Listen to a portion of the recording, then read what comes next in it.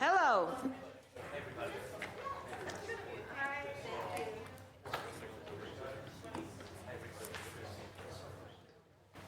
All right. So we're going to get started in the interest of making sure that we respect everybody's time, energy. I am going to ask for those folks who are going to be participating as panelists, I'm going to ask that you make your way down to your seats. So we have, for panel one is Chief Operation in the Operations Cabinet, Chief Irish. We have Deputy Chief of Policy for the administration, Tally Robbins, Danielle Fernandez, Chief of Urban Planning, Liza and Avery. And we also have lined up from the community panel. We have, we're going to start off with, it would be helpful to know, okay, so we have here, we're gonna start off with White Stadium this morning. So I'm gonna ask Karen, Andrew, to make your way down, please. Don't be afraid. I'm joining you by video. Good morning. Okay. For now.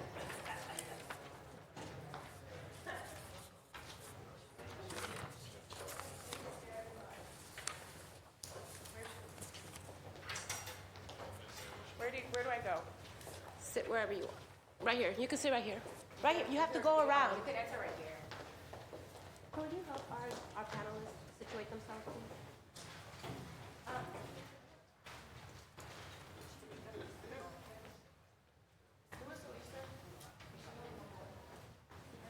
Dr. McGuire is also supposed to be on the panel.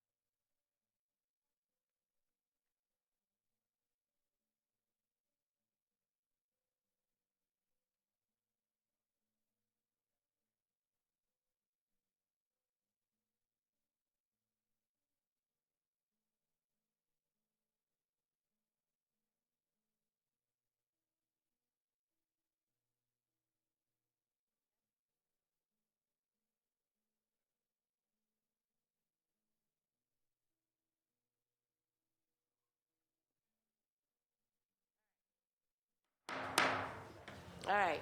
Everybody settled in now? Okay. We're officially going to get started, okay? I got to read some remarks, and then we're going to facilitate. And I'm also going to set the stage. So good morning, everyone. For the record, my name is Julia Mejia. I'm an at-large city councilor, and I'm also the chair of the Boston City Council's Committee on Post-Audit, Government Accountability, Transparency, and Accessibility. Today is January 22nd, 2025. It is actually right now 10:10. This hearing is being recorded, and it is also being live streamed at boston.gov/city-council-tv and broadcast on Xfinity Channel 8, RCN Channel 82, Files Channel 964. Written comments may be sent to the committee email at ccc.gata@boston.gov and will be made part of the record and available to all counselors. Public testimony will be taken throughout this hearing, and individuals will be called in the order in which they are signed up to speak with only 2 minutes. And I'm going to keep a time to that one, okay? So be ready. And if you are interested in testifying in person, please add your name and the sign-up sheet at the entrance of the chamber. If you are looking to testify virtually, please email our central staff liaison, Megan Corujedo, yo debo decir eso, at Megan Corujedo at boston.gov for the link, and your name will be added to the list. Today's hearing is on docket 0176. In order for a hearing on government accountability, transparency, and accessibility of the decision-making protocols in city government. This hearing is a series of many. The topic of this particular hearing is going to focus on White Stadium and the Madison Park Vocational Tech redesign, with a focus on Boston Public Schools facilities. This matter was sponsored by me, at-large Boston City Councilor Julia Mejia, District 4 Councilor Worrell, and District 7 Councilor Anderson, and was referred to the committee on January 8, 2025. Today, I am joined by my council colleague from District 2, Councilor Flynn, and my council colleague from District 6, Councilor Weber. So I will continue to call people into the record as my colleagues arrive, and I don't believe that there are any letters of absence. No, perfect. So I'm going to just briefly read my opening remarks, but before I do, I want to set the stage, right? I really want to focus on the fact that this conversation has to be grounded in making sure that we understand why we're all here. And this particular committee is specifically looking at transparency and the protocols and decisions that are made oftentimes where people don't feel heard. So I really want you all to understand that this is not whether or not we should redesign White Stadium, because I believe we can all agree that we want to redesign White Stadium, yes, right? This is the only time I'm going to allow for yeses, like, right? We can all agree on that, right? Everybody here believes that White Stadium deserves to be redesigned, right? Correct. So I want to start with understanding the best, assuming best intentions, because that is what's going to help us ground ourselves in the time that we're going to spend together. I also want to make note that there's also a litigation happening in regards to this particular issue, so I want us to be super mindful of how we're showing up here and making sure that if we find ourselves having going tit for tat for things that are going to be litigated, we have to. I'm going to be like, there'll be none of that here. We're going to focus on the actual transparency, the protocols and procedures that are led here, right? And to provide a little bit of glimpse of what we can be doing and what can we learn from this, right? Decisions feel like they've already been made, but I believe we have an opportunity to slow things down in a way that gives people an opportunity to be heard and affirmed. I also want to acknowledge that the administration has worked on a number of different ways to do community hearings. I mean, not official hearings like this, but to do community conversations. There have been efforts made to hear from the people. Despite those efforts made, there has been a lot of discussion on the other side of folks not feeling heard. And because I know what it feels like to be disregarded and not heard, I could not stand by and watch the discourse unfold as we've been seeing. And so for us, as the chair of Government Accountability and Transparency and Accessibility, it was really important for me to say, we're not going to continue to do business as usual. We're going to create space for real conversations to happen in a public forum so that we can get things on the record. And that is how we hope to move this forward. And so I'm going to ask everyone who's here, regardless of whether you are for the White Stadium or against it, that I'm going to ask everybody here to channel their best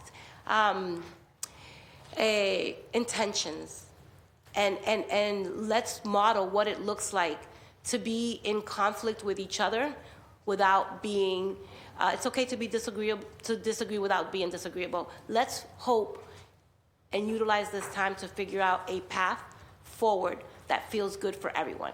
Can we agree? Yes. We're good with that, right? Yes. That's the only time y'all gonna get to talk back. Okay. Because there's no talking in the chamber and there's no signs in here, okay? All right, so good morning and thank you for being here today. This hearing will focus on enhancing accountability, transparency, and accessibility in the renovation process and the financial planning for the proposed overhaul of White Stadium and the renovation for Madison Park Technical Voc. We decided to group White Stadium and Madison Park together on the basis of them being Boston Public School facility issues and the many overlaps that we have observed as it relates to the process of each being called into question by community. Again, going back to people want to know, people want to see behind the veil. They want to know what's up. This is what we're going to do here today. Our office has received numerous concerns regarding the renovations, and we are here to help discuss that today. These concerns are not just about the scope of the project themselves, but about the process, specifically the need for greater clarity and communication about the increased financial commitments involved, because everybody wants to know how your tax dollars are being utilized, and this is also part of the understanding of the dynamics here. Specifically, there has been a significant escalation in the city's contribution to the White Stadium renovation from the initial estimated $51 million to now the projected $91 million. There also are still clear uncertainties around the final project costs, according to the administration. While we acknowledge the ongoing litigation involved with White Stadium and aim to avoid compromising any party, today's discussion will focus solely on the process. Is how did we get here? And what can we learn about that process and where those discrepancies lie, and how we can restore trust in government. Construction on Madison Park has faced significant delays, and now there is a proposed plan to apply for state funding to complete the project, which is not guaranteed. The lack of transparency of the decision-making process regarding the swing space usage and the overall timeline and budget have also caused concern among students, families, alum, and all stakeholders. It is important to approach today's conversation with an understanding that we all want to get this right. We all want to get this right. We must assure good intention from all parties, despite how we feel about the way things are at the moment. And I encourage all stakeholders to be fully expressed here, but to also be prepared to listen intently to one another so that everyone's perspective is understood. We are all here advocating for investments for our youth, but the process must be clear, transparent, and inclusive. So with that, I am going to I acknowledge also that we've been joined by Councilor Pepeng. In the spirit of keeping things moving, I am going to ask my colleagues, I'm going to allow, I didn't give you all the opportunity for opening remarks, but 30 seconds of an opening remark for each of my colleagues, and I'm going to start with District Councilor Flynn. You now have 30 seconds.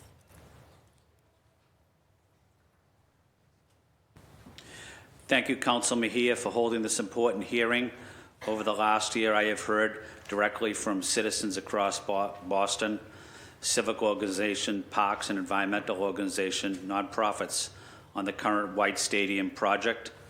As a result, I raised these concerns at every level of city approval and opposed this project due to neighborhood feedback.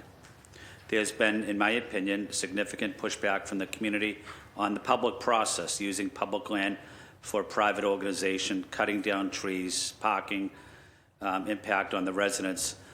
I think what residents are really looking for, in my opinion, is a community engagement process that respects them. Thank you, Councilor Mejia. Thank you, Councilor Flynn. Councilor Weber, you now have the floor. Thank you, Chair. I just want to point out at the top that for folks watching, White Stadium in Franklin Park is in District 7. It is not in my district. So I represent District 6, which is everything kind of to the west of the park. And so for me, I have to represent people who are abutting the park, who have concerns about the stadium. And in terms of the project, my office has received lots of phone calls and emails about the project. Many of those phone calls and emails say that we should do everything we can to stop it, that this is handing a public resource over to a private entity, that it's going to cause too many problems in the neighborhood on game days, and that it's too much of the city's money. I have also received a lot of phone calls and emails saying that the project, we should support the project. Yes, that it is not handing over a public resource to a private entity, that the traffic problems can be resolved, and that this is going to be a public benefit for the neighborhood, and that we need to do everything we can to provide this benefit to BPS students. So I think it's very important that we discuss how we're spending city dollars, and I look forward to working on this with everyone here. Thank you. Councilor Weber, I want to know for the record that I only did 30 seconds, so Flynn, don't get mad at me, but he just took the liberty because he does have an abutting district, so that's the only reason why I allowed that to happen, so don't call me out later. Councilor Pepin, you only have 30 seconds, and don't try what Weber did, because I won't let that happen. 30 seconds, go. Good morning. Thank you, Madam Chair. It's so good to see everyone here today to talk about such an important conversation. As a BPS alumni and someone that plays sports in the city of Boston, I wanted to learn more about the process, more about the community engagement. It's good to see a lot of community folks here, so I just want to make sure that I'm part of the process and ask some questions later on. Thank you. Thank you. Good job. You made up for Councilor Weber's disruption here. No, I'm just kidding. All right, so we're going to start off. I believe that we have someone who's joining us on Zoom. Andrew, I also know that you have a hard stop, so I want to be respectful of your time and grateful that you are going to be joining us. So we're going to start with you, and you will have 7 minutes for your presentation. You get more than 30 seconds, and you will be timed. So I will make sure that you know your time is up. Okay, Andrew? Yes. Thank you for inviting me to testify before you this morning. I'm sorry that my travel commitments prevent me from joining you in person. I have just a few minutes, so I will stick to economics and leave for others commentary about the serious environmental, legal, and social issues surrounding the city's plans for White Stadium. The first economic issue is cost. Projected costs have already risen from 80 million to 100 million to 200 million. Yeah, The hold on. currently estimated city share is 91 million, and don't be surprised if it rises Wait, further due to the Andrew, city's wait, troublesome fiscal 1 second. woes. Andrew, I'm sorry. I'm having technical difficulties hearing you, and if I know I can't hear you well, I'm sure that those who are in the chamber are also having issues, and we want to make sure that everyone here is fully expressed and heard. So in the interest of making sure that we're doing our due diligence, we're going to ask our technical director to help us with that. So give us a minute. Okay? Did he introduce himself? So before, and while we're waiting for that to happen, we wanted to just everyone to know that we have Andrew Zimbalist, who is an economist and who's going to present an alternate plan, right? Talk about, I'm going to make an argument for an alternate plan, yes. Yeah, okay. All right. Let's try this again. Andrew, can you do me a favor for the record? Just again, state your first and last name, your title, and what you're going to talk to us about so that the folks who are here can have a clear understanding of what your role is in this conversation. Sure. My name is Andrew Zimbalist. I'm Robert A. Woods Professor Emeritus of Economics at Smith College. I'm going to be discussing the economics of the White Stadium plan. May I begin? Yes, sir. Thank you. I'll start from the top again. Thank you for inviting me to testify before you this morning. I'm sorry that my travel commitments prevent me from joining you in person. I have just a few minutes, so I will stick to economics and leave for others commentary about the serious environmental, legal, and social issues surrounding the city's plans for White Stadium. The first economic issue is cost. Projected costs have risen already from 80 million to 100 million to $200 million. The currently estimated city share is $91 million, and don't be surprised if it rises further, adding to the city's troublesome fiscal woes. If the city were to issue a $100 million 10-year general obligation bond to cover its costs, and I view this as optimistic, the yearly debt service would be approximately $12.5 million. On top of that, there would be costs from transportation, congestion, security, landscaping, and sanitation. On the revenue side, after the first year, the team would pay $400,000 in rent and share 10% of in-stadium advertising, naming rights, and 3% of concessions revenue. Although the lease contains some ambiguous language about accounting for this sharing. In any event, the city yearly revenue would be unlikely to surpass $800,000, or approximately 1/15 of the city's annual debt service costs alone. Since the initial lease is only for 10 years, the city faces the prospect of losing its anchor tenant after investing over $100 million. Meanwhile, by choosing the Franklin Park site, it has been reported that the team's owners stand to gain a handsome capital gains tax write-off. The city and the team claim that hundreds of jobs will be created in construction and hundreds more in team operations. But if the city spent $100 million on its schools or roads, there would be just as many construction jobs. And the jobs from team operations would occur whether the team played at White Stadium, in Everett, or elsewhere in the greater Boston area. Moreover, the added fiscal deficit from this project would require the city to lower services or increase taxes, either of which would hurt job creation. The plan calls for 10,000 seating capacity at the renovated stadium. This would tie for the lowest capacity in the National Women's Soccer League. The average seating capacity in the NWSL is currently 24,000. This pessimistic vision that the Boston's women's soccer team would be less popular than the other teams in the league is inadequate and unacceptable. All but one of the 14 teams in the NWSL shares its stadium with an MLS team, where MLS operates in the same city. Equally puzzling is that the stadium project proposed by the city and the owners of the women's team portrays its White Stadium plan as a boon for Boston high school athletics.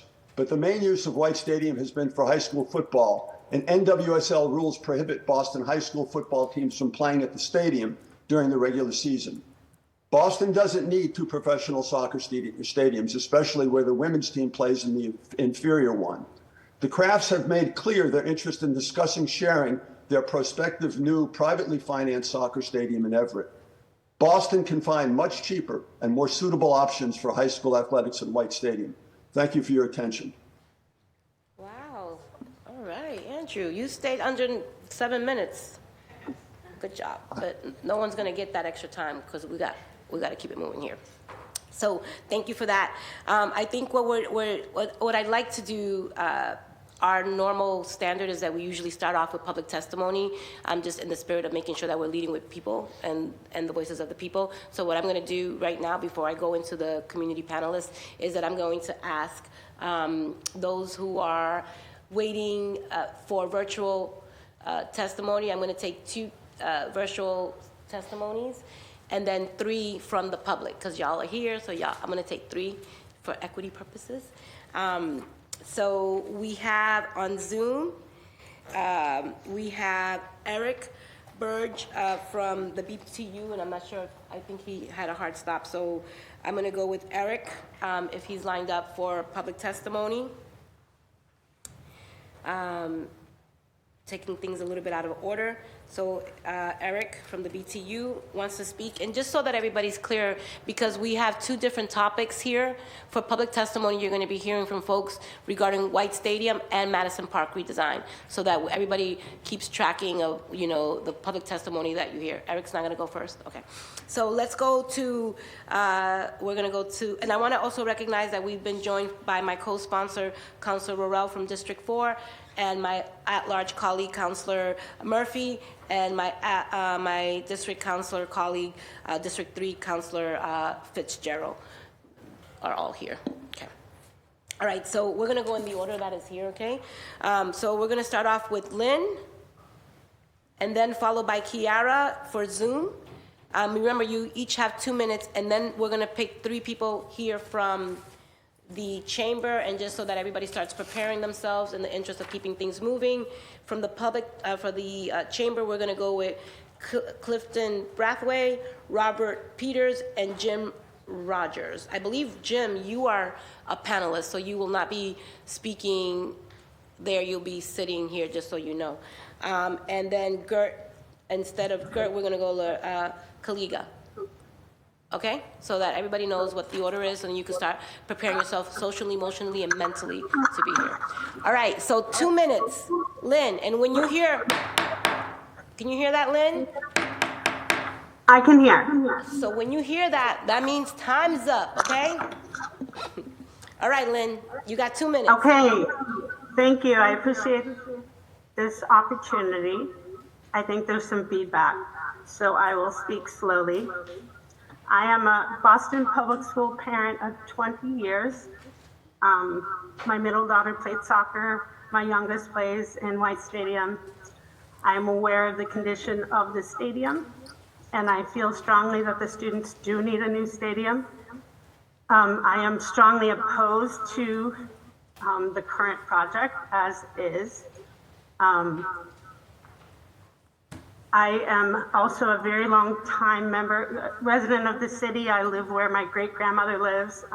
It doesn't matter because we all have chosen to live here. I feel strongly that Franklin Park is a public park and the space needs to be maintained as a public access park, which does not mean taking huge chunks of it and leaving that to private development. I understand there could be benefits. I originally thought it sounded like an exciting idea as a soccer fan. On second thought, I feel like this is a violation of our public space. I think it will create havoc in terms of traffic, regardless of shuttles. I feel like we will be providing something to the community that is not of the community. And as a public school parent and advocate, I feel that's a violation.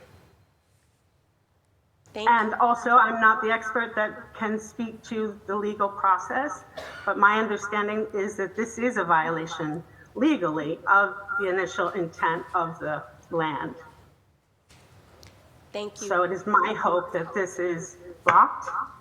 And I also will just mention this is all over the globe in the Herald, Commonwealth Magazine.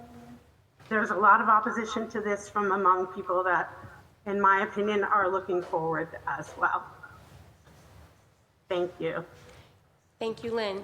Good job. Got through it, 2 minutes. Under 2 minutes, great. I've been told that we have the president of the BTU ready to go, and I believe that Eric Burge is ready to go, and will be speaking in regards to Madison Park. Eric, thank you for joining us. You know the drill. You got 2 minutes. Go. Thank you, Councilor Mejia. Thank you, members of the council and others. I'm here today to speak about Madison Park Vocational Technical High School. Madison, first of all, I'll to introduce myself. Eric Berg, I'm the president of the Boston Teachers Union, 25-year elementary school teacher and a resident of Jamaica Plain, where my wife and I raised our 2 kids and sent them to public school. And I'm here today on behalf of the BTU to encourage the prompt rebuild of Madison Park. So our members work in classrooms year-round, supporting and educating tens of thousands of young minds. And within our schools, our members face many challenges. And one of the major challenges are the facilities themselves. Our school buildings need major investments over multiple years of not just retrofitting, but complete rebuilds and building new buildings. 74 out of 124 current BPS school buildings were built before 1940, and 36 of them are more than 100 years old. Since 2000, only 7 new school buildings have been constructed, and 1 more is in progress. We have made some progress in the last few years after decades of not building new schools, and we appreciate that, but the BTU believes that we need to be building 3 new schools, fully renovating 3 new schools every year. If we do less than that, we run the risk of going decades and decades without 21st century facilities for our kids. So in that same period, since 2000, Boston has closed at least 35 schools, and we know that 4 more are slated for closure next year, which I'll be speaking about at this evening's school committee meeting. Since 1980, only 7 of Boston's 23 neighborhoods have seen a new building built. Madison Park is Boston's only CTE school, career and technical education school. It's a school that can offer incredible career opportunities to the students of Boston. However, it is in desperate need of a new facility, and we cannot continue to wait to invest in the rebuild of such an important institution. Finding funding opportunities to invest in Madison Park and do it now would be a huge payoff for our city. Higher paying career opportunities for students should be exactly what we as a city and a district should be working towards. Madison Park can provide that. It can be a world-class career technical education school, vocational school for all of Boston students. Okay, Eric. But continuing to push it off does nothing but continue an equity issue, and we believe that significant new investments in Madison Park and a new building needs to occur and needs to occur as soon as we possibly can. Thank you. Thanks very much, and we hope that our students get a new Madison Park building sooner rather than later. Thank you, Eric. Thank you. So I want to acknowledge how difficult it is to interrupt people while they're doing their testimony, and so I apologize for the interruption. I also want to just be mindful that we have 2 hearings today on 2 issues that are deeply important to community. So in the interest of really trying to keep things moving, I am going to ask people to really try to stay within the time constructs that we have, and I really do appreciate folks taking the time to testify. I'm going to try my hardest to not be too disruptive as we continue to go through public testimony, but I'm going to ask everyone to really work on 2 minutes. And as soon as for those who are here, they see the gavel, or they see me doing this, that means wrap it up, okay? Because we're going to keep it moving. All right. So I think I had already lined up, and thank you, Eric. We appreciate you being here. I'm going to move in now to in person, and I believe I had already mentioned we had Cliff, and Robert, and Kaliga. So just make sure that you guys make your way down so that we can keep things moving. Then we're going to go into our esteemed panel. Clifton, you have 2 minutes, and now that I can see you, watch this. Let's go, 2 minutes. Good morning, Council. Good morning, community. My name is Clifton A. Braithwaite, longtime resident of Boston, and my title is Boston Statesman.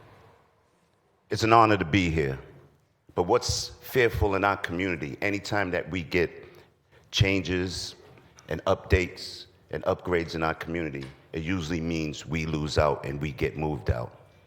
It's a tragedy since I was a kid to this point that White Stadium hasn't been upgraded.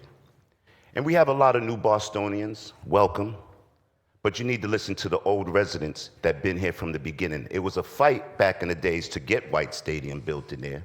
And this is a public space.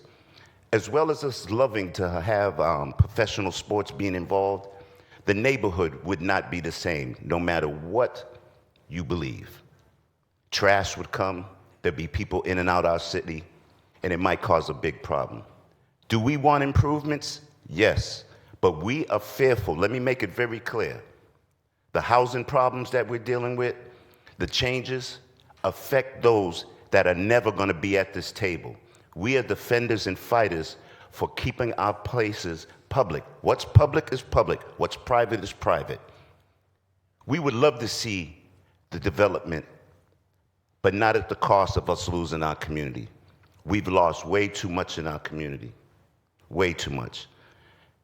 And I just want to get on record to say we're against it, but not against it being developed. Let's find a plan like the councilor first mentioned. We might be on different sides of the coins, but there's always 5 things we all want as families and as people of the community. And you know what that is. A better way to live, better jobs, better housing, and then go on and on. But there's always 5 things that we all want. Let's find a resolution to bring Boston fully together, and let's keep it public. Thank you very much. My name is Clifton A. Braithwaite, your Boston statesman, and hopefully soon to be one of your counselors. God bless the Commonwealth of Massachusetts and the Boston residents that make things happen. Peace. Right. Thank you, thank you, thank you. All right, let's keep it moving, and I appreciate you staying under 2 minutes. But okay, so Robert, you have the floor. Good morning. I'm Robert Peters. I've lived in Mattapan for more than 40 years. I'm a founding member of Franklin Park Tennis Association. Before that, I ran cross country in Franklin Park and won some races. And I'm opposed to this. And I'm in the park, almost every day in the summer, and 90% of the people, the residents that I speak to, are against having a public stadium there. And they feel that we would lose out. And it's a residential neighborhood. It would be parking restrictions for people living near the stadium. It would reduce usage of the park in all aspects of the park when they are having games. And I don't believe that it goes in line with the legality of public land being used for private uses. And I think that we should rethink that. And the Conservancy's plan to build a less expensive rebuild of the stadium is a good idea. And the $200 million that we would be spending on the professional stadium is way too much on our taxes. And finally, I would like for public record, to be able to poll all of the council members on whether they are for or against this, that they make it a matter of public record. Because this is an election year, and this is something that people are going to vote on. Thank you. Okay, fine, Dow. You up in here threatening people. I'm just joking. Okay, so let's keep things. Listen, for those folks who know me, you know I'm a community organizer first, and I think that relationships are so important in terms of building community. And so, like, while I might be playful, it's just really I'm trying to bring a little bit of light and love into the space, right? Because we don't usually lead in that way, and so I'm really hoping that we can continue to channel that energy. And I'm really excited because we have a legend in our building here today that is going to testify. We have I know, Kaliga, I'm going to go to you in a second, but I just really want us to understand, that's right, that we have Dr. G. McGuire, who is in the building here, who was on the school committee, who has been fighting for Boston public education, who has been fighting for our community. And we love to see our people here fighting for what they believe. And I just want to say thank you, Dr. McGuire, because your presence here demonstrates how much more we have to go, the fact that you still have to keep on fighting. So we just want to acknowledge you and thank you for being here today. And I've been looking at you, but it was in my spirit to say it right now, so I just wanted to let you know that we see you and we appreciate you, and so glad that you're here joining us today. All right, Kaliga, you got 2 minutes, and you do got 2 minutes, don't go, you know. I know, I like to talk. I'm standing here as someone who was born in Boston, came of age in Roxbury, who has 3 grown kids that attended BPS schools and 2 who are currently, at my age, in high school. My son plays soccer for Tech Boston. We're a soccer family.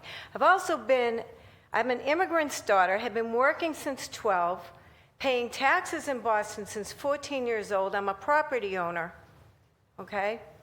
And I've been an RN in Boston for 47 years. And the cost, first of all, the idea that my taxes, our taxes, are going to take green space. We're not in climate change, we're in climate crisis. And the surrounding communities and most of the people that use Franklin Park and White Stadium come from communities where there are health disparities. And it is not just a slogan to say parks are public health, because I have evidence-based research galore, if you want it, that says that one old-growth tree gives us cleaner air, and I don't care how many trees they take down and plant new ones, I'm not going to be alive. How many years does it take to grow an 80-year-old tree? That's not a riddle. It's 4 generations. I won't benefit from it, most of us won't benefit from it, and nor will our children if they cut down trees and take green space with our tax dollars. There is a plan that was put up by the Emerald Necklace Conservancy, which would save tens of millions of dollars, and I agree with what's going on with our old schools. That money could go to building or improving our BPS schools. The money saved, and we could still fix White Stadium. White Stadium is a trust for student athletes from BPS and community use. That's what I want my tax dollars to go to, fixing White Stadium and saving the park. Thank you. Thank you. Good job. Thank you. All right. So we're going to move on to our panel. And we're going to start off, just so that everybody understands the run of show here, is that we're going to start off with White Stadium, and then I'm going to ask those folks who are here to speak on behalf of Madison Park will be next, and then we'll have the administration, because I think it's important for everybody to be heard, and for the administration to hear everyone, and then give the administration an opportunity to help us better understand their protocols, policies, and procedures, so that everyone knows that is how we're going to make today go quickly. I'm going to start off with Dr. Jean McGuire. And I'm sorry I'm going to have to tell you this, as much as I love you, I'm going to give you 7 minutes, and when you hear that timer, that's it. When you fly into Boston, you're generally coming in, usually no matter what direction you're coming from, you circle and you come in on runway 29. That goes right over top Franklin Park. And you look down and you see this green swath of peace and beauty right in the middle of the city. I live 4 blocks from there. I'm 93. I've been using that park all my life. It's beautiful. It has trees. It's got birds. It's in the city. You can walk there. You can take the T there. We don't want you to mess with it. We really want this park to be the people's park. And as a teacher, I always start off my students with the poem about that park. It was written for that park by Frederick Olmsted. I think that I shall never see a poem lovely as a tree that may in summer wear a nest of robins in her hair. I think that you and I agree there's nothing like a Franklin Park tree. Those trees are 5 blocks from my house. I walk there every day. I've been walking there literally for 93 years. That is, when you come into Boston, the most beautiful part of the Emerald Necklace, starting with the Common and the Garden. You look down, and then the biggest piece of green is our park, Franklin Park. We need to maintain it. It says Schoolboy Stadium on the outside of the building because they didn't acknowledge that women went to schools when that was built in the turn of the century. But we need to be aware of what that park means to the city of Boston and what it means to everybody who flies in here and looks down. That's what you see. Franklin Park, green, beautiful. And the trees that are there are for all of us. Those trees you can't cut down. You can't denigrate what is alive. And for those of us who drive by Seaver Street or we cross on Walnut Avenue where I live, you want to know that that park is going to be there no matter what. And I beg of you to know that we're all here because we love Boston, and that park symbolizes Boston. Thank you. I have 4 more minutes, okay. Look at Karen trying to take over my show here. We'll put time. We were never asked if we wanted a professional sports and entertainment complex in our park. We were never given the real option to fix up White Stadium as a public stadium. So let's be clear. Boston students deserve a renovated White Stadium. They deserve a public White Stadium, not a private sports and entertainment complex built to enable private profits. It's clear that this entire process is being driven by the needs of private investors, not the needs of Boston students. The process has been rushed. The proper state reviews haven't been conducted, and community members' concerns about public access and transportation impacts are being ignored, all in a mad rush to demolish White Stadium in order to meet a soccer team's desired opening date.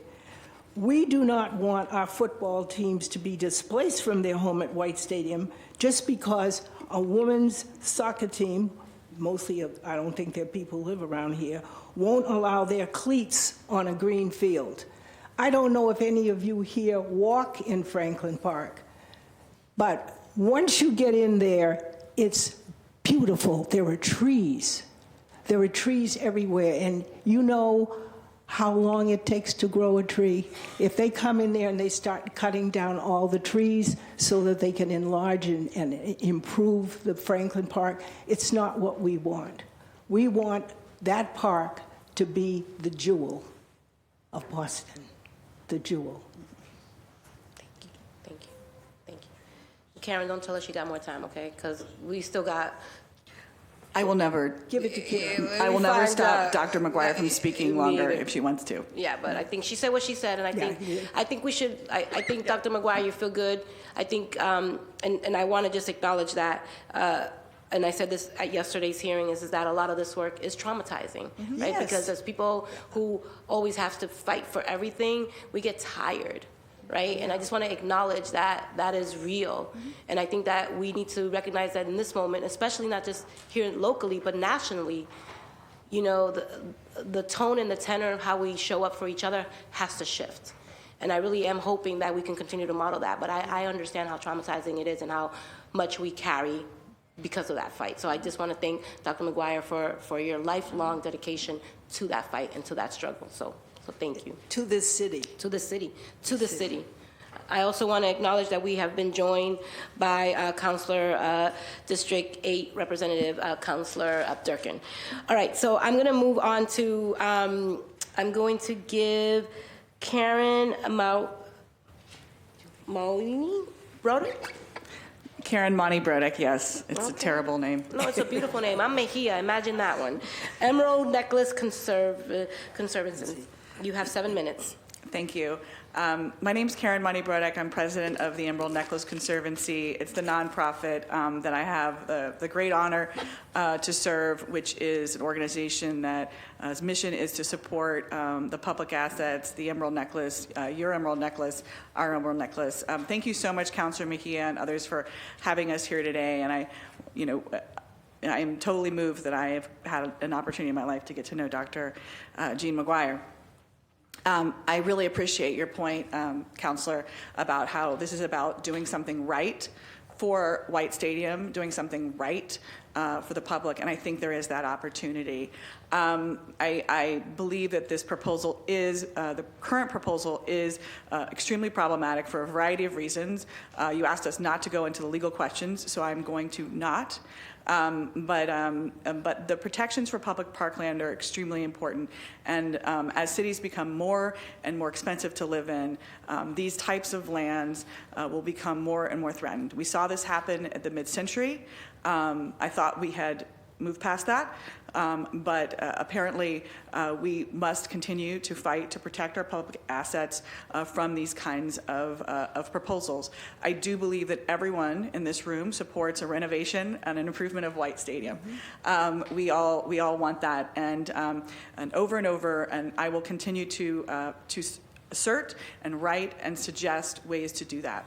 And so that has been in numerous documents that I have provided. We provided cost estimates, examples of projects. I'm so glad that we were joined by the economist Zimbalist, who's essentially the country's expert in stadium economics, who happens to be a professor at Smith College and knows this project and has written extensively about it.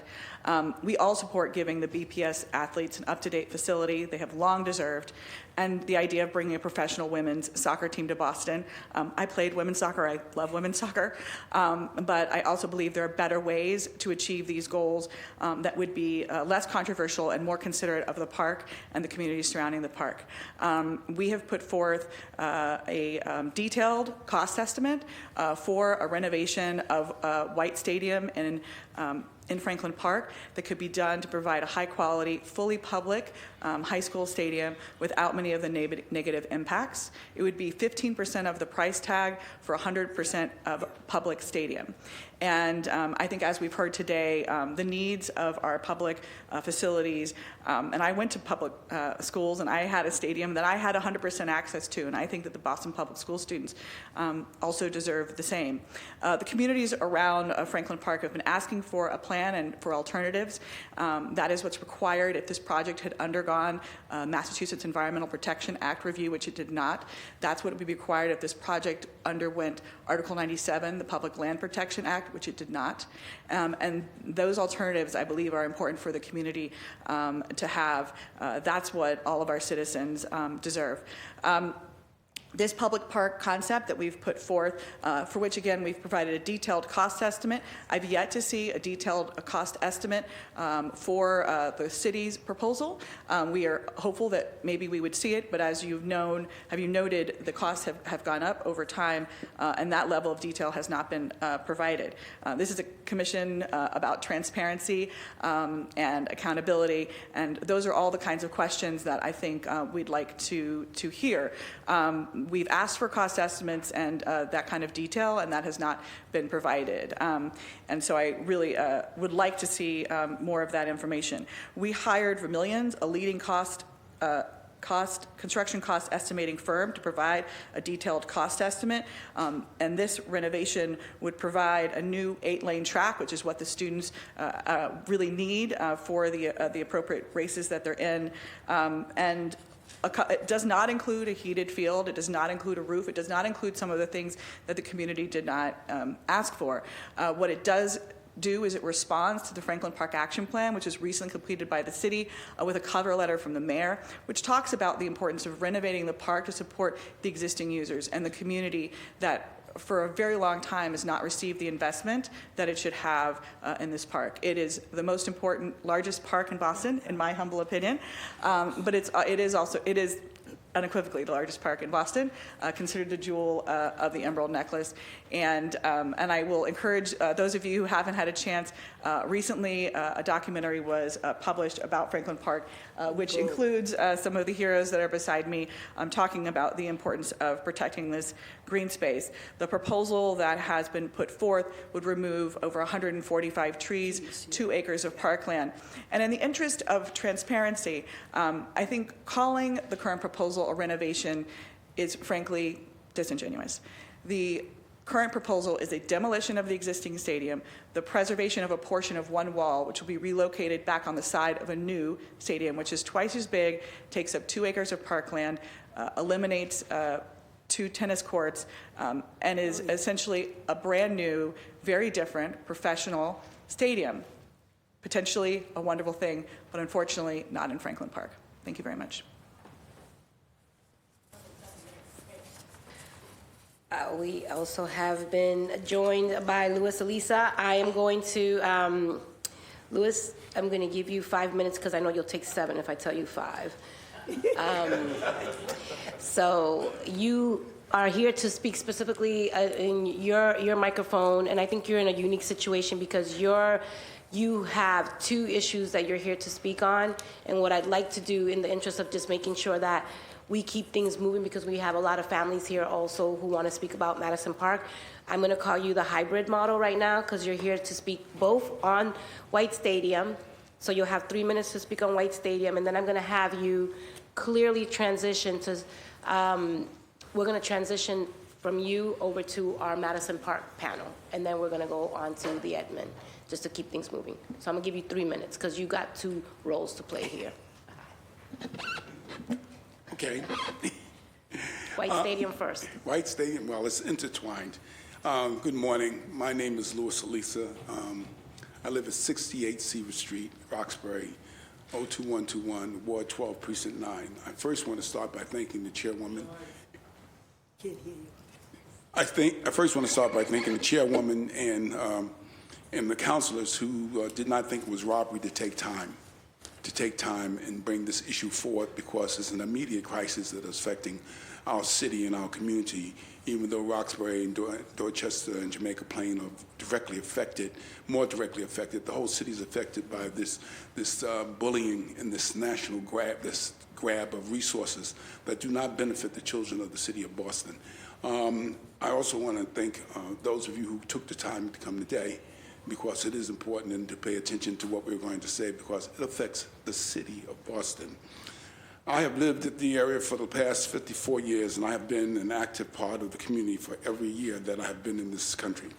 I am the president of the Garrison Trotter Neighborhood Association, which is one of the oldest community-based neighborhood groups in the city, with 47 years of existence and participation. I am also a founding member of the Franklin Park Coalition, which has the same historic footprint as Garrison Trotter Neighborhood Association, as it was principally organized by the residents in the community in which I still live. In establishing both organizations, our goal was to let a tone-deaf city, its leadership, the mayor, and other elected officials know that we were and remain a community of working and striving, tax-paying, and socially contributing citizens of the Commonwealth and the city, and that the requests and demands that we request and demand to be treated with the same respect and consideration given to other areas of the city, state, and nation. From the very beginning, our quest for recognition and consideration, we have been aware that the environmental injustice section of the city that is predominantly by Black and brown people were being neglected and treated with indifference because of their race and for no other reason. In the corollary of all this is within the scope of the areas that are being mistreated in the same manner now. The Franklin Park Coalition was formed because it was clearly that the neglect and abuse of the park was suffering. The national symbol of landscape architecture genius was being overlooked and left to go into physical decline because of proximity to the residents of many communities, which then, as well as now, suffer for a lack of desire of willingness of the elected and appointed leadership to respect and treat us with the same care given to other neighborhoods and communities in the city.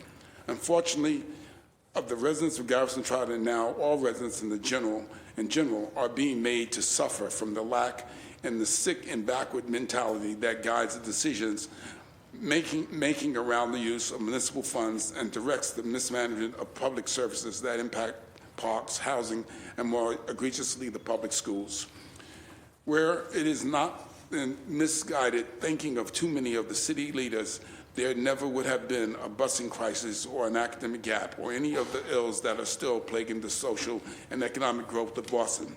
But yet today, we see the lack of positive, progressive thinking still prevails at Franklin Park, and the Boston Public Schools continues to be a tool for profit and not for the progress or growth within the context of the environment in which they exist.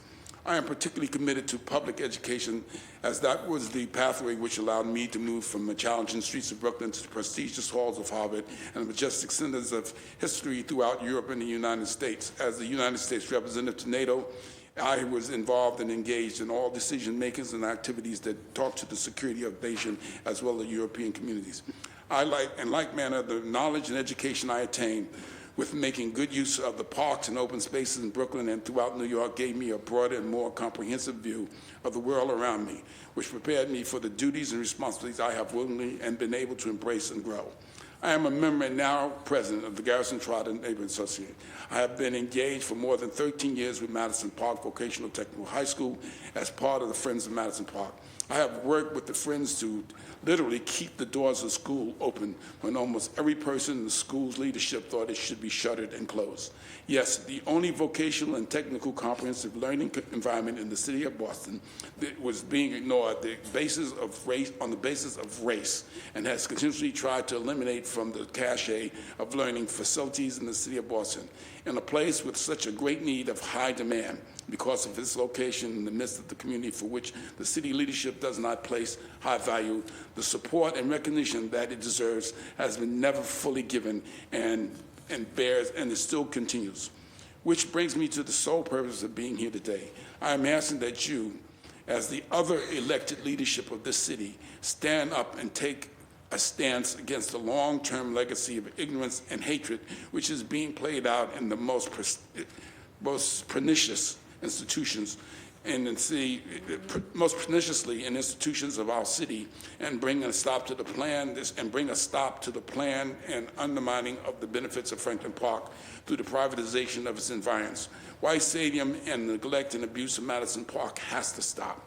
What is clear is that Boston Public Schools are once again being used as the fulcrum on which to destabilize and possibly destroy any real progress that can be made for the benefits of not just the black and brown immediate abutters, but for all Bostonians that will have to bear the brunt of these ill-planned and poorly managed efforts to minimization and elimination.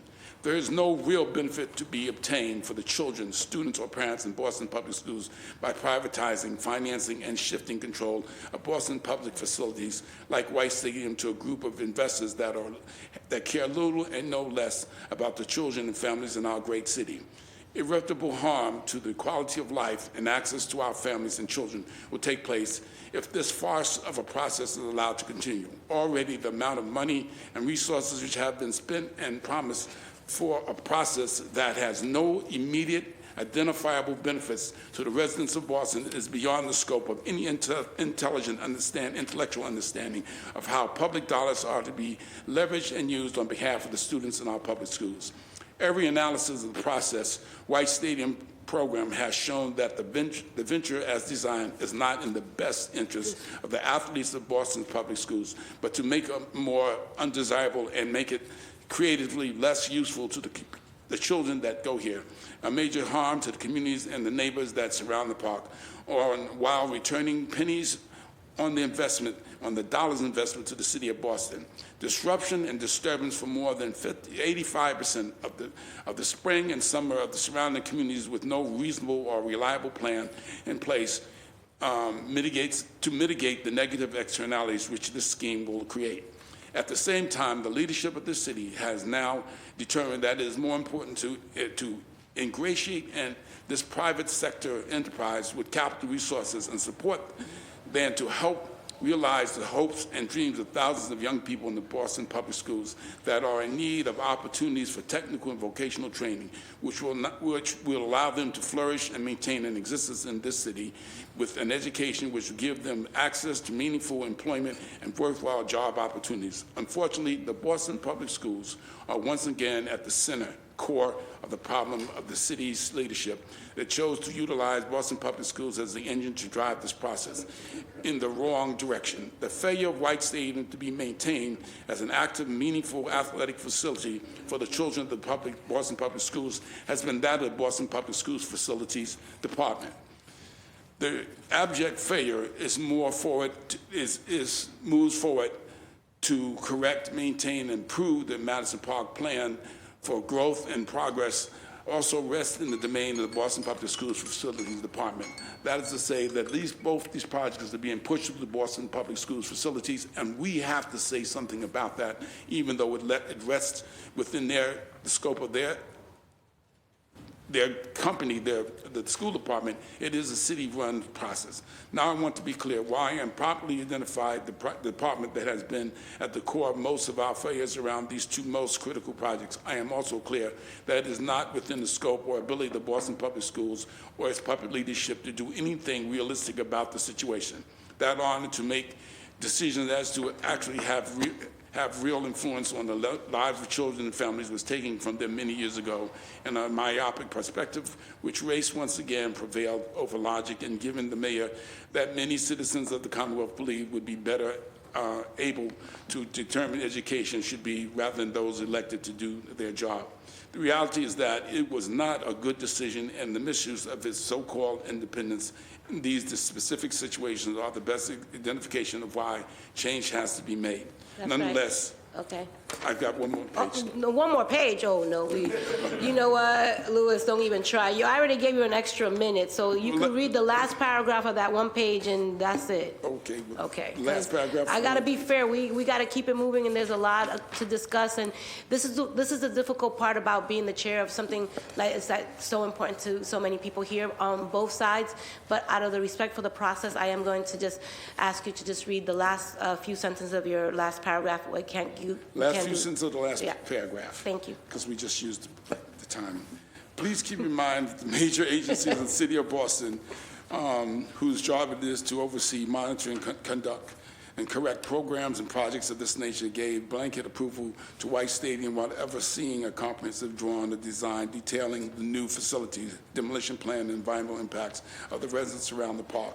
They abdicated their duties by promising, which yet to be kept, on the project that blindly approves. $80 million is now more than $120 million and still cannot be justified for what the immediate benefits will be. I want to end by, I won't read the rest of it. I just want to say, first, thank you for those who've taken the time to get involved. There is an immediate need because they're threatening to begin tearing down the portion of White Stadium, which only represents half of the project, theoretically. We don't know what the commitment from the private sector is because they've never been clear. But we do know that the impact for residents in South Boston, West Roxbury, Alston, Brighton, Charlestown, East Boston, the impacts are clear because $120 million going upwards impacts the quality of life of all citizens of the Commonwealth of Massachusetts, but particularly those who live in Boston. And I'm saying that while we see no benefit, and they can't show you what the benefit will be to the children of the Boston Public Schools, they continue to push this idea that ingratiating and giving money to this private concern would be for our children. All right. Ask them to prove that. Ask them to show you how that is going to work. And let's be clear, you've gotten an alternative. There are alternatives around. Look and see what happens nationally, in the state, but nationally with stadiums. But let's be clear, this project is not on behalf of the children of our city. This project will affect Jamaica Plain and Roxbury. And we, as a community, and you as our leaders, we're asking you to stand up, say something, and do something about it. Thank you. Sorry for taking so much time. Oh, that's okay, because you know what? You have earned every single minute that you took over, because this is what it looks like when we respect our elders and also those who have come here before us. And so I just want to just acknowledge, not everyone's going to get the same treatment. I keep saying that. We're not going to be here until tomorrow. We're going to get through this, okay? And I also want to acknowledge that we have been joined by our President, Council Louis Jean at large. All right, so I am going to, in the interest of keeping this conversation going, I am going now to transition, because the way I think the best way for us to do this work is to have a clear understanding of community first. And I'm going to give an opportunity for the admin to really listen to some of the things that they've heard, and hopefully when they have their presentation, they can incorporate some of the remarks that reflect some of the questions that have bubbled up to the top here. So I'm going to thank our White Stadium community panel for participating, but don't go away because there's going to be more to come. But right now we're going to ask you to join the uncomfortable seats back there. And I'm going to ask those who are here to speak on behalf of Madison Park. And Louis, let me just tell you, you already spoke, so I'm going to tell you to go back over there because you are not going to be up in here trying to monopolize this microphone. But I'm going to now ask the other folks who are here to represent Madison Park. We have, I'm going to call everyone from Madison Park just in the interest of keeping things going. So I'm going to ask Professor Barry Bluestone from Northeastern to join us, the head of school, Paul Neal, to join us, and I'm going to ask Jim Rogers, who's the principal of Left Field Project Management, alongside with his colleague Matt from Left Field, and David Lee of Stoll and Lee Incorporated. And Paul, I believe, is on Zoom. Yes. Okay. Yep. How's everybody doing? Holding up? Okay, great. It's going to be a long day. All right, so let's transition over to our Madison Park panel. And just to give the administration and my colleagues a heads up, what will happen after is that I'm going to take a few public testimony because I think it's important to continue to hear community voice before we transition to the admin panel. And then our colleagues will be able to get a round of questions in.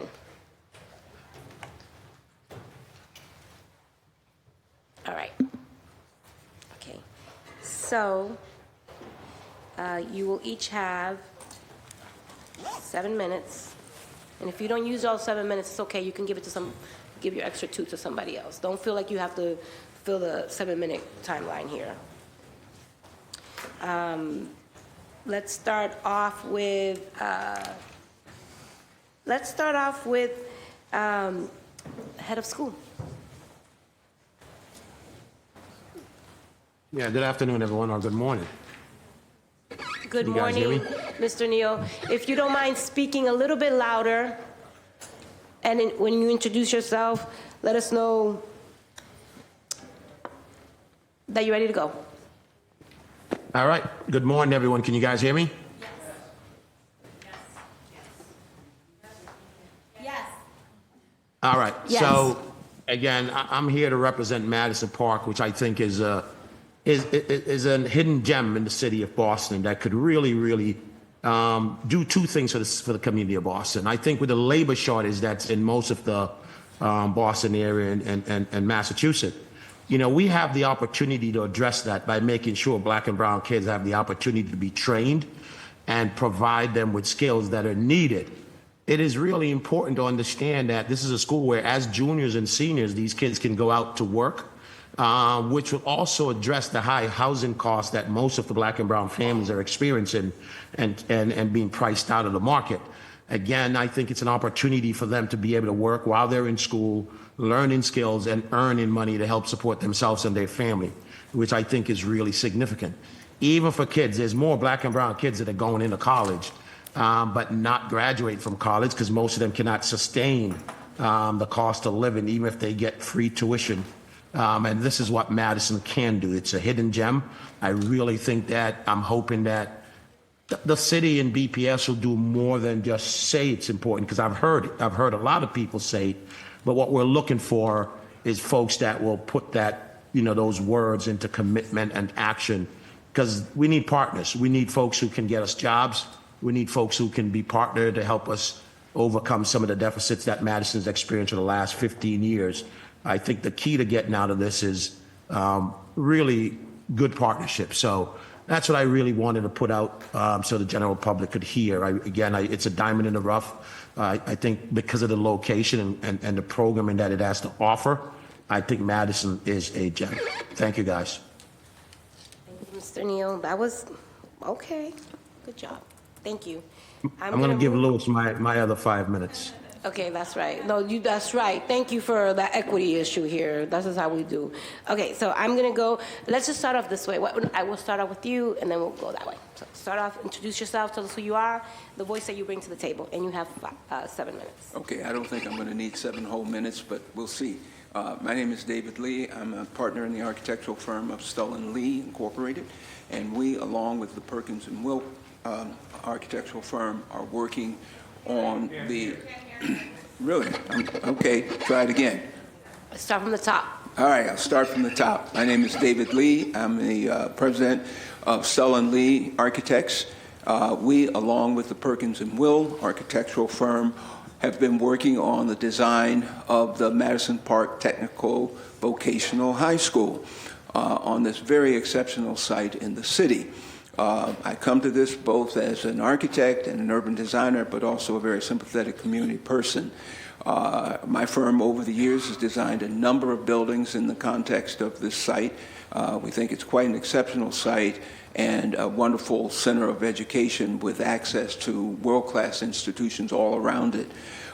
We have been working diligently with the project manager and the city and others to try and arrive at a scheme that gives us the best possible school options for our kids. We've looked at numerous options. I can't even tell you how many variations and things we've looked at, but we think we've arrived at least one option and possibly more that will work well in the community and will be compatible with the neighborhood as well and give our kids first-class options. Of the main options, one, of course, has to do with renovating the existing facility, and then the other is a totally new construction option. The big issue for us, and again, I'm getting a little over my pay grade here, has to do with the swing space issue and how the kids can find a place to be while the new school is getting constructed. These kids have carried a great burden through their lives, having lived through the pandemic, and now perhaps having to be displaced from where they are in school while a new school gets built. So it's a tough trade-off, and until that issue of swing space and what happens to the kids in the meantime gets solved, that makes the renovation option a challenge. We do have a new construction option, as I've mentioned, that we've gone into in great depth, and a couple of other possibilities. But we do believe that we can bring a world-class institution to this site that will serve our kids for generations to come. Thanks. Thank you. Thank you for that. Can you hear me? Yes. Thank you, Councilwoman Mejia. My name is Jim Rogers. Like David, I'm a member of the project team. I'm the principal of Left Field. We are the owner's project manager for the Madison Park project. I didn't really come today with any comments, so I think I'll be well under your 7 minutes again. We came really to answer questions. But I'll tell you a little bit about our role on the project. As owner's project manager, we are really an extension of the owner, an advocate for the owner, and managing the feasibility, design, construction, and closeout phases of a public construction contract. In basic terms, we hire the architect, see the project through design, and then hire the construction manager or GC and see the project through construction. With us as part of our team, we use Janie Project Management as an extension of our team. We are well versed in the construction of high schools. Currently, we have completed or are working on Billerica High School, Durfee High School in Fall River, Wakefield High School, Revere High School, Agawam High School, Brockton High School, several high schools in Rhode Island, we have worked on 2 vocational high schools. One is South Shore Tech, which actually comes to a vote on Saturday, and we're hoping that passes, and as well Whittier Tech in Haverhill, which did not pass when it came up. I consider vocational education to be a critical aspect of what we do in the construction business. As you all may know, the construction community is aging. I've heard stats that the average carpenter these days is, in excess of 55 years old. We need more staff. The city needs, youngsters need high-paying jobs. We think vocational education is a great way to this. I feel so strongly about it. I've hired a former superintendent of a vocational school as part of our staff.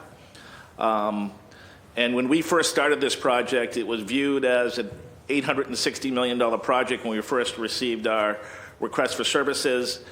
It was going to be the flagship technical school, vocational technical school in the state, if not a model for the country. We still believe it can be that. Today we have an option that will work for the site. It's about a $550 million project. We believe it meets the programming needs of the school. One problem with it is it places the school at the north end of the site and not directly on Malcolm X Boulevard, which I know is an issue for some of the community. But I don't think it'd be an issue for the students, administrators, and staff of Madison Park because there would not be a swing space required to build new on the north side of the space. So we do think we have a viable option. Our concern is if we turn this over to MSBA funding, which we understand, critical funding needs in the city, it's going to add 4 years to the project at a minimum. And with that escalation costs that no one will deem any value from, it's just lost money. So with that, I want to let you know that Matt Galino here, I'll open it up, let him talk. He's a resident of Boston. I have a home in Boston, and my kids are OFD. So with that said, Matt. What's OFD? Originally from Dorchester. Oh, I'm like, okay. For those who don't know, you gotta kind of drop acronyms here, and we're like, hold on. I'm from Dorchester too. I don't even know that. So go ahead. Oh, okay. Well, you look at the talking out of turn. No, I'm just joking. Go ahead. Hello, everyone. My name is Matt Galino with Left Field Project Management, and I just wanted to add a little bit more detail to both what Jim and David had said. Largely, 2 of the biggest challenges that we've faced so far. Both Dave and Jim mentioned the swing space. The biggest challenges with finding suitable swing space is for all of the technical vocational programs. We did reach some agreements with some of the union halls throughout the city. But that was only a few of them, a few of the CTE programs.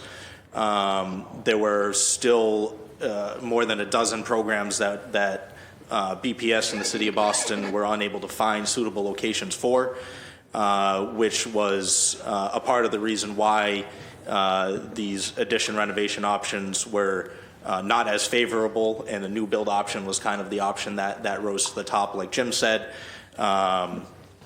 We do know that we did perform a study to look at swing spaces for academic classrooms, which was proposed to be at the Timilty Middle School, which is right across the street from Madison Park. That would fit most of the academic spaces, but there still would be some leftover students that we would need to find swing space in, which we were proposing to do within buildings 2 and 4 on the Madison Park campus.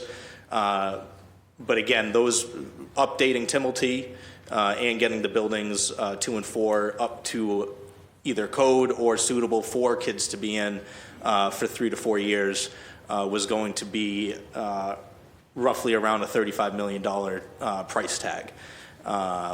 This takes away from the total budget at the end of the day, and really kind of takes away from the benefits of creating a 21st century facility.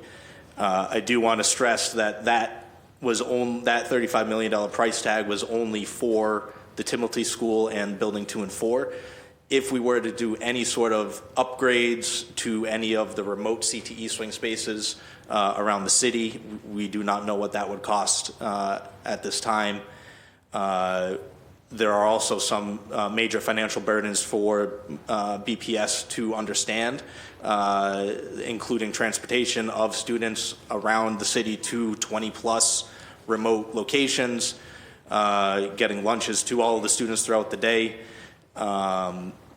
Safety, is obviously at the top of everybody's mind when it comes to these construction projects. And also just additional staff that would be required for BPS to hire in order to support the swing spaces as a whole. So those are all several key aspects that we did not really dive too deep into, just because it was starting to become a really difficult process to solve. The other kind of really key aspect that has been talked over the last few weeks is pursuing MSBA funding. This is something that, like Jim said, would take roughly about 4 years to get back to where we are today. That would require BPS to submit a statement of interest to the MSBA this April. The MSBA then reviews all of the statement of interests that are received throughout the state, and they approve what projects they can at the December board meeting in 2025. MSBA accepts schools on an as-need basis. It is, just because it is City of Boston and a school that is in need, we don't get special treatment. The MSBA will look at all of the SOIs they receive and award or invite those districts into the eligibility period. So there is a potential that Madison Park would not be accepted into the MSBA process its first time around. If it's not accepted this year, it pushes a year to 2026 and so on until it does get accepted. And then from there, there's roughly 3 years of design before we even get into construction. So it would be a pretty substantial delay to the project just to get back to where we are at this time. And I know those are the two kind of really big or items out there right now, and wanted to touch on those. If there are any other questions, happy to answer. Thank you. All right, so great job, guys. I'm gonna say something really quick, and then I'm gonna ask, in the interest of keeping the conversation going, it's also really important for us to keep to time. So I'm going to ask the administration who is here to speak on both issues.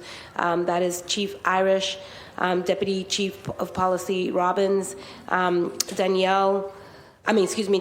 Fernandez, Liza, and Avery to start making their way to the podium, where you sit down here.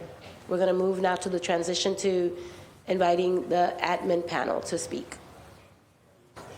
Yeah, no, yeah. Oh, in other words, you could go back to the uncomfortable seats, because then we're going to bring you back. Yes, you have to. And just so you know, this side of the chamber is far more comfortable, so the next time you come here, go on this side, just so you know. But for now, you're going to have to go back to that seat over there. And while we transition, I wanted to say something really quick, is that we didn't get to hear from Professor Bluestone, so we might be able to hear from him in the second part of our hearing. But I just wanted to say really quickly that a few years, I think it was last year, our office led, alongside Councilor Fernandez-Anderson, the O'Brien conversation when they were trying to move the O'Brien from Roxbury to West Roxbury, right? And there was a lot of pushback from community. And what we realized, right, is that when the community organizes and speaks up, that the administration does listen. So I want you all to walk into the space understanding that while it may seem like the train has left the building, we still have a very much, an opportunity to really think about what the impact of both of these scenarios that we're talking about, whether it's slowing down White Stadium or speeding up Madison Park. Both of these issues are critically important and an opportunity for us to rebuild trust. And so this is a trust building exercise, and I'm really excited and grateful to the administration for sending everyone here to speak. And the same thing that I said to community, I'll say to you all, assume best intentions. I think what we're trying to do here is help people understand the protocols, policies, procedures in terms of your decision making, and then just really get into the weeds of some of the issues around transparency that people have been screaming for. So with that, I am going to let, I'm just going to go down this way, or you let me know how you want me to do things, Dion. We'll start over there? Okay. I'm going to give you all, you got PowerPoints? Because I know y'all, I don't like power. You got PowerPoints. Okay, I'm going to let you, give y'all 20 minutes for everybody. Sounds good? Yeah? Should be shorter. Okay, great. All right, Avery. Oh my God, I was just reminded that I have 2 public testimony that have hard stops, and in the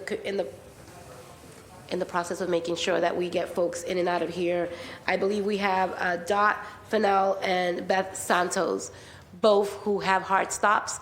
So in the interest of making sure that your voice gets heard, come on down. You have 2 minutes. Okay, so both of y'all can come down because I'm giving you both an opportunity to speak because I know you both need to leave. So Beth Santos, you have 2 minutes, and Dot. So whoever needs to go first should go first, and that will be Beth. And you have 2 minutes. Thank you. Thank you. Oh, wow, that's nice and loud. Thank you for incorporating me. I have a sick child and also need to be on a live stream in 25 minutes, so I appreciate you doing that. For anyone who doesn't know me, my name is Beth Santos. I live in Roxbury, just a 5-minute walk from White Stadium. My husband and I walk there every week. I have 3 kids. I'm a BPS parent and very proud of that. I'm also a local business owner. My husband and I own Ula Cafe, which is all about supporting our community in Jamaica Plain and really creating spaces where people can feel seen and where they feel like they belong. I just have to start out. First of all, I'm really grateful that you've given me time to speak. I also have to admit that I do feel really disappointed with how the panel was clearly very biased. There was a lot of opportunity to present both perspectives on that panel. That hasn't been heard today. I also feel really disappointed with how much the truth has been stretched by many members of the opposition about the White Stadium project. This is not a privatization of a building. It is a public-private partnership that is owned by the city. This is not a community that is being ignored. There have been 60-plus meetings about this. I have also been included in them.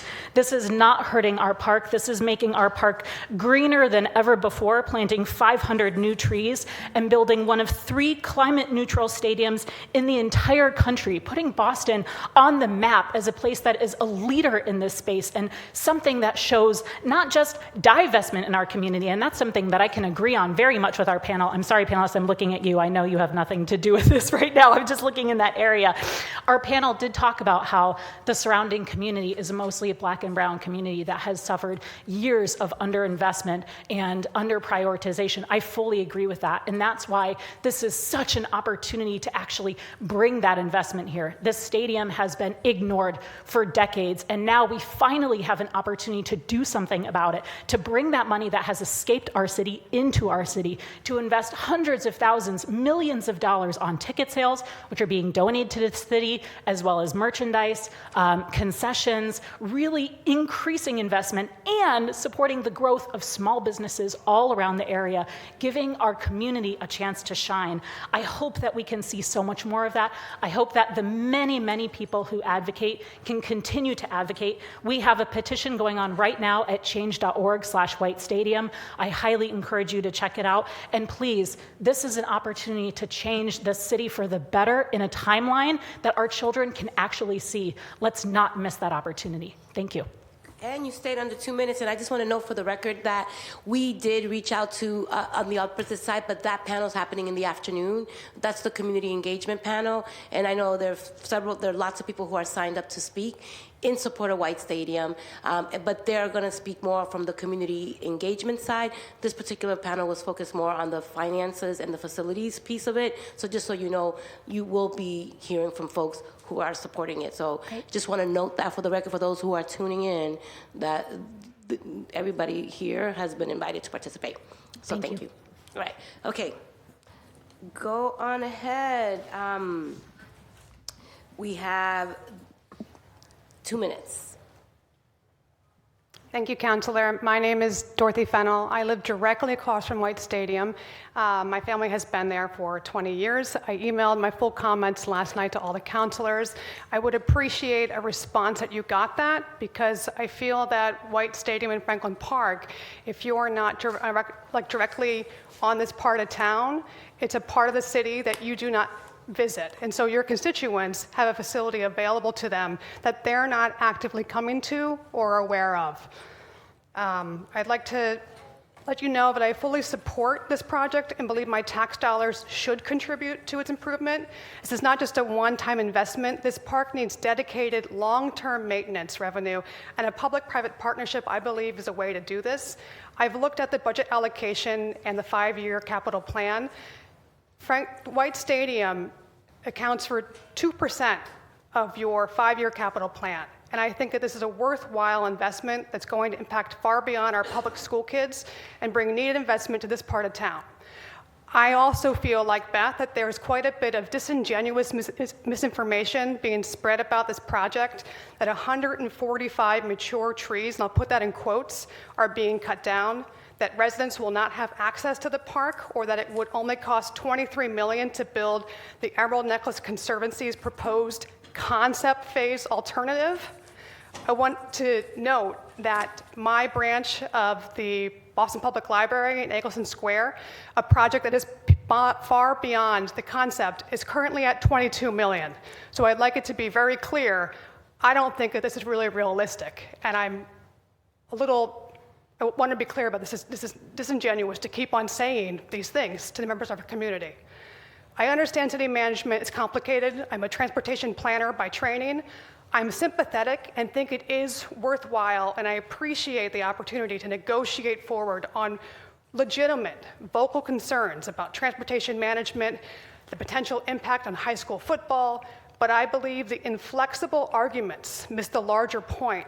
We should not be sacrificing the potential for citywide benefit for constituents to preserve a very narrow opportunity for a small fraction of Boston Public School high school students. I am urging the council to demonstrate leadership by considering how we can creatively deliver more service and opportunities to a broader range of community members across the city. And I'm also looking forward to the diseased and dying trees that are literally growing into fences and building facades being used by the Madison Park Votech students and for the zoo. Thank you. I'll let you go a little extra, because you waited so long. So we're going to keep it moving and really do appreciate your comments. And for those who are tuning in, you still have time to sign up for public testimony. Virtually, you could do so. I think in the interest of making sure that we have an opportunity to give our colleagues a chance to ask questions, we're going to allow the process to continue. And we'll start with you, Avery. Introduce yourself, tell us who you are and what voice you bring to the table. Good morning, everybody. Councilors, thank you for taking the time this morning. I'm Avery Esdale, Senior Director of Athletics for Boston Public Schools. And I think just before my colleagues get into our presentation, I really just want to share the excitement that I have for this project. Understanding our current facilities and the needs that they have, this renovation and this project really changes the game for Boston Public Schools athletics, puts our kids in a position to be the athletes that they want to be, allows us as the leadership and the administration of the program to provide the amenities and pieces that we want to see our kids have, but also their parents, our fans, and the community. So we really want to reinforce the excitement that we have, the vision that we have, and understanding that a facility like this really does completely change the dynamic that we have now and puts our kids and our teams in a position to have a facility that they're proud of, but also a resource that they're able to access on a regular basis and really pursue their athletic dreams. Thank you. And just for those who are tuning in, we're going to focus your remarks specifically first on White Stadium, and then you're going to talk about Madison Park. For those, I just want to make sure that both issues are equally important to those who are tuning in, so that when you share your remarks specifically, let us know you're going to be talking about White Stadium or you're going to be talking about Madison Park, because not everyone is in the chamber, so I want to be mindful of that. And I also just want to be clear, from what I understand, everybody wants White Stadium to be renovated, right? I don't think that this conversation is about whether or not it should or it could be. And I believe there's a pathway for it to still be taken care of, because it sounded like unless we go this route, there will be no White Stadium, just so that I'm clear. I'm sharing, I think, my excitement. Obviously, Regardless of how it gets done, I just want to be clear that your excitement is around making sure that White Stadium gets the renovations that it deserves and the kids have access to a stadium that they deserve, right? That's the correct. That's from where, my seat. That, Yes, that, correct. That's where from you're okay, so I think everybody shares that same enthusiasm around making sure that White Stadium gets the love that it deserves. Okay, great. Thank you for clarifying that for me. Okay. Good morning. Thank you, councilors, for having us here today. My name is Liza Meyer. I'm the Chief Landscape Architect with the Parks Department and also serving as Interim Commissioner. And happy to be joining you today to talk about how the project aligns with the Franklin Park Action Plan and answer questions along those lines. And hi, I'm Diana Fernandez. I'm the Deputy Chief of Urban Design with the Planning Department, and I'm here to speak to the design and community process. Good morning, I'm Tali Robbins. I'm the Deputy Chief of Policy, and I'm here to speak about the Madison Park redesign project. Good morning, Madam Chair and all the councilors. My name is Dion Irish, Chief of Operations. I'm here to speak on both projects. I'll start off by saying that I've lived within 5 minutes walk of Franklin Park and White Stadium for 40 years. I've been in public service for 30 years. One of the reasons why I was excited to join this administration is after speaking to Mayor Wu and understanding that two of her priority projects were Madison Park, Technical Vocational High School, and White Stadium. That was huge for me. I'm a BPS graduate. I played in White Stadium in the late 80s. I've seen the disinvestment in White Stadium. I see the opportunity in Madison Park. And so I'm very proud that we have leadership that is actually not just talking about this, but actually making it happen, moving forward on a real plan to leverage private funding to help not only build, but to maintain a White Stadium. And very happy to talk about Madison Park and the great things that are going on there now and the great things that we can do with a new building. So we'll cover all of that. We're going to go through a presentation, and then we're happy to answer questions as they come up. So if we could move to the next slide, please.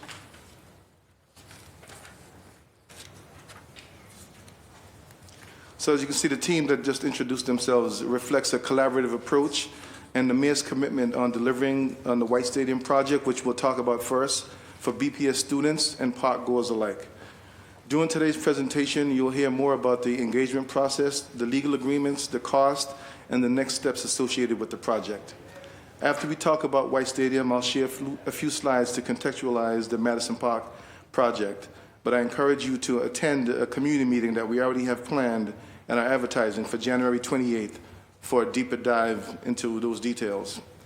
In order to ensure the majority of the time is left so we can hear from the community and hear questions, we'll have kept the presentation short, and so we're happy to answer questions, as I said before, afterwards. So just I think in the interest of time, we'll move on to the next slide, and I'll ask Diana to present. Thank you, Dion. Hi, councilors, and hi, Chair, for holding this meeting. I'm really excited to be here representing the planning department and the design process. I'd first like to take a couple moments to explain the partnership with Boston Unity Soccer Partners and how it works. So the plan that you see here on the screen has a sort of black line that delineates the school property boundary within Franklin Park. And the area in red is highlighting the areas that will be leased to Boston Unity Partners. This means that BPS and the city will retain ownership of the stadium, acting as landlord, while Unity will operate as a tenant. This is for up to 20 game days a year, and the lease and license to the stadium to host these events will be on Boston's very own women's soccer team.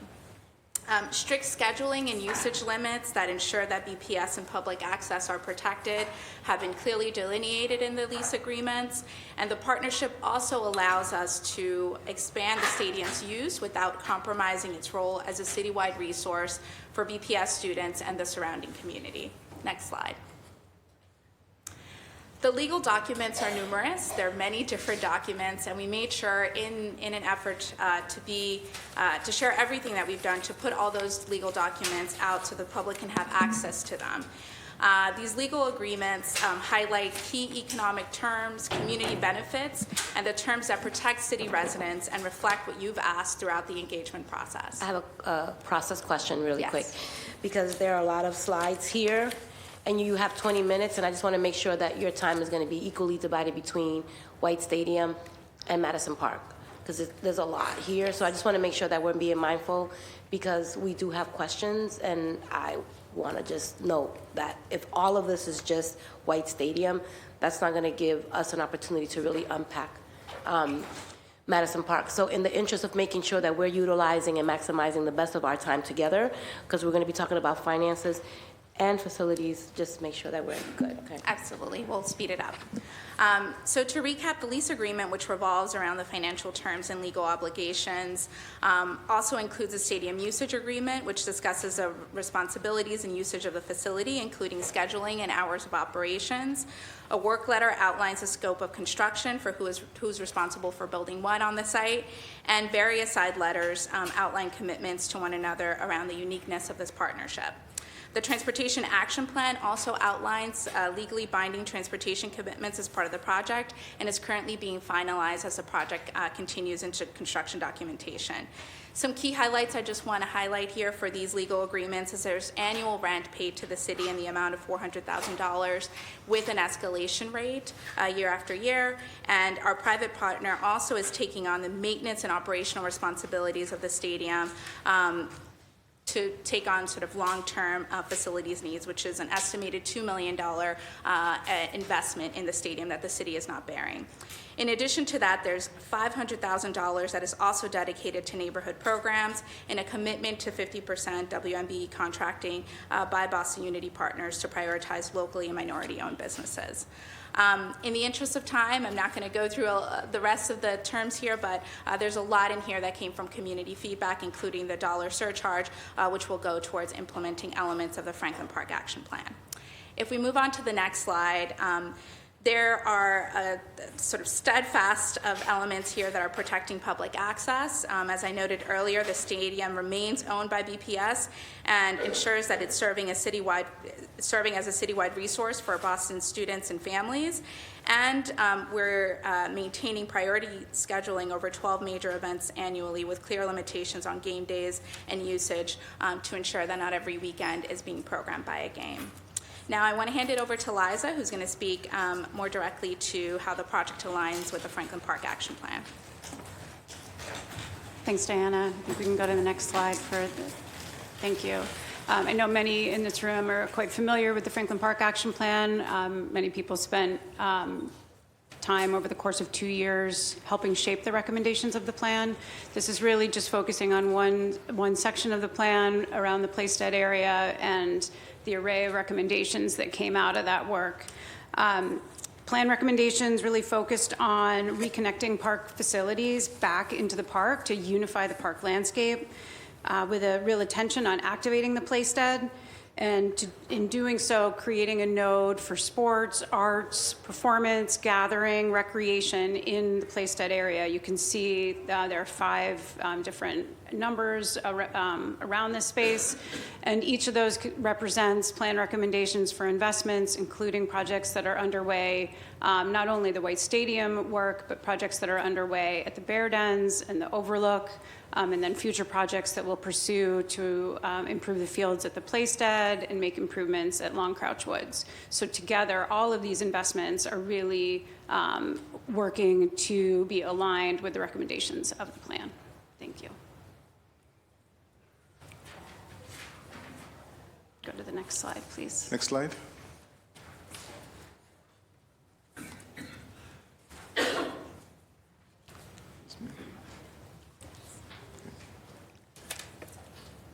Okay. So just want to go over some of the cost. And I do want to say, as Diana and Liza mentioned, the robust engagement that we've gotten from throughout this process has helped form where we are now. And where we are now is that we have an amazing stadium that we're going to be able to deliver. Here's some breakdown on some of the costs. Roughly $10 million for the grass turf field, an 8-lane track and upgraded field sports area, expanded opportunities for BPS athletes, $50 million for the grandstand featuring state-of-the-art facilities like home and visitor locker rooms, a community kitchen, 100-person room for BPS sports banquets and community events, creating the first ever ADA accessible hub for BPS athletics, $20 million for programming in the wing buildings, including strength and conditioning, sports medicine facilities, a student athletic lounge, and a coaching hub, $10 million for landscape and upgrades, including stormwater management, new trees, pathways, and lighting enhancements aligned with Olmsted's vision and the Franklin Park Action Plan.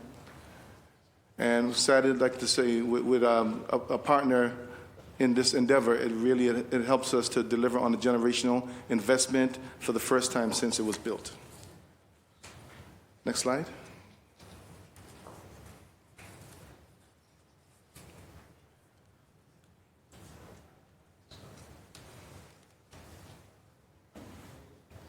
Apologies, my slides here.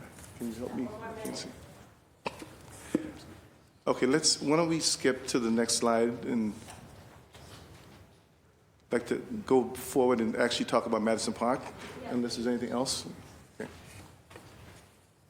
So I feel compelled to start off by saying that when we talk about Madison Park, it's more than just a building, right? And I think it's important that there's a narrative that we're always trying to fight to make sure that while we're working on a building, that folks know that there are good things going on now, and that we want to be able to be helpful to our school leader, Neil, to help recruit students right now, because there are students who, there's room and there's great things that are happening right now. So let's make sure we keep that in mind as we talk about Madison Park and the new building. So vocational education offers a promise not only to Madison Park students, but to the broader community. Boston's young people should be the first to benefit from the city's economic growth and vitality. As we've seen over the last decades, and even as staff, student, and alumni and other champions of Madison Park have worked so hard to continue this legacy, the district and city have not kept pace with the investments needed for world-class facilities and future-facing career technical educational programming. We know that our students, neighborhoods, and employers across the greater Boston region are missing out on what's possible when a comprehensive Voc Tech school graduates hundreds of qualified workers each year ready to contribute to Boston's growth and to keep great jobs in Boston. In 2022, Mayor Wu made a commitment to Madison Park to finally deliver facilities that the community has been calling for decades. We launched a program in the feasibility study to develop an updated educational vision and understand the options for the campus. Next slide. You can see the goals of this project detailed in the next slide. During the feasibility study, I'll quickly note that the enrollment graph you see here doesn't show enrollment for this year, which has increased from last year. This year, Madison Park actually has a wait list, and this shows that BPS's effort to communicate the benefits of career technical education at Madison are paying off. Next slide. The program and the feasibility study wrapped up at the end of 2023. Since that study was completed, we hired an owner project manager who you heard from earlier today. We had a selection, we had an architect. We had a labor market analysis performed led by faculty at Northeastern University to help BPS make informed decisions about which CTE programs to offer based on jobs and opportunity for students when they graduate. The goals here are to make sure that every CTE program offers good pathways for students, whether they have a high school diploma only or whether they continue on to higher education. And this past fall, we went through an intense planning process of developing options for swing space, test fitting different design concepts, and putting together more detailed cost estimates. This gave us new information about the true cost and complexity of the project, which was only possible with the help of the OPM and architect we hired. I'll be talking about this more in a few slides. Our next steps are to submit a statement of interest to the Mass School Building Authority, or MSBA.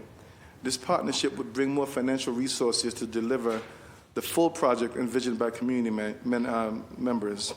And I'll speak more about that process in a moment. Next slide. As you can see from this slide, through intensive community engagement and through programming in the feasibility study, we heard from Madison Park students, families, educators, alumni, and partners about what they wanted to see in an updated Madison Park facility. This process included 5 focus groups with students and staff and educators, 3 sessions with Madison Park school leadership, 7 community meetings, and 2 community visioning sessions, a student forum, a family forum, as well as smaller meetings with specific stakeholder groups to gather input on particular topics. Since the study ended, and the BPS and the Mayor's Office team have continued to engage Madison Park community as we brought on the OPM and developed design concepts and cost estimates.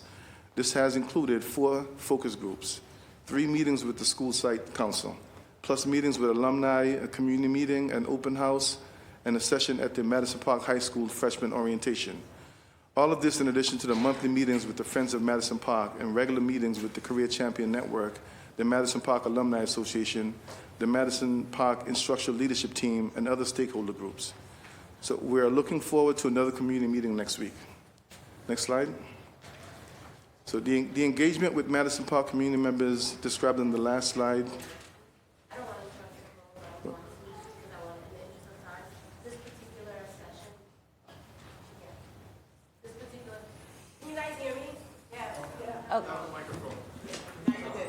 Okay, sorry about that.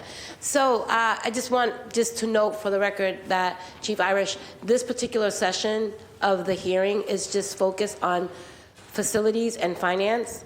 So regarding the community engagement process, I'd love for us to make sure that the people who are here to hear about that are slated for the 2 o'clock hearing. So I just wanted to interject here really quick so that you understand that the community engagement piece is coming at 2, just so you know. Okay, if we could move forward to the next slide. Okay. And we'll go to the next one, but folks can take time to review. We'll make sure we share this with everyone because there is a lot of information there that we want to make sure folks have, but also encourage folks to come to the community meeting on the 28th. But I'll end with this slide. So from cost estimate, we got a more thorough and detailed understanding of how much this project would cost. Vocational schools are generally the most expensive schools to build. They require more space than typical high schools, and many of the spaces require specialized fixtures and equipment. Going into this project, we knew that this would be a legacy investment for BPS. We expect it to be the largest ever capital project for the city because of the unique nature of vocational schools and because of construction trends nationwide. We also knew that this investment would pay off in the long run by better preparing our students for good jobs, contributing to every sector of the city's economy. Mayor Wu was committed to delivering this project and delivering the full vision of what Madison Park and community members have been advocating for decades. Because of the high cost last fall, we began looking at potential partnerships with the Mass School Building Authority to support some of the cost. I'll end there. So in the interest of making sure that we spend time asking questions, I'm not going to do public testimony in this intermission. I'm just going to focus on giving my colleagues an opportunity who have been incredibly patient, an opportunity to ask their round of questions. And just for the record, you all did your presentation in 20 minutes, so thank you for that. All right, so I'm going to go in order of arrival. Councilor Flynn, you have, and the way we're going to work this out, just in the interest of making sure that everybody has an opportunity to ask questions, you have in front of you two different topics. One is White Stadium and Madison Park. I'm going to ask each of you to limit your questions to 3 questions, right? You're going to have 3 minutes, and I would recommend that you ask your questions and not use your time wisely. So 3 minutes. Thank you, Madam Chair. And this is on facilities and finances for both White Stadium and Madison Park. I'll ask specific questions. Thank you, Madam Chair. Madison Park, can you tell us the original proposal to build and what the current status is now for expenses and building? So I think you mean the original cost estimate? Yep. So coming out of the feasibility stage of the project, we had a cost estimate that was over $800 million. Understanding that early into a project, it's the order of magnitude. It's not an accurate estimate. As we brought on our OPM and our design consultants, we expect to be able to find ways to bring the cost down. And so we have been going through that exercise that was described by our consultants earlier. And we are currently estimating that project is in the $600 to $700 million range. What was the initial estimate for the building? The initial estimate was over 800. Oh, so it hasn't gone up then? No, we found a way to reduce the cost, but it's still a very high number. Okay, so the initial estimate was always around 800 million? Yes. Okay. White Stadium, why isn't there a project labor agreement as part of the process?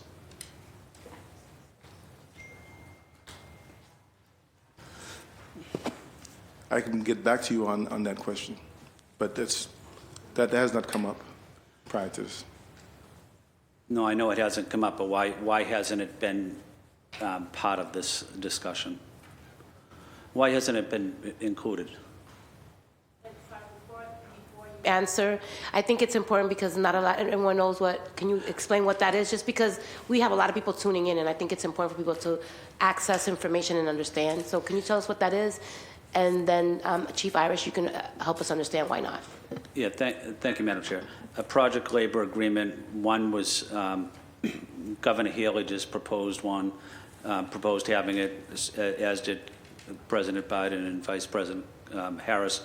Basically, it provides opportunities for women-owned businesses, for communities of color in the workplace, setting standards to ensure that the community is heard, ensuring that workers have a fair wage, safe working conditions, those types of issues.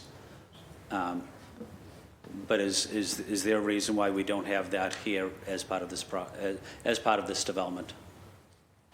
Well, I mean, I'll say that on all of our jobs, we're ensuring that workers are adequately paid and that we have a diversity of a workforce, and we expect that of our partners. And I can get back to you with further of a response, but I can tell you that we have members on a team who believe strongly in project labor agreements and would have advocated for it if they felt like it was needed on this project. But I can get back to you with more of a response. But it's not needed now, though, right?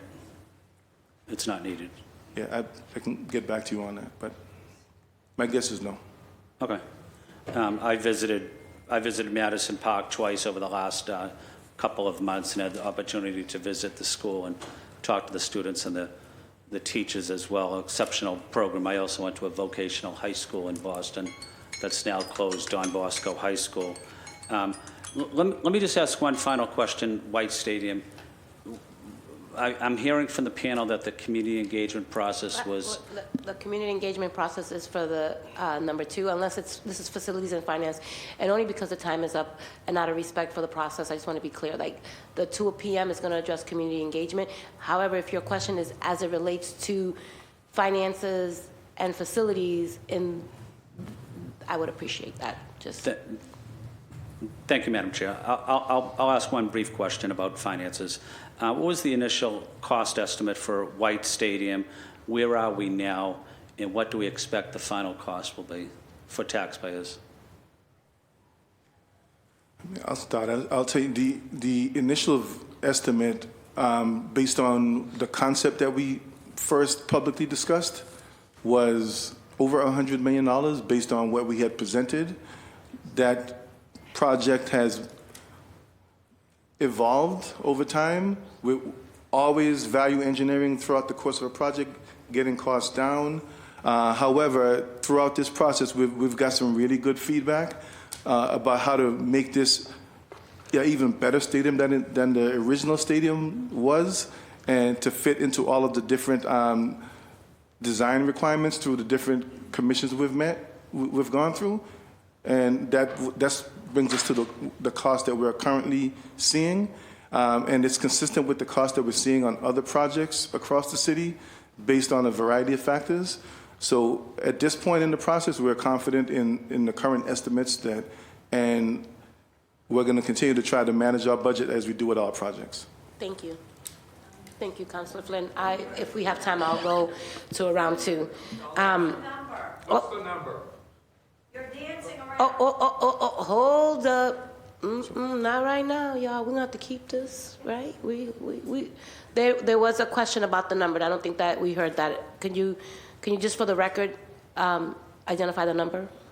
Say roughly 100. 100. A million. To complete sentence. 100 million to. That's the current estimate. And now keep in mind that we have a public bidding process that we'd have to go through. But that's our current estimate is around $100 million. Okay. All right. Thank you. Thank you for that. All right. So in the interest of keeping things moving, just so that my colleagues know, we're going to do 3 minutes because we still have the community panel to ask questions to, and I want to honor the process. So I'm going to go to, and I also have lots of questions, so I'm going to keep us to time. Councilor Weber, you have 3 minutes. Okay. Thank you very much. Just briefly on the project labor agreement, I think generally those are disfavored unless the municipality can show the court that a bunch of different circumstances are met.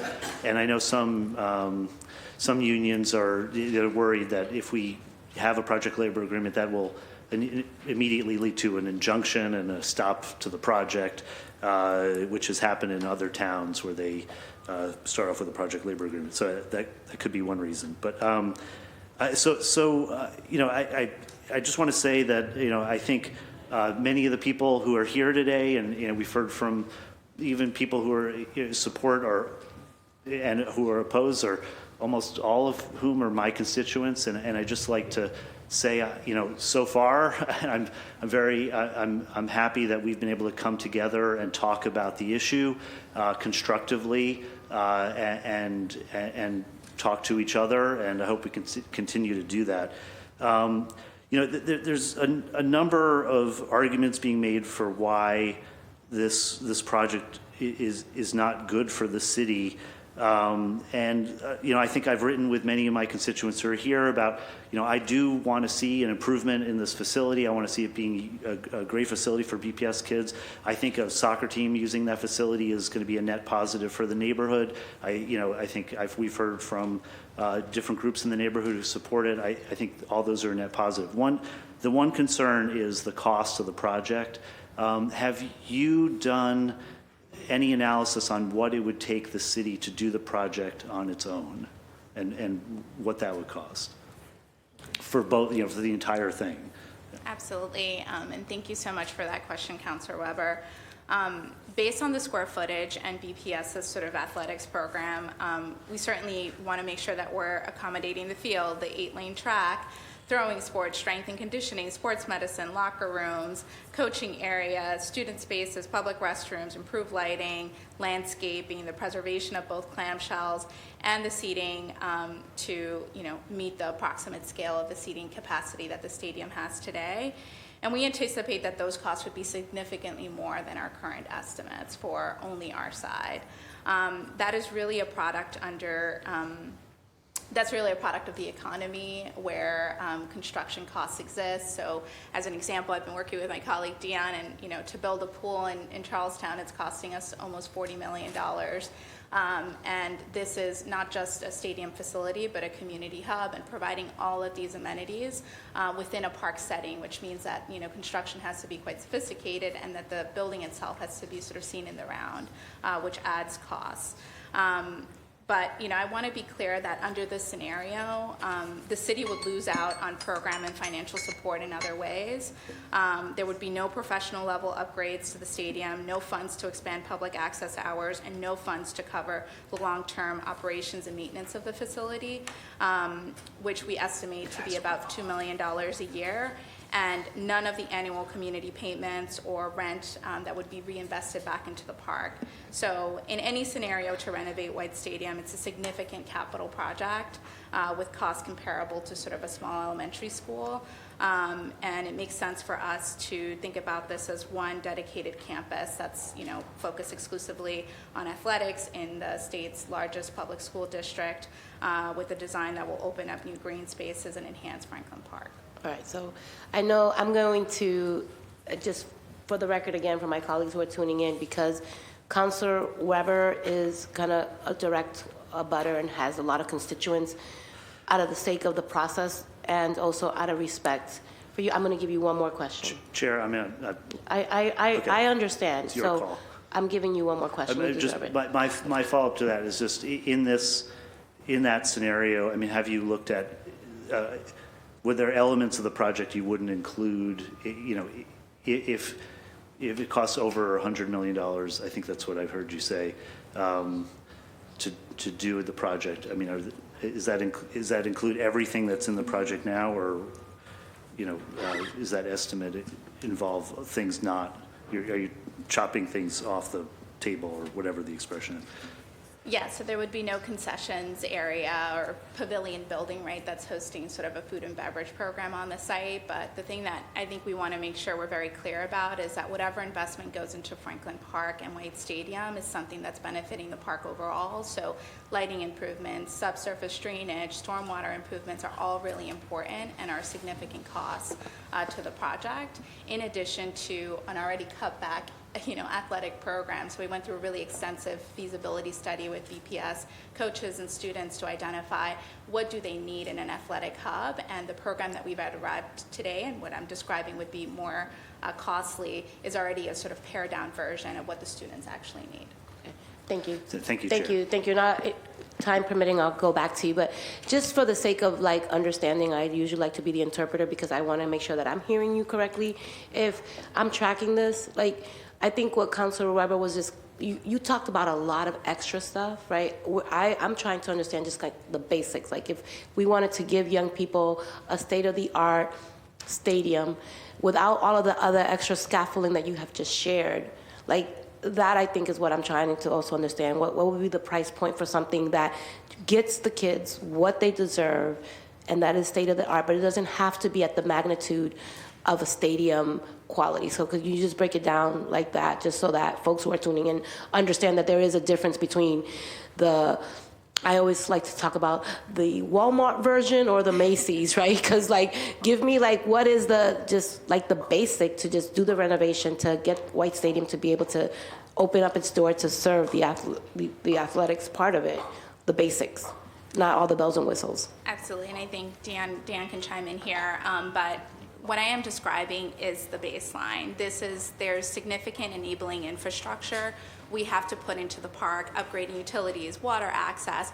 all of these things that would be necessary to hosting any facility there that are very costly. So I would call that out as sort of like, baseline enabling infrastructure before you can even start to build on top of it.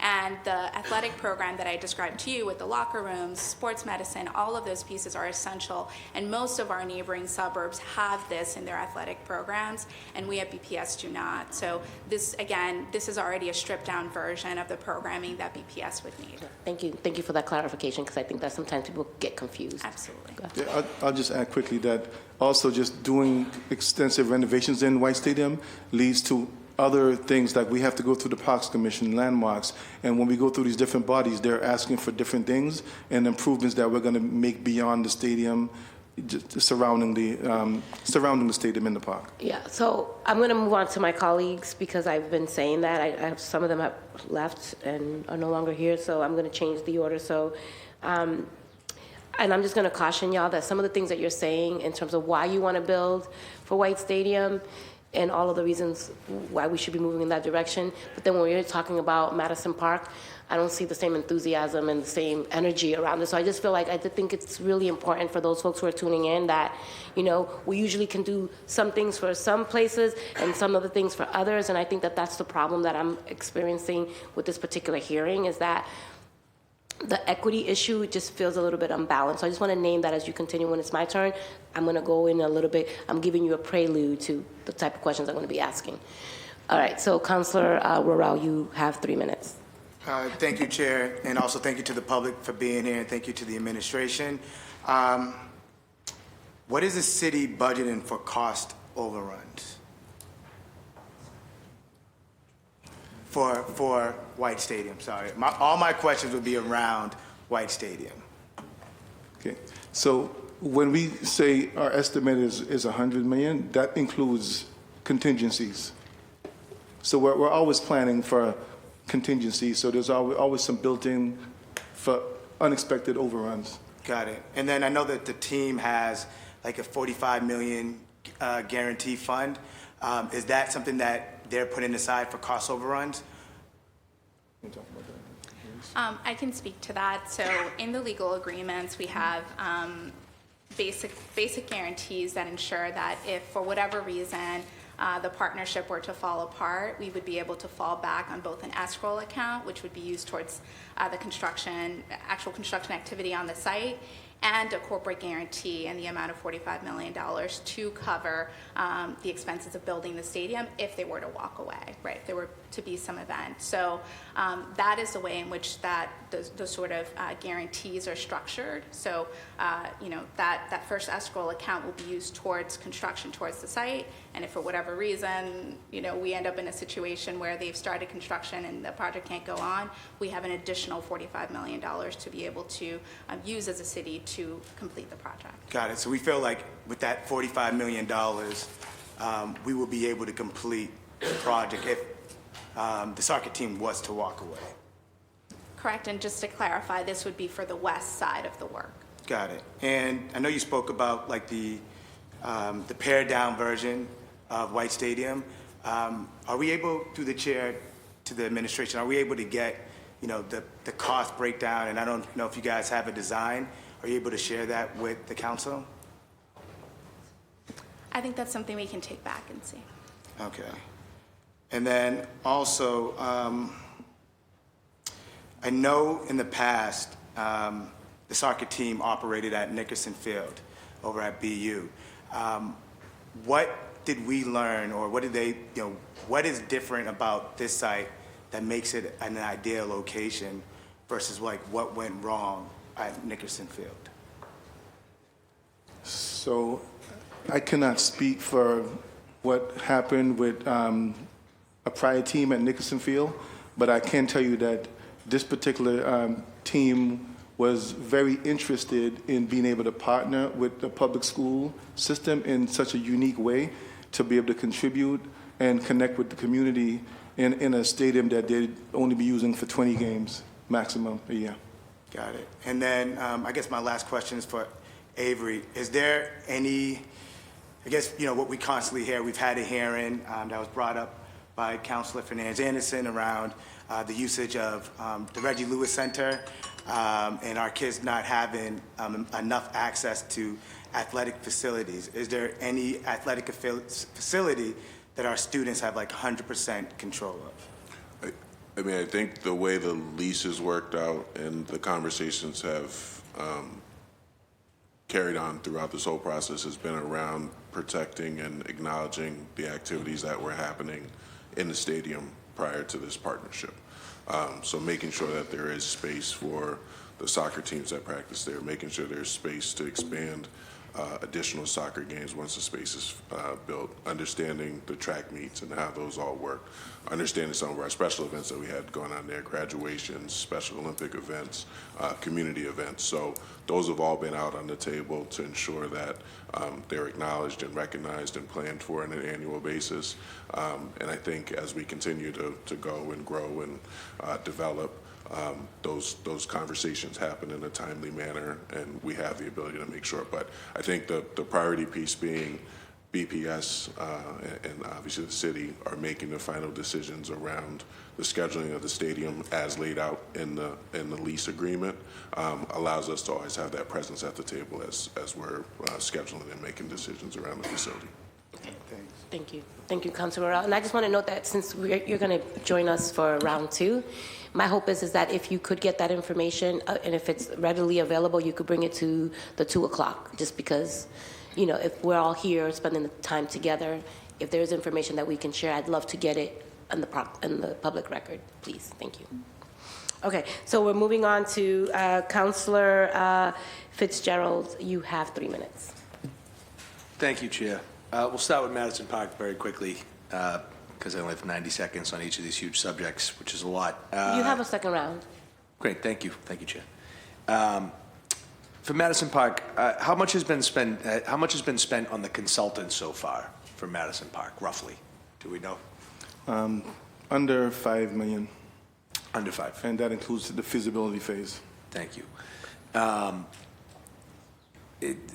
I know there's the issue with an MSBA, right? And is it which way is the best way to go? Is it worth taking a step back now, losing some money that we might have put in, leveraging state funds to offset that cost, while collaborating with the MSBA, building their program to make sure we're delivering? Because I mean, it's a clearly defined process that we've seen deliver in the past before. And I just want to make sure that we are right-sizing the school for the intended enrollment. So I guess before you answer that question, my question would be, what is the enrollment at Madison Park, and what is the daily attendance rate that we have there now? Take those. The current enrollment is about 1,100 students. It's ticked up a bit this year. Mm-hmm. I don't have the attendance rate. Sorry. I don't have the attendance rates on hand, but I can get back to you with that. Okay. It's, I can. Oh, I Mr. can. Neal's still here. Yeah. Sure. Right now, it's about 87%. It's up around 10% from last year. Up 10% from last year to 87% of Yeah. 1,100 of total enrollment. Thank Yeah. you. Appreciate that. Okay. White Stadium, quickly. Diana, you mentioned there was a $2 million that were for operational costs ongoing. Is that annually that would be, that the private side of this would take on? You said $2 million. I just didn't know if that was overall or annually. That's annually. That's annually. Okay. I don't have many others. I know that myself have, roughly over 10 years ago, was involved in a process to put a stadium in Boston. It was not on public land. It was for private use, and taxpayer dollars would be on the hook. We're talking about the Olympics, folks, about 10 years ago, planning for this. And I got killed out there. I just ran the community process and got destroyed. And, of course, it did not happen. So I sort of find it funny now to see that it's happening again, but this time on the part of the Emerald Necklace. And that there is I learned a lot today from this issue, especially going off of my past experiences to what folks did have today and need today. But look forward to learning more in the next hearing on the community process as well around that. But thank you very much for your time. I appreciate it. Thank you. Thank you. Yep. Okay, Councilor Murphy, you have the floor. Thank you. Get right into it. Thank you for being here. I just want to go on the record to say, you know, our students deserve nothing but the best. Boston is a world-class city, and they should be learning in world-class buildings. They should be practicing and playing in world-class facilities. I voted against the BPS budget every year I've been here because of our disinvestment that I believe that we put into our athletics. When we spend the most per student, over $30,000 per student across the state, but we're only investing $72 per student. Of that, $32,000 into athletics. So I've been advocating and trying hard to get that number up. It ticked up a little when we used ESSER funds. We know that money's gone, so we're back down. You know, in surrounding towns who see that you need to invest if you believe that athletics matter to our students, which I think everyone here does, and open spaces matter to our children. You know, they're spending hundreds of their $25,000 per student. So we definitely need to invest more in athletics with the $1.7 billion school budget that continues to grow. Also, as a mom, but a school teacher, I mean, 25 years ago, I was working in a classroom where the bathroom above leaked 3 times in 1 year. So I was throwing out rugs and books and, you know, so the argument about whether or not we need to be a city that's investing in our buildings isn't why we're here today. That is obviously something we need to be doing. But as city councilors, right, we don't have a blank check. We can't just say money isn't an issue, because if it was, all these conversations would be easy, and we would not be being honest to our students and our future generations, right? We have to be fiscally responsible. So just trying to separate the pushback or the questions and the need for transparency and accountability is coming from not just the public who deserves it, but also me taking my role as a city councilor very seriously, but also knowing, you know, just last night was cheering on my daughter who now coaches, you know, the Elliott hockey team, right? And I was in the same stadium years ago when she was on the ice playing. So definitely believe the need here, but need to also question, why are we doing it this way? If White Stadium would cost $80 million to renovate on its own, and we're already on the hook for $100 million, why not just do it on our own? And I was there at every meeting in Charlestown advocating for the Clarity Pool, and we spent, what, $40 million, and we just approved another $2 million for the clubhouse too. That community deserves it. I've been at that pool several times. It's a gem, and it's going to be there for generations to come. But why not, and I knew I'd run out of time, but why not just invest the money we have and we can find to just keep it our own, and making sure that we're using it and we don't need the partnership.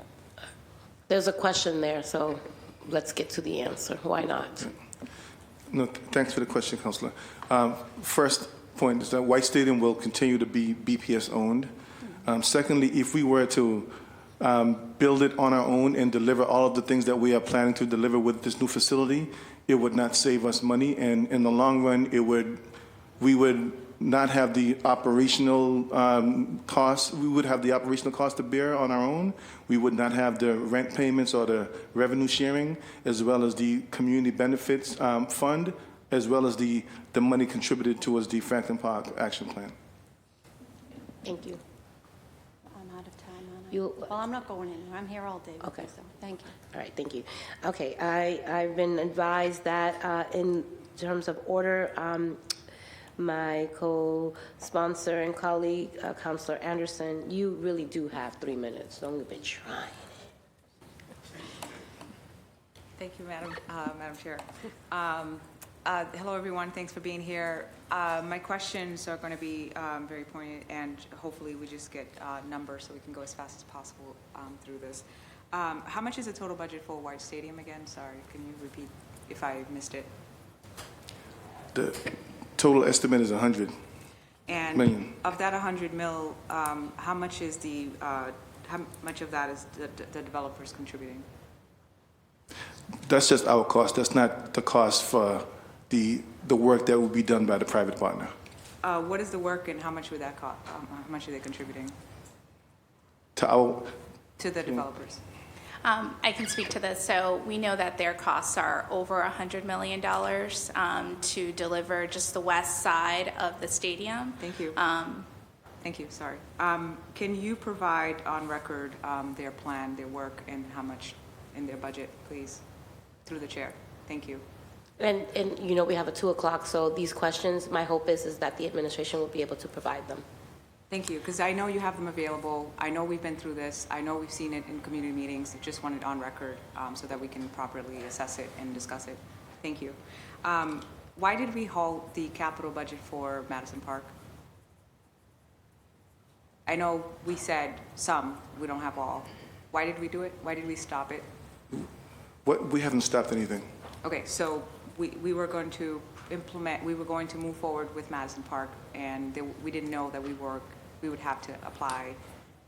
There's an application process, right, to get the rest of the funds that we need in order for us to do the entire project?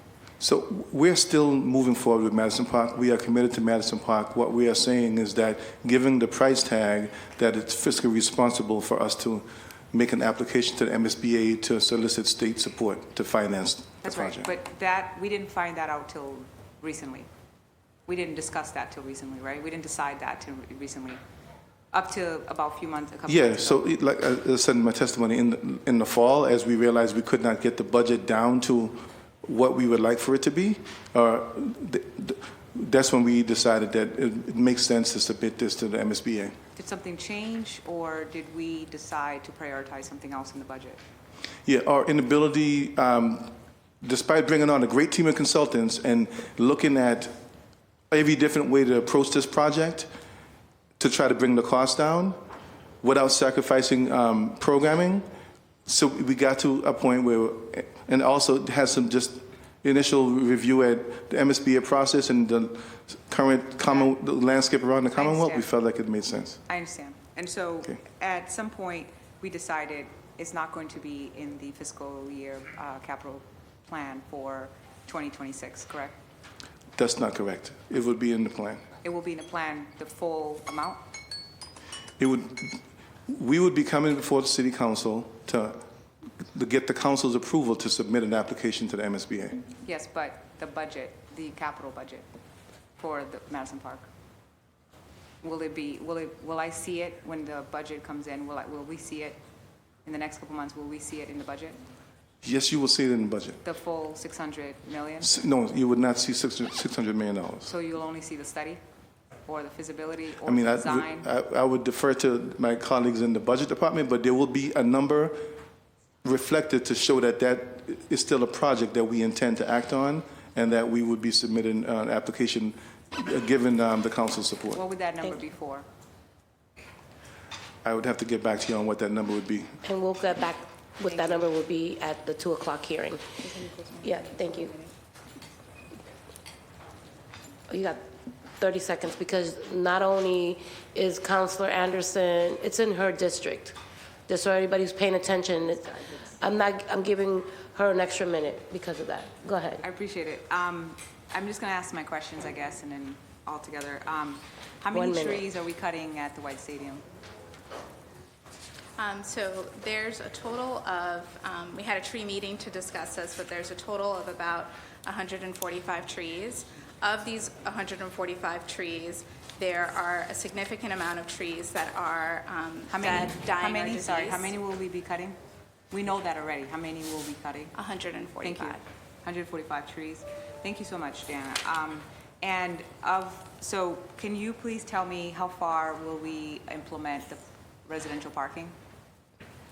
There was a walk shed that was presented at one of the meetings, so it's based on Do you know it? I don't know. There's different streets at which that would extend, but it's basically, Does it go up to 10-minute Does it go up to walking Humboldt? radius. Does it go up to MLK Boulevard? We can get you the specific information. Thank you. And then what about the environmental impact? Have we done an assessment? Yes, through the Article 80 review process, there was an assessment of wind, shadow, and environmental impacts of the project. And have you provided that to community? Yes, it's all publicly posted online. What about transportation impact? Have we done an assessment or a study of that? That also was part of the Article 80 process. But an assessment, an evaluation, you've done that, a study to figure out how it impacts the community? Or Yes, Boston? that was presented by Howard Stein Hudson at multiple. Can you provide it when we come back? Yeah, thank you. Thank you both. Thank you. Thank you. Thank you. No, absolutely. I'm going to go next to President Council Louis Jean. You have 3 minutes. Thank you, Madam Chair. Thank you to the administration for being here. Thank you to all the members of community and community advocates. I think everyone is on board with the need and desire for us to have a new White Stadium. I think I'm one of the few schools at Boston Land School that uses White Stadium currently for football. I have memories from 7th grade to 12th grade going there now in my life as a city councilor. I'm back at White Stadium speaking at graduations. And as someone whose school graduates in the Seaport at the Pavilion, our students who graduate at White Stadium deserve a facility that is reflective of their dignity when they are graduating, right? And I think that there is agreement that we need a better facility, and the disagreement exists in terms of like what that looks like. Does that involve a public-private partnership and the nature in which we're seeing here? And so, you know, I think there is a lot of healthy skepticism to public-private partnerships when it comes to a public, especially when it comes to public schools, you know, especially when it comes to our Black and brown kids. Are there successful models of this in other cities that we've been able to look to with respect to White Stadium, of this being a successful partnership or something similar? It's a great question. We do have some examples. We'd be happy to provide those when we come back. Thank you. I appreciate that. Have we also done, you know, and you know, I think that there are, you know, opportunities here. Women's soccer team. I think there's opportunities here. Again, like wanting a facility that is where you can have BAMS Fest, where you can have all of these other opportunities. I think the doubling of the cost really has been some of concern, even for folks who want to support the project, right? That increased cost. So and I apologize if this has been addressed prior, but can you explain what makes up that increased cost, the doubling of the cost? What is that responsive to? Is it responsive to anything? Like what makes up that increase? And it can't just be labor costs, right? Because those should have been projected in the beginning, because we've been living with those increased labor costs for the past few years.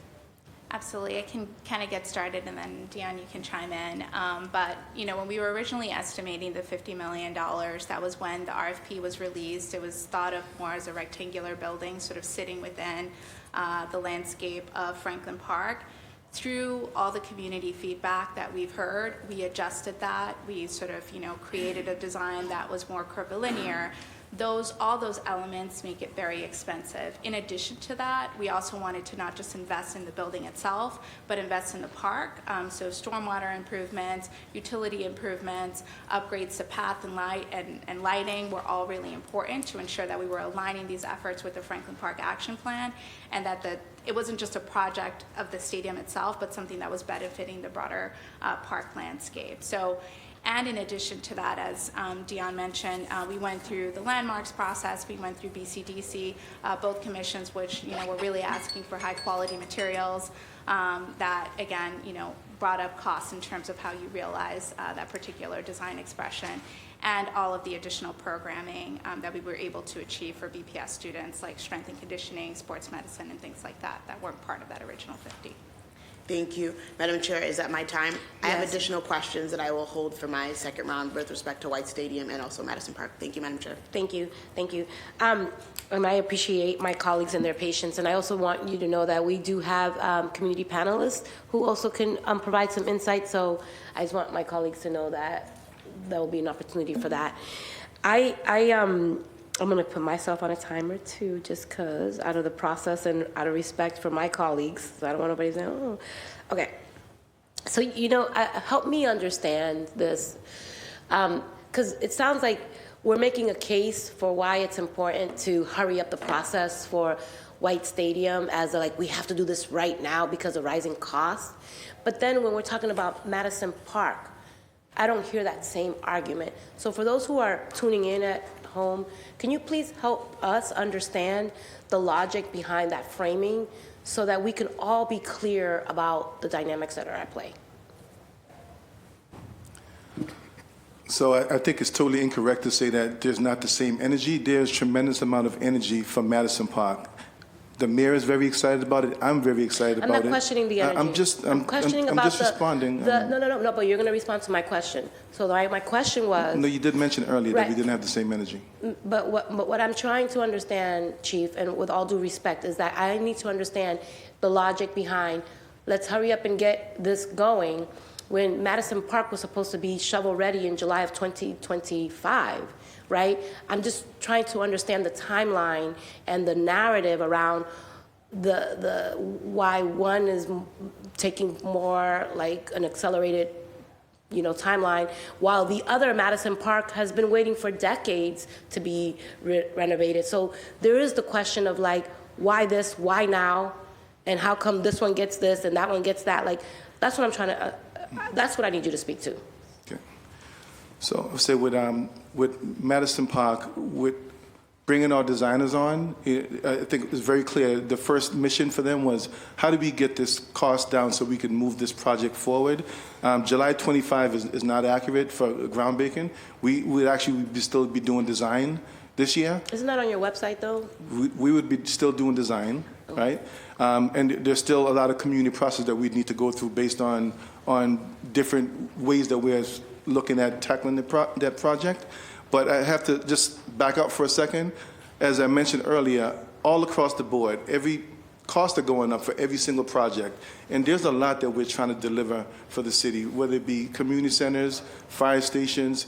So we have to look at the total cost for all projects and the city's capacity to deliver on these projects. So based on the inability to get that number down and the rising cost just across all projects, we made a hard decision that soliciting state funding would make sense for the Madison project to move forward with a new building. And that's separate, as I mentioned earlier, from continued investments and engagement in the school itself and in the kids who are there right now. Okay. And understanding that going through the process for applying for MSBA has to go through a process. So I just would like to hear on the record, what is the game plan and a commitment that Madison Park will get the attention and love that it deserves? Let's just say hypothetically you don't get the grant. Then what? What's the game plan? So the commitment remains. So our plan is to, hopefully with the council's support, submit the best application that we can and try our best to see whether or not we can get accepted for the state funding. Which sometimes takes up to 10 years. Yeah, so I want to talk about So I'm going to get to that part, okay, because nothing's guaranteed with any project. Because nothing is guaranteed, I want to understand what is the game plan for Madison Park. This is called transparent. This is what people want to know is what is the game plan to build Madison Park with or without this, what we're putting our hats and hopes and dreams in. Like, if you don't get it, what happens next? I'll say this. This administration is committed to moving Madison Park forward with or without the funding. But it would be helpful to have the state funding if we can get it. Okay, perfect. I think, listen, and you and I graduated from Dorchester High, so you know, we go way back. And I really do appreciate it, especially as a BPS graduate. I understand these investments and how important they are. And I know that what people want to hear is a commitment. They want to hear that we are going to do everything in our power. The same way and the same energy that we're utilizing for White Stadium is the same energy that we're going to utilize for Madison Park. We can't pick and choose the projects that we believe make the most sense based on a lot of different factors, right? So absolutely, I agree with you. Okay. Thank you. In the interest of making sure that we keep the situation going, I'm going to ask my colleagues, if you have a very specific question, specific only to facilities and finance, you get one more question for the admin, and then I'm going to ask the community panelists that were here earlier and give you all an opportunity to ask the community panelists questions, and then we're going to transition to public testimony so that we can give our colleagues a break. So if you have a question and you want to ask, I'm going to go in the order when I see the lights go up. So President Councilor Louis Jean, then Councilor Weber, then Councilor Anderson.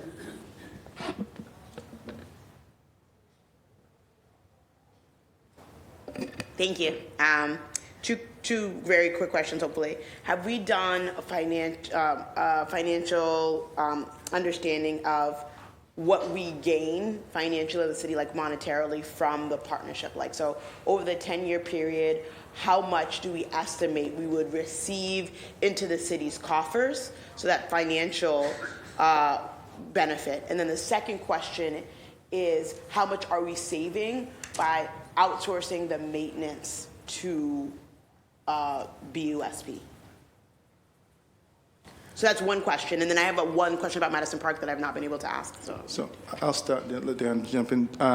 Just on the operational and maintenance side, just over a 10-year period, we estimate that we'd save at least $20 million.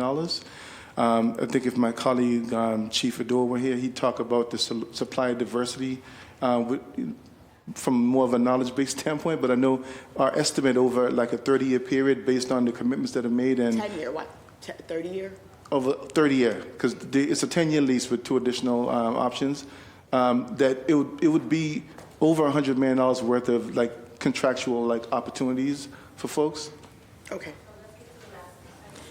Say one question, and out of respect, you are the president of this council, and I'm going to allow you to do one more question, but I definitely want to move on to community. So Thank you. go Just ahead. one question about like, why wasn't the decision made earlier around going to the MSBA for funding?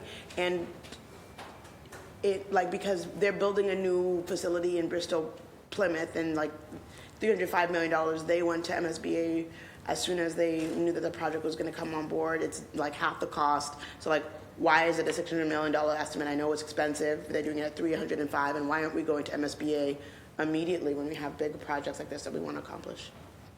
Well, so two quick reasons. One, we already had applications in to the MSBA for other projects. Is there a limit? Is there a limit? I mean, it's unlikely that a community will get more than one like major project a year.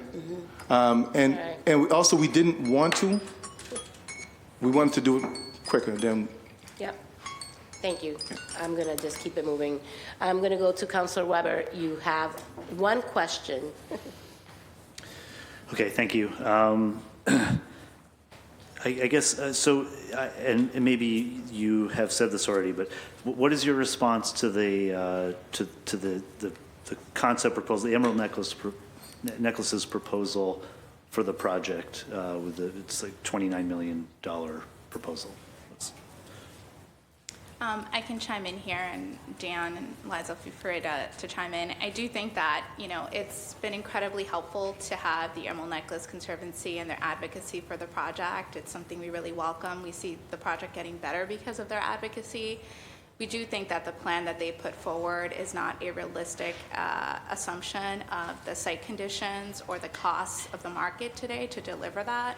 As I mentioned earlier, it costs us $40 million to build a pool, and to say that it would cost us, $30 million or $22 million to deliver an entire stadium with the improvements they've noted, I think is an unrealistic expectation based on what we have seen for other capital projects. It also neglects to include a lot of the BPS programming that has come through the feasibility study that was included here, and many of the site improvements that are being brought to bear as part of this project. Again, that enabling infrastructure, stormwater, utility upgrades that are really necessary to have it be a functioning stadium. Thank you, Chair. Thank you. Councilor Flynn, and then Councilor Roel. Or you were next? Councilor Roel. Councilor Flynn. Thank you. Thank you, Madam Chair. I'll ask one quick question on Madison Park and then also White Stadium as well. For the school building request that we're going to make on Madison Park, will this be the largest application we would ever file before the state agency requesting money? And how much are we going to request? Yes, but when you apply, you don't request a number, you request a project. How much do you think you need to make this project feasible? We think it's in the ballpark of $600 or $700 million. That's what you need from the state? Yes. Okay. And then my final question, as it relates to White Stadium. How many football teams and soccer teams, high school teams, are there in Boston Public Schools? We currently have 7 football teams, and I believe there's 27, if you count boys and girls, varsity soccer programs. Okay.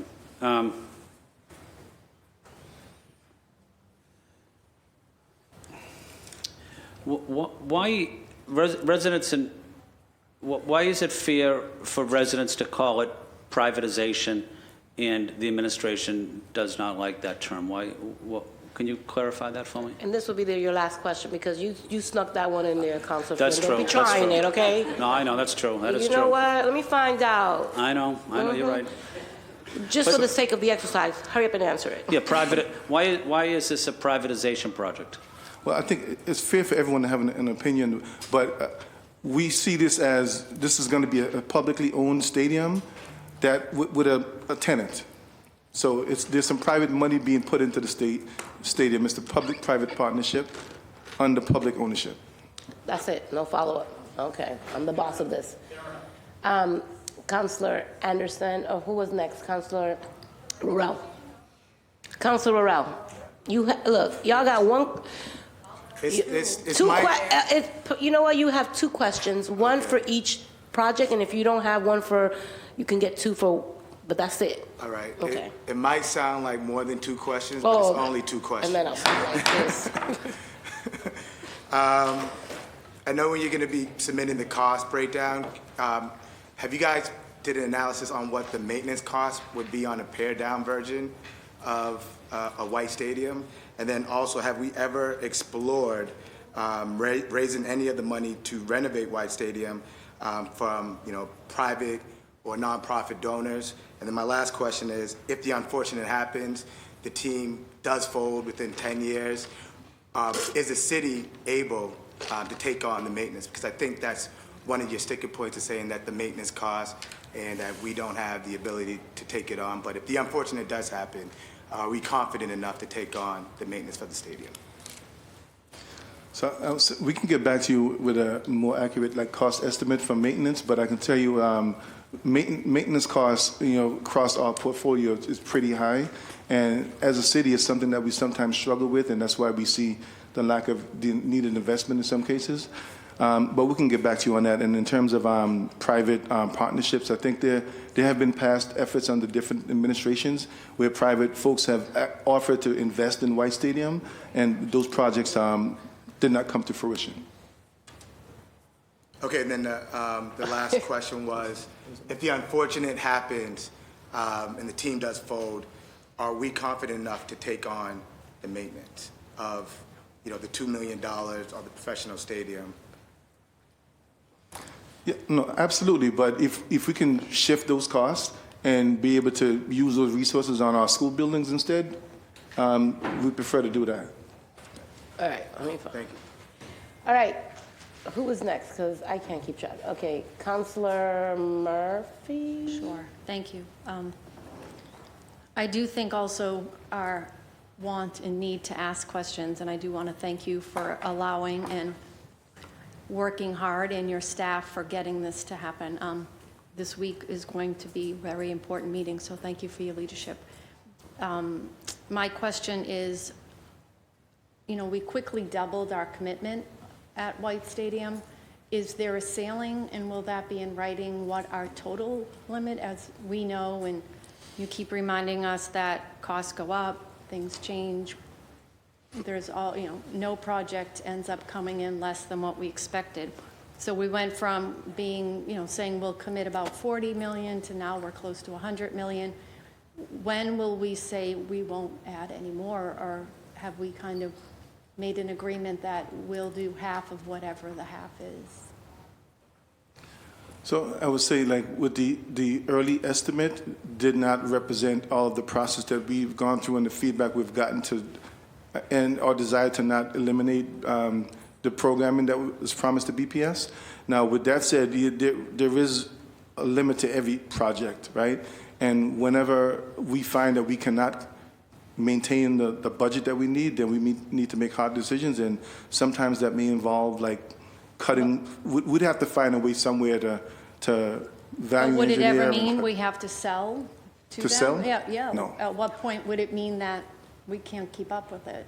Absolutely not. Because it's like semantics to me, private, public, it's like we own it, but they're the tenants, so do they have more legal rights to it? Like, at what point? No, all the legal documents are out there. This is a city-owned facility, and we do not intend to sell it. Okay.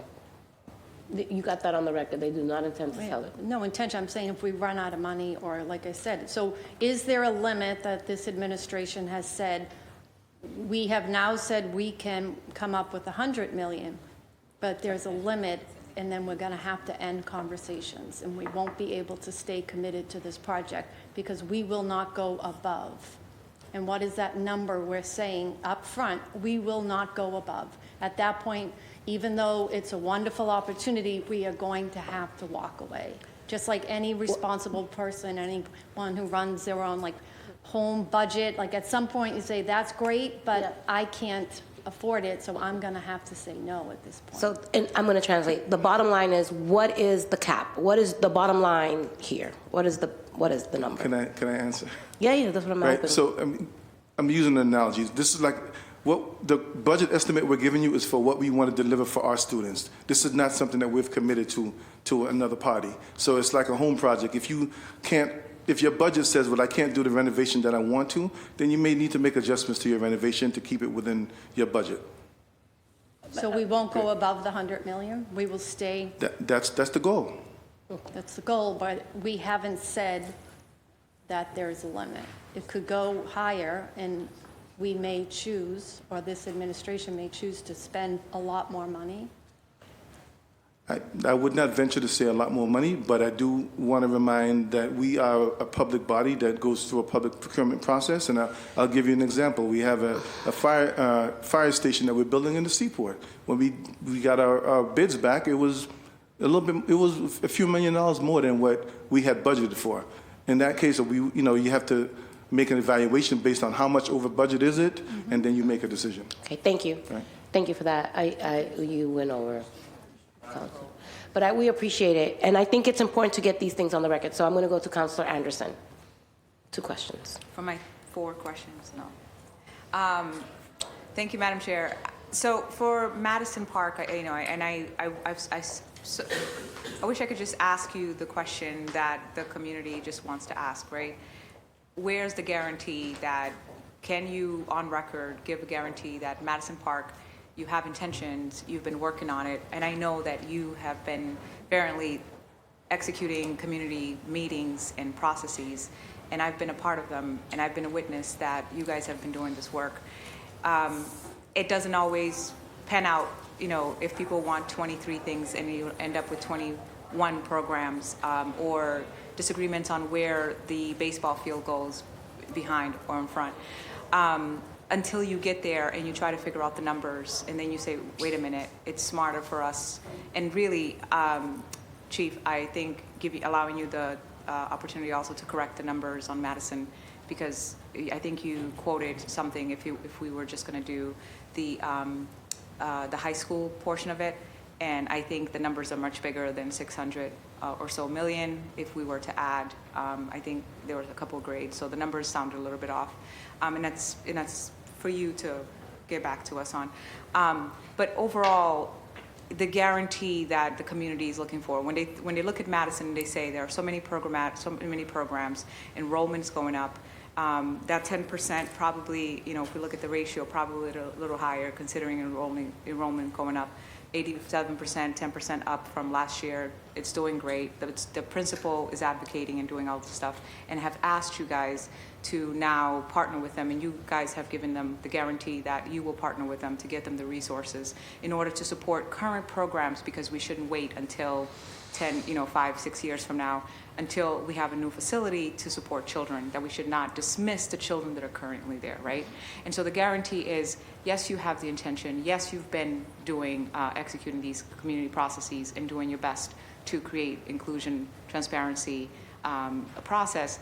Can you guarantee that you will do Madison? On White Stadium, my question, and I think here the pain points are transportation impacting the district and surrounding abutting districts. The community fund that the developers are doing, $500,000, they are saying, who is deciding what programs and want more transparency around that. The environmental impact, 145 trees being a lot, those are not questions, it's points. I know, but we could do those later because we've got community waiting. So let's just ask the questions because we need to move on. I'm so sorry. I really have to finish my question. I know. Thank but you. But that's not a question. And so, thank you, Madam Chair. And so, with the pain points on transportation, pain points on, the parking, residential parking, now expanding it, not really understanding the impact. Yes, when you look at White Stadium and you figure out the numbers, the developers are putting a lot into it. In fact, more than they anticipated too, right? And now the city says to match that or to meet them, somewhere in the middle with this lease, this 10-year lease, we have to invest more. I get how that could have all happened, right? And I get how you got here. I think now is where the community is asking specifically on the pain points, transportation, environmental impact, as well as the impact of saturated traffic and everything else and parking in the community. You're now encroaching on our lifestyle. We are now going to be encroached on just so that the city can have this soccer thing, but also obviously benefiting BPS students, also benefiting the community. And I have been in support, but I don't think that I am clear on the impact. And so is the community is still saying we need more transparency. We need more time to understand this. We need more time to evaluate the impact before we make decisions on moving forward. Okay, thank you. Two questions, sorry. Do you even know what those questions are? Because you wrote them down, right? So let's get the answers to those two questions, and then I'm going to ask my questions, and then we're going to transition to the community panel. I'll start with the first question, which I appreciate. This administration is committed to Madison Park, and Madison Park will be delivered with a new facility. And then on the neighborhood, on the funds that will go to neighborhood organizations, the $500,000 a year, that will be determined by the White Stadium Neighborhood Advisory Council, which will include representation from all of the neighboring districts and community members and also city councilors. So we're sort of we've codified that within the legal agreements, but we haven't sort of, created the body just yet. We're getting to sort of work on mobilizing towards that aim. Sorry, Okay, that wasn't thank you. my question.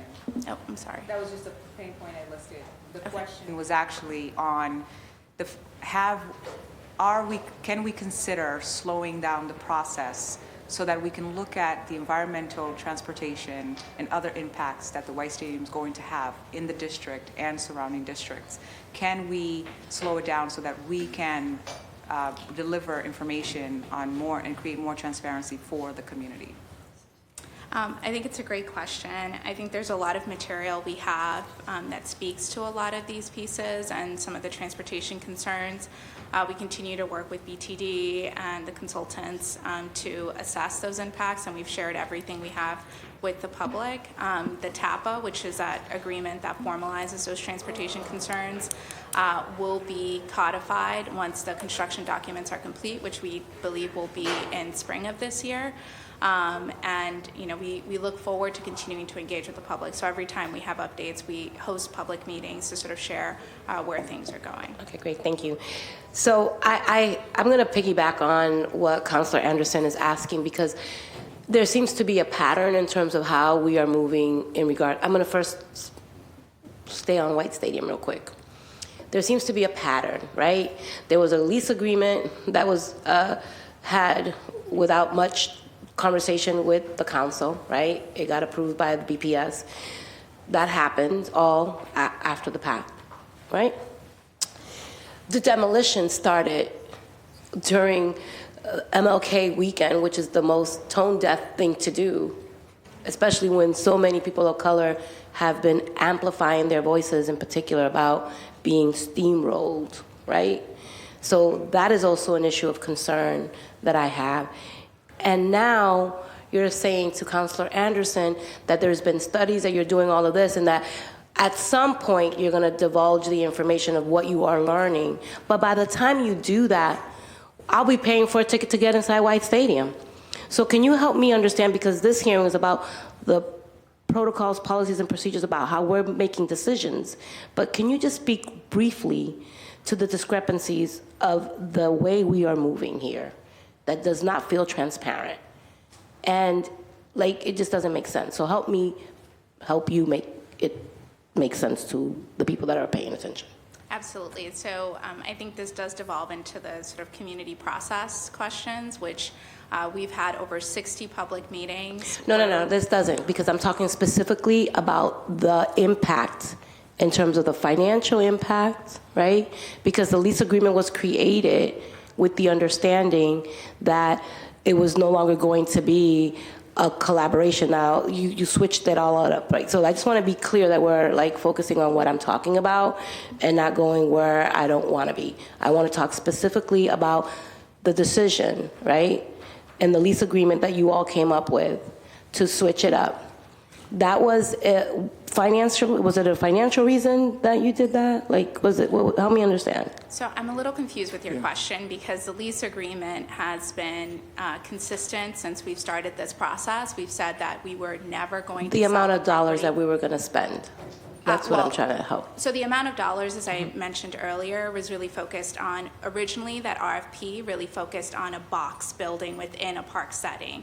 Through the community process, and in my tenure here in the time I've had, this is the most a project has transformed based on that community feedback. We changed it to ensure that we were addressing community feedback. That revised design, that revised program, those improvements to Franklin Park overall to address Franklin Park Action Plan led to increased costs and also the escalation rate. It's been a 2-year process to sort of get to this point from when that original estimate and concept was unveiled.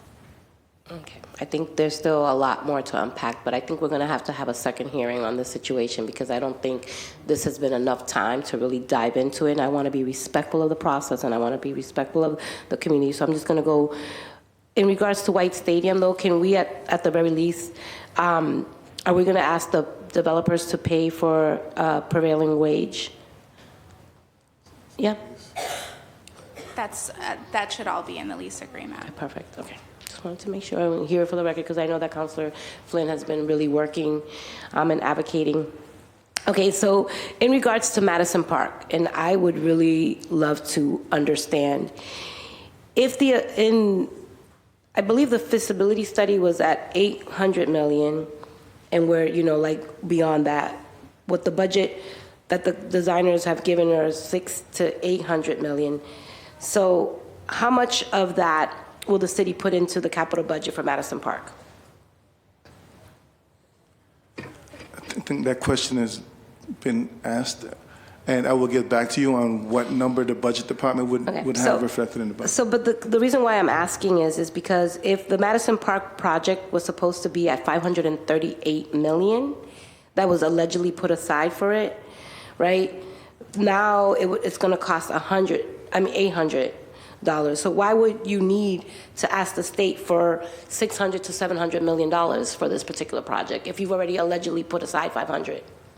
So I think putting aside is not the correct way, and I defer to like our budget expert can better explain this, but when they project, when they use our estimates, they're also looking at our bonding ability. It's not like we actually have that money like in an account. We would go to the market to borrow for that funding. Okay.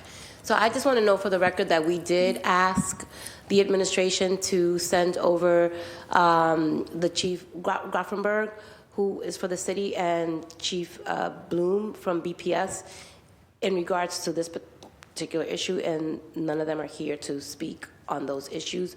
So I think just out of respect for the process, I'm not going to ask you questions that will go to the budget department because it would be unfair to you, unless somebody else has some information to share around finances. I'll just share that there have been a variety of cost estimates on this project as the project scope has evolved over time, much like a process with White Stadium. As we've heard from community members about what they want to see in a new Madison, we've looked at different design concepts, each of them with their own cost estimate. So the different estimates that we've had over the course of the process aren't all directly comparable to one another. The latest one that we got back in the fall, between $600 and $700 million, Councilor Anderson, I think you referenced this. That cost estimate is just looking at the cost of building a 9 to 12 high school. deferring the addition of grades 7 and 8 to a future phase of the project. One of the reasons why we're excited about a potential partnership with the MSBA is to be able to put forward that full vision of a 7 to 12 high school, like was in that initial feasibility and programming study. So the costs will change as we, go back to looking at the inclusion of grade 7 and 8. Thank you. You said you had a clarifying question? Not a question, but a comment, Madam Chair, if it's okay, Sure. quickly. I think just for the constituents at home, in terms of like bonds and how the city borrows money in terms of capital projects, what's happening here is there's been a plan and so far feasibility study in looking now into the future for design, so there hasn't been an actual appropriation or allocation of capital funds. What they're trying to do is go to MSBA and ask for the project and saying, look, this is a cost estimate so far, and this is what it would be 9 to 12, this would be 7 to 12.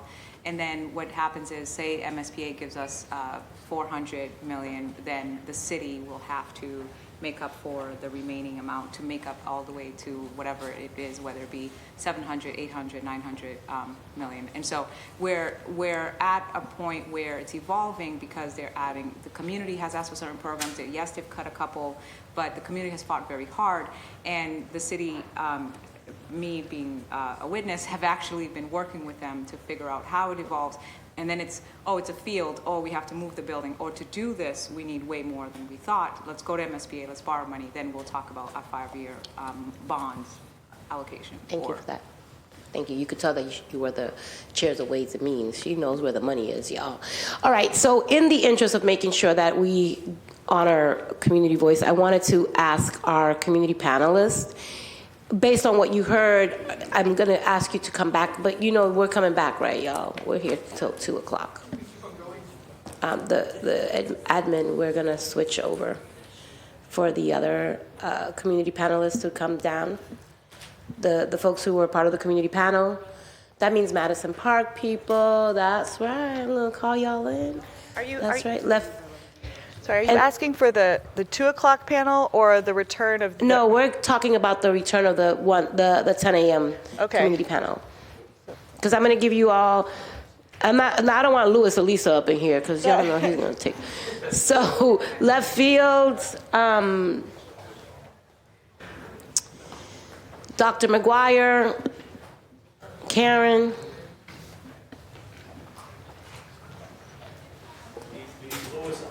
No, I don't want Louis in here. And here's how we're going to do things, just in the interest of making sure that we are respectful of your time. Yep, both of y'all. Everybody, make room for everybody.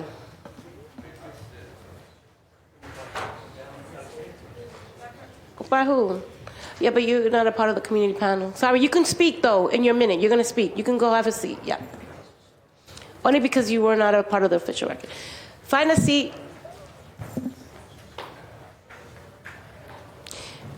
So here's what we're going to do, just as you all get comfortable, is we're going to allow you all to use your microphone.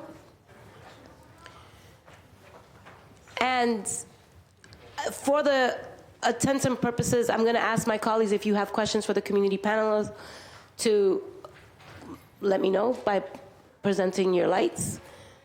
And if my colleagues don't have specific questions, I still want to give you each an opportunity to use this moment for what I'm calling your closing remarks in regards to what you've heard from the administration and any last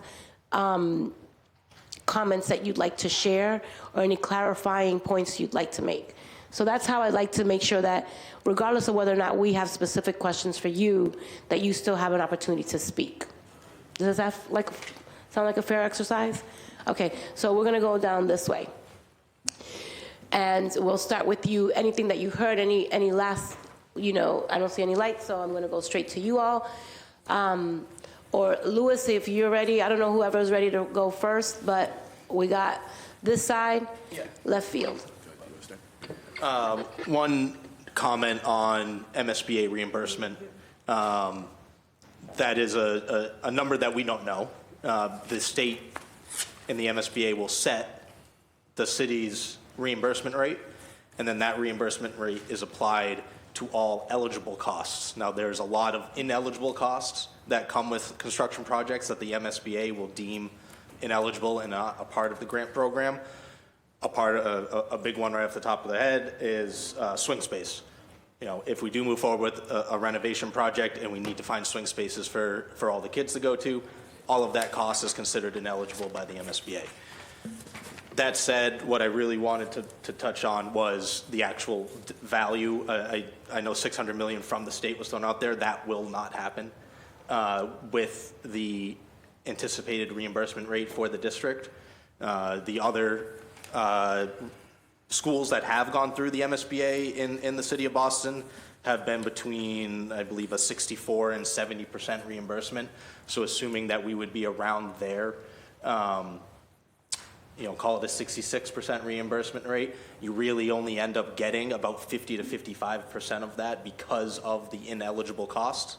So I just wanted to be clear that a $600 million expectation from the state is not very likely, just because of where the actual percentage of reimbursement will land. Thank you. So said it a little differently, if we look at escalation and the normalized 33% rate of MSBA reimbursement, if we were to kick it to MSBA in December, if we did the SOI in May and it got approved in its first year, again, to get to where we are today would be 4 years out. If the MSBA said no in the first year, second year, and third year, that would put us out 7 years. And at 7 years, the escalation has now equaled the savings by going to the MSBA. So if the MSBA says, if this project is not approved in the first 3 years, the challenge that we have here is that the savings from going to the MSBA has now been eaten up by escalation. Exactly. Thank you for that. Okay. Now, you each have an opportunity, and it's a minute, but if you want to chime in, more than welcome to. Well, these guys have done the heavy lifting with the numbers. All I can say is that as designers, we figure out how to make it work. So whether we go rehab or whether we go new construction, we think working with the community, with the school department, with PFD, that we can come up with a school that will be the best we can do for the dollar that's there. But, you know, escalation is what it is. So there's only so much you can do. Thank you. Thank you. I appreciate that. Okay, Karen, you have a minute. Thank you. Thank you for giving us the time. Again, Karen Monty Brodek, president of the Emerald Necklace Conservancy, a nonprofit supported by the public here in Boston. Today we heard a new number, 100 million number. The last figure that we had seen from the city was 91 million. So that was a new number. And that I do not believe includes the design fee, which was recently increased by 400% at a hearing from between 2 to 3 million to 7 to 10 million. Sorry, a little hard to track all the numbers, but that was the new number that we heard. So I think it may be up to 110 million total budget, not including all of the time that folks have invested in this. And that is just, I believe, the city's portion of the project. You know, from the start, a lot of us have expressed concerns knowing that stadiums of this nature, professional stadiums, are in the neighborhood of 200 million plus. And that's what you heard from Andrew Zimbalist, the economist, at the beginning. He wrote about that months ago in Commonwealth magazine. These kinds of professional facilities are very, very expensive. I'll 32 seconds. No, I already gave you 1 minute. You took an extra. Wrap it up. The Conservancy has been, and we continue to want to help support the maintenance fund for this facility. We invest hundreds of millions of maintenance dollars in the rest of the system. We want to partner with you to do the right thing for Boston Public School students. Thank you. Thank you. Thank you. Thank you. Thank you. No clapping here. You're going to get in trouble. They don't allow that behavior here. Okay, Dr. McGuire. Look out these windows here, these big windows, and you'll see these tall buildings that surround downtown Boston represent the people who use our parks. Boston Common, the Garden, and all the parks in between, and then the Jewel, which is Franklin Park. You can sit in Franklin Park on the hill there off of Walnut Avenue, and you can look up and you can see these towers here. All these people who come to work in here have to support the fact that we have a beautiful stadium, beautiful trees, and that we need to maintain it. This should be our priority for our future generations who will be here after us. This is what we left for you. But the people who live here now, who come in here to work, who pay their bills from our tax money, they need to protect that beautiful park. That's my park, and I don't want anything to happen to it. My park. Thank you. All right, I'm going to give you a little warning there, Mr. Lewis Elisa, because you know how you do. You got 1 minute. Actually, you got 30 seconds. You just used 30 seconds. Thank you. I just want to thank you, all the councilors who took time to ask questions. I want to tell you how important they are, because as a person who's intimately involved in both projects, Madison Park after 13 years of being on the Friends of Madison, and for 47 years in Franklin Park, for 50-some years member, the questions you asked were very important to the quality of life for the residents of Garrison Trotter area and Jamaica Plain and the other surrounding communities, but for the city of Boston. The numbers have changed dramatically. That when a project goes up 100% in less than 6 months of evaluation, we've got a problem on our hands, and a looming problem that you can prevent by being diligent in asking the financial questions, because they affect drastically the quality of life of my community and the city of Boston. The questions that are going to be asked as it relates to Franklin Park White Stadium goes into the quality of life. That as the project is now planned and proposed, it will change the quality of life for the people who live in Garrison Trotter neighborhood in Jamaica Plain, because the walk zone prevents us from parking during game days for anything without a sticker, so you can't have visitors. You can't have people who come by. So those questions can go on further. Moving to Madison Park after 13 years, I appreciate Left Field, I appreciate the architects and others who've been involved, because they've clarified the issues that we as the Friends of Madison have tried to bring, that they have not been genuine with us in this process. They've left us out so much of the process, even though they had promised from the beginning they would work with us to get this thing done. I understand what you're saying, Julia, that somehow, regardless of the cost, they can push ahead this project for this private entity. But when it comes to our children who've been waiting for years to have a comprehensive high school that now meets the standards and have the instruments and equipment so they can participate in society, they tell us to wait. They said to wait, but they said it's like 4, 5, 7 years. We need a comprehensive high school. We need the money that the $38 billion they have on the bond fund to be used for Madison Park. We need for them to be comprehensive in talking about swing space and everything else. Some of us have done this for all our lives, but you have an opportunity here to say to the children of this city, we will give you a comprehensive high school so you can be like Shawsheen and Blue Hill and every other part of this state, that the young people can go out and take part in this developing economy. Thank you. Thank you. Good job. Thank you. Thank you. Thank you.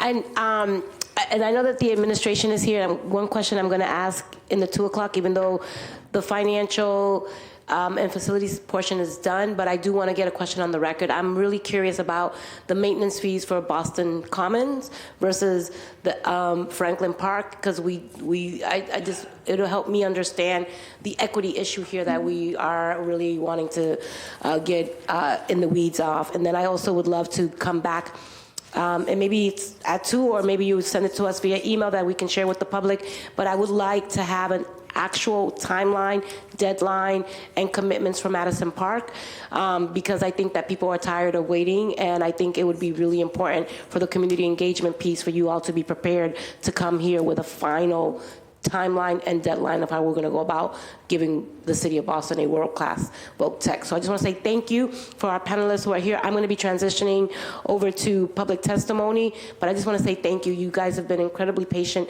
here all day. We really see you and we appreciate you. Part 2 will be about community engagement. We're still taking public testimony for facilities and finance issues.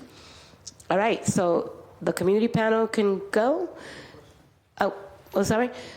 No, because I told my colleagues if they had questions, they had to turn on their light, and they didn't. So I'm going to transition over to public testimony. In the spirit of making sure that I take care of those who are here inside the chamber, I'm going to open up. Oh, you didn't have your light on. I'm sorry. I missed the instructions. Oh, yeah, go ahead. No, everybody got questions. You see how they are? Don't go nowhere. They got questions for y'all. One question, and I'm going to go first to Councilor Anderson. Councilor Anderson. Oh, thank you, Madam Chair. Thank you. Sorry. Sorry, the gentleman, your name again? Matthew. Matthew, thank you. Matthew, can you clarify the swing space particularly? I heard you say that it disqualifies the application, but then I heard you say that it reduces it from the 60% to maybe 50 to 55% approval. So I just wanted to understand exactly, does it actually disqualify and then no, you do not get that fund from MSBA, or is it that they get a reduced amount? If the swing space costs $35 million to create, that is 100% on the city to pay for. Yeah. So it essentially lowers the MSBA's reimbursement at the end of the day. They just consider it 100% ineligible. So yes, it effectively affects the reimbursement rate and it does lower it. So the more ineligible costs that you have in a project, the lower your overall effective reimbursement will be at the end. Thank you. Yep. And considering like the, not standard, but the pattern of what MSBA historically has approved for projects like these, what would you say the number, just a rough projection of what the number could be approved for? As far as a dollar value of reimbursement? Please. We would anticipate around $200 million to be the max reimbursement that we would see. Again, if we're talking a $600 million project. Not incorporating the reduction of. Correct, yes. Thank you. Thank you. Thank you, Councilor. Okay, Councilor Flynn. One question. Thank you, Madam Chair, and thank you for hosting this. I think this is really the first time we've had a really serious conversation about these issues. So I want to say thank you to you, Councilor Mejia. I don't think there's anyone that has more credibility in this building or in this city than Dr. McGuire. It's great to be with you, and great respect for my friend Louis Alicia as well. Louis, I wanted to ask you a question. The administration team was talking about their robust community engagement and how many hearings they had and all of these workshops and public meetings. But the testimony from the public, from the community, doesn't back that up. The public doesn't feel like they were respected during the White Stadium process, discussing the finances especially. Is that accurate, or what are your thoughts? As a member of the IAG, I can tell you that no real public process took place. They controlled every meeting that we were supposed to have. We never met together as a group as the IAG as a part of the Article 80 process. And each process limited communication to 2 minutes for each member of the team. We did not have a robust discussion, and I wonder where they've got the understanding that the community asked for increased changes that informed them that they should add another $50 million to the project. It did not come from the community. And maybe from some Jamaica Plain might have a better perspective, but for Garrison Trotter area and for Dorchester, there was no communication that allowed them to say they can base their change in price on commitments that we asked for. We went backwards in terms of access and use. Thank you.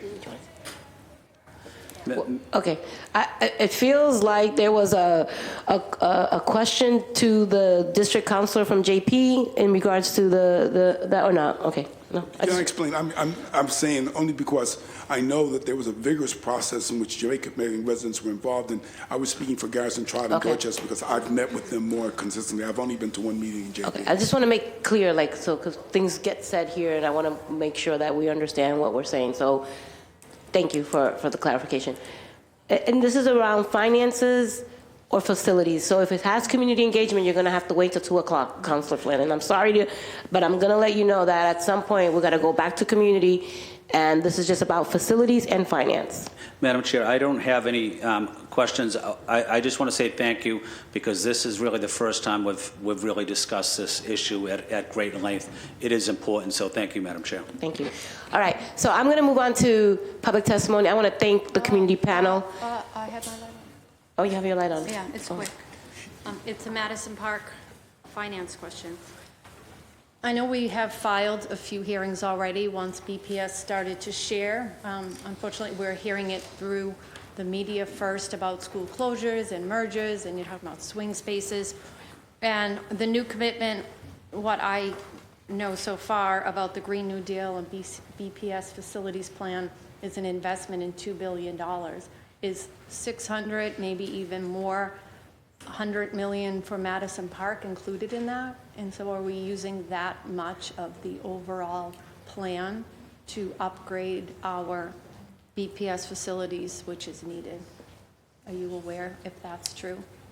That's not something that left field could answer right now, no. Yeah. I just want to know the record. Thank you. We got the question on the record, and that means that those who are listening, admin knows that we're going to want to get that answer, so just get ready to respond. Thank you. All right. So in the interest of making sure that we hear from the public who has been here patiently waiting, there's another question. Oh, Councilor Durkin, you got one question.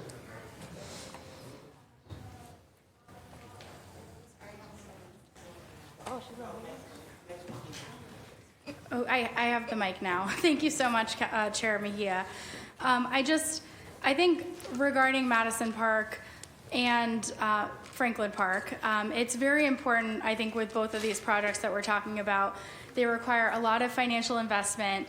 They require, I think, a city that works well is a nimble city that looks for private partnerships where they should exist, and also looks for partnership with the state where it should exist. And I think, I know that some members of the panel have been part of the procurement process and may have a financial benefit in us not seeking to work with the state, or just feel like they need to appear here because they're part of an active process. So I do think it's important that we take the numbers provided by the panel here on Madison Park with a grain of salt, given that there are members of the panel that have a financial interest in what's happening here. Obviously, I have not been super looped into this process, and I appreciate all the community leaders that are here to talk about that, and I'm here to learn more. But I do think it makes sense for the city to seek state support when we are in a moment of needing to be nimble and needing to really invest and provide a world-class education for everyone in Boston who seeks technical education. So I know that there's more to do, and I know we have a whole day, so I know I have more to say, but I'll give it back to you, Chair Mejia. Thank you. Chairman, can I take just 30 seconds? I have to take umbrage with the idea that there's a personal stake or financial stake. Everyone here is here based on their commitment to the work that they do. The people we have as our consultants come speaking on behalf of a project that we've been working on for 2 years. They have no personal stake other than to give us the data we've asked for. Mm-hmm. We've worked with the city and continuously work with the rest of the community. There's no one with a personal stake in this financial stake. This is about commitment to our children and development of the best education system we can get for the city of Boston. Right.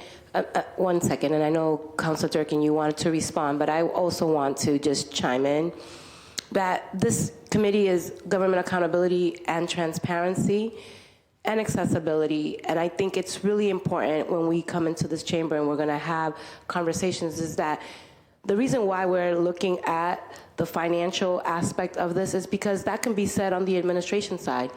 When we're talking about money, everybody here wants to understand if we follow the money and where it's going and who's benefiting.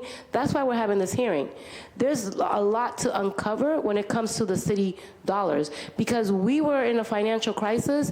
We had to increase our elders' taxes, right? And all of a sudden, right, we've been talking about Madison Park for 13 years.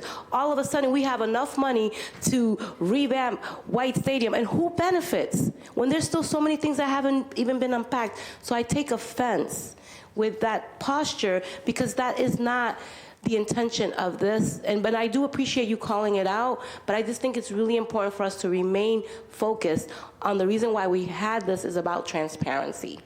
and the community engagement process. But I do appreciate you bringing into the chamber my question. But from what I've seen and what I understand, and Garrison Trotter, I didn't even realize you were a civic association that was being paid by the city. I don't know if that, I'm not saying that's what it was said, but like, I know that's not the case, but I don't know where that, I'm gonna, since you said it, I'm gonna give you an opportunity to help me understand who, like, what's that mean? I don't know.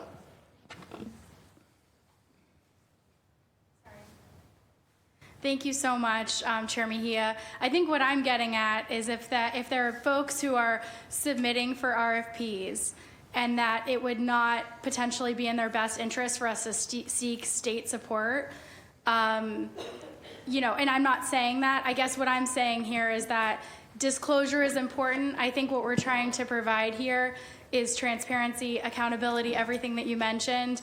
And I think it would be remiss if it was not mentioned that members of the panel who are testifying before the committee have been part of RFP processes and do have a financial stake in the Madison Park redevelopment. And if you guys would like to respond to that, I will be the first to let you know, I do about 1,500 hours a year in community service, in which I get not a penny. I've been retired for about 7 years. But before that, I did 1,000 hours, head of Franklin Park Coalition and others. We don't get paid for other than the gratitude we see when our young people get the education they need. I'm committed because I'm a taxpayer. I'm speaking about the consultants. Yes, we're all consultants. So let's just, because you know what, I love when things get uncovered, and if that is, because this is the committee around transparency, there's a question about your, so go ahead. Yep, Help us so understand. again, we are the OPM, so I think we made an introduction onto what our role was here. We were asked to come here today to answer questions about some technical aspects of the project, including swing space and the like. We think we are, technically able to do that. When we sat here, I was actually kind of surprised that we weren't on the same table as the administration, because I do feel like we're a team. We were asked to come here, initially as a kind of a group of community advocates. That's really not our position here. Our position is, as owners project management, as expert working with the administration, with PFD on this. And we were asked today to come and shed some light on the project, not to advocate one way or the other. Thank you. And I guess my only point here is to say that we are hearing from a panel, various panels of different folks who are testifying about this particular issue. And I do think it's important that from a financial sense, there is disclosure that if you have a financial interest in a specific project, that those numbers that you're providing need to be told with that disclosure. And I think that's what I'm getting at here. So thank you. And this is not to take a shot, not to take a mean posture. It's really just as we're trying to have this conversation, it's respect to that conversation that we're having. So thank you. And any numbers we've talked about today, we have shared with the city. Thank you. So there's nothing new here today as well. Thank you. Okay.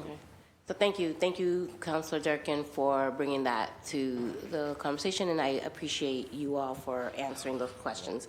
So unless anyone else has any other disclosures or any other surprises that we need to bring into the chamber, no, we're good? All right, so I'm gonna move on to the people's voices. I'm gonna move on to public testimony. Thank you to the community panel for being here and providing some insight specifically around facilities and finances. We're moving on to public testimony. Thank you. All right, so we have Gert, Mark, and Sarah for the community 2 minutes. And we're serious about the 2 minutes, y'all. Madam Chairperson? Yes. Before I start, I appreciate your efforts here.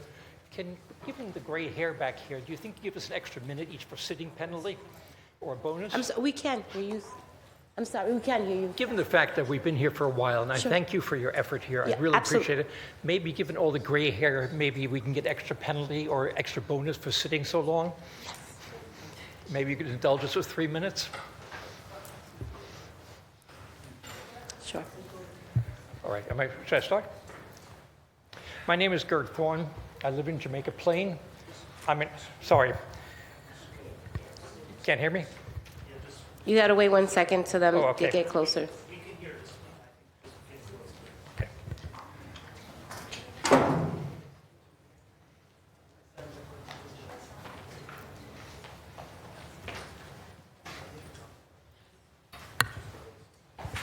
Thanks.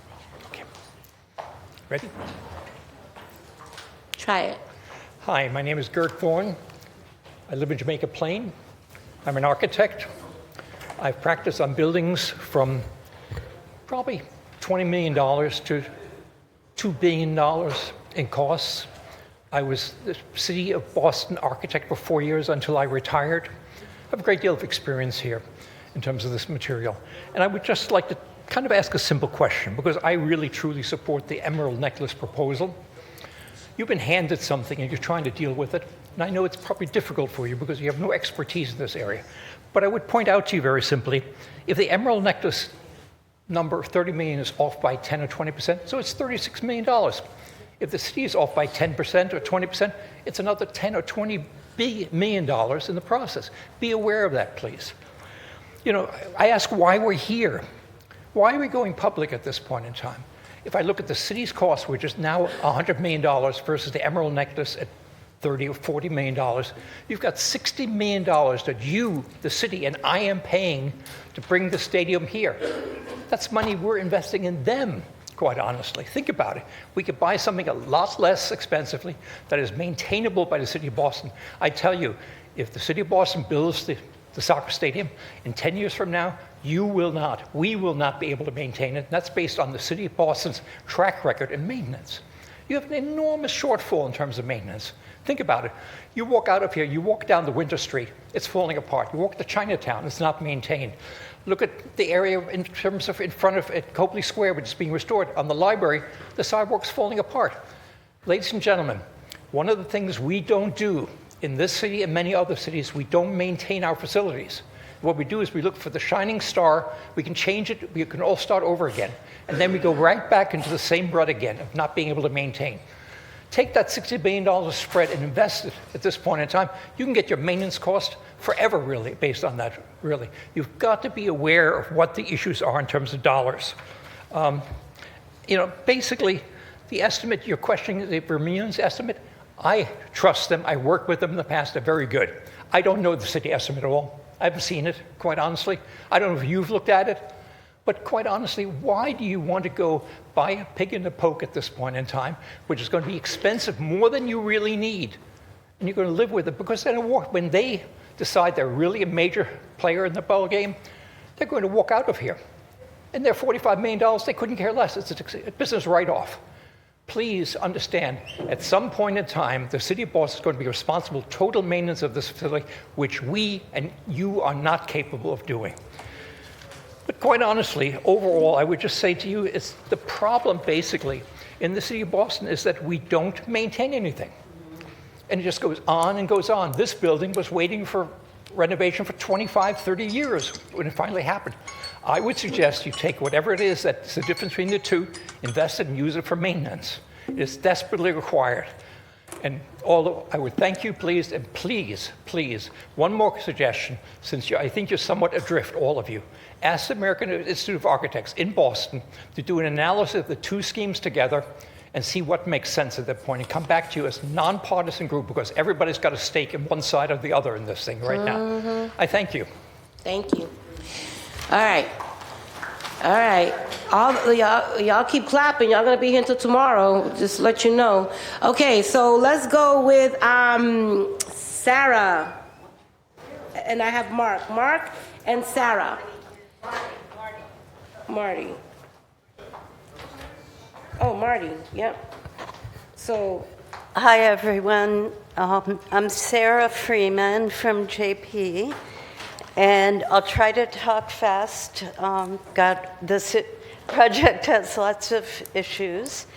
Generally, I like to be positive, but I'm going to lay some complaints out there. I understand that the benefits are attractive, and I don't blame anyone for being dazzled initially by numbers like 400,000, 500,000 maintenance. But 91 million the price is too high. And not just the financial price, but the impacts on the park, on the trees, on the community. Some of those things, it's hard to put a price tag on. I would sum it up by saying, great idea, wrong location. I love women's sports. I love sports in general. Where in the city does it make sense to nurture this partnership? And maybe there could still be the mentoring and the inspiration and ways to collaborate. But just talking about trees, 500 new trees to replace 145 that they want to remove. There's an image that you might have seen, it's floating around, to replace one 80-year-old tree. It takes over 400 saplings. So the replacement trees are replacing 1 1/4. It's not a good deal. Public health, mental health, environmental health, not to mention what Andrew Zimbalist laid out about the debt service annually, which I won't even go there. He's an expert. I have a lot to say about engagement, hopefully this afternoon. Financially, I don't understand how the price can double without more process. What is the role of the council? What is the role of the public? Are we assuming we're all in this no matter what it costs, or how does that work? But I really hope you'll think about some of the pros and cons and impacts, and how do we make this work? Thank you. Sarah. Thank you. Okay, so we're gonna go to Marty, and then David Lickley, you already went, and so did Marty. Go ahead. Yeah. Thank you, Councilor Mejia, for scheduling this, and thank you, councilors, for sitting through this very long hearing. A lot has been said here. We started out this morning with a presentation from Andrew Zimbalist. Andrew Zimbalist is a renowned economist whose specialty is stadium financing. He knows more about this subject than any of us in this room do. I've had conversations with Dr. Zimbalist, and he has said White Stadium, which he's toured, can be renovated for $20 million. On New Year's Day, I had a conversation with Councilor Worrell. He believes the number is $35 million. The Emerald Necklace Conservancy has come in and said 29 mil. The important thing about those numbers is that none of them are anywhere near the 91 or 100 million or 200 million. Think about that. $200 million to renovate what is supposed to be a high school stadium. I listened to all of the people sitting here from the administration who said to you, Councilor Mejia, no, we wouldn't have any savings if we did it ourselves. It would cost us at least $100 million. Well, a number of us have done some comparisons of stadiums being built across the country, high school stadiums. None of them approach that number. The most expensive stadiums in the entire United States, built in the last 5 years, come in at about $80 million, and they're all in Texas. Not that I have anything against Texas, but everyone knows everything in Texas is big. Councilor Worrell brought up the very important point: what happens if the soccer team fails? Sadly, the majority of women's soccer franchises in the United States have failed. So this isn't a shot in the moon. How could this possibly happen? There's actually a strong likelihood that that could happen. We hope they don't fail. We don't want them to come to Franklin Park, but we hope they succeed. If they come to Franklin Park, White Stadium would be the second smallest stadium in the country at 11,000 seats. Wow. Most stadiums are 24,000 seats.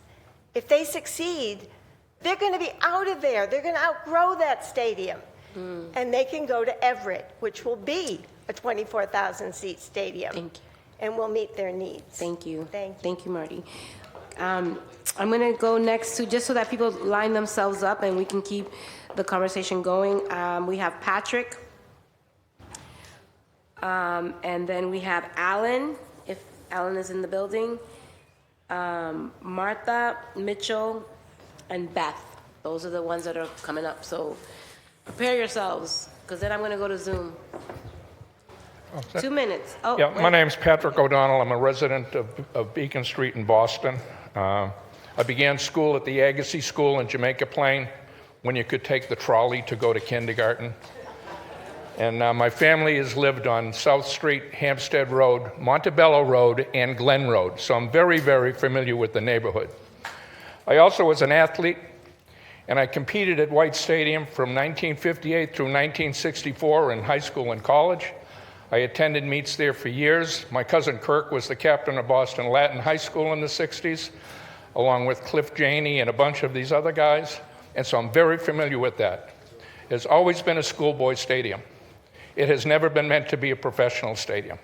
It has always been a big game stadium for football and a practice stadium for track and field. And it's losing the site. I took geography when I was in those little schools. And one thing that White Stadium is not is the hub of the city of Boston. It is not accessible. You're going to have students getting off of the Orange Line walking uphill half a mile at different hours. Why? All school sports should be located with the schools.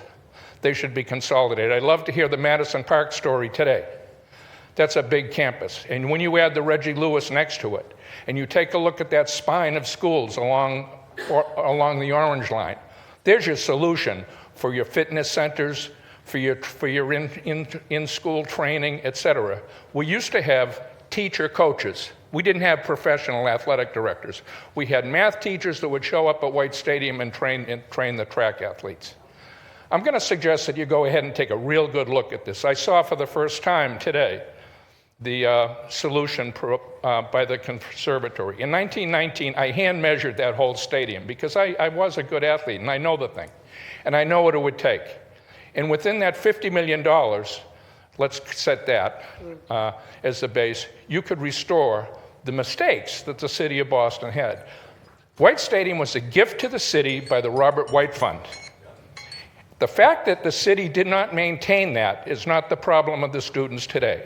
It is the problem of the politicians, sins of our fathers. And you have to go ahead and go back to that. Okay? I'm going to just say one thing. I just pulled the George Robert White Fund financials. There's $30 million right there in that endowment. You could take all your sports and health and everything else like that, put them in the existing schools, including Madison Park and Boston English, and refurbish their track and their facilities, and have a reasonable, user-friendly facility that would support the city of Boston for under $50 million.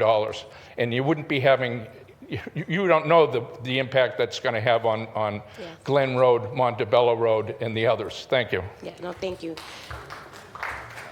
Oh, look at y'all clapping.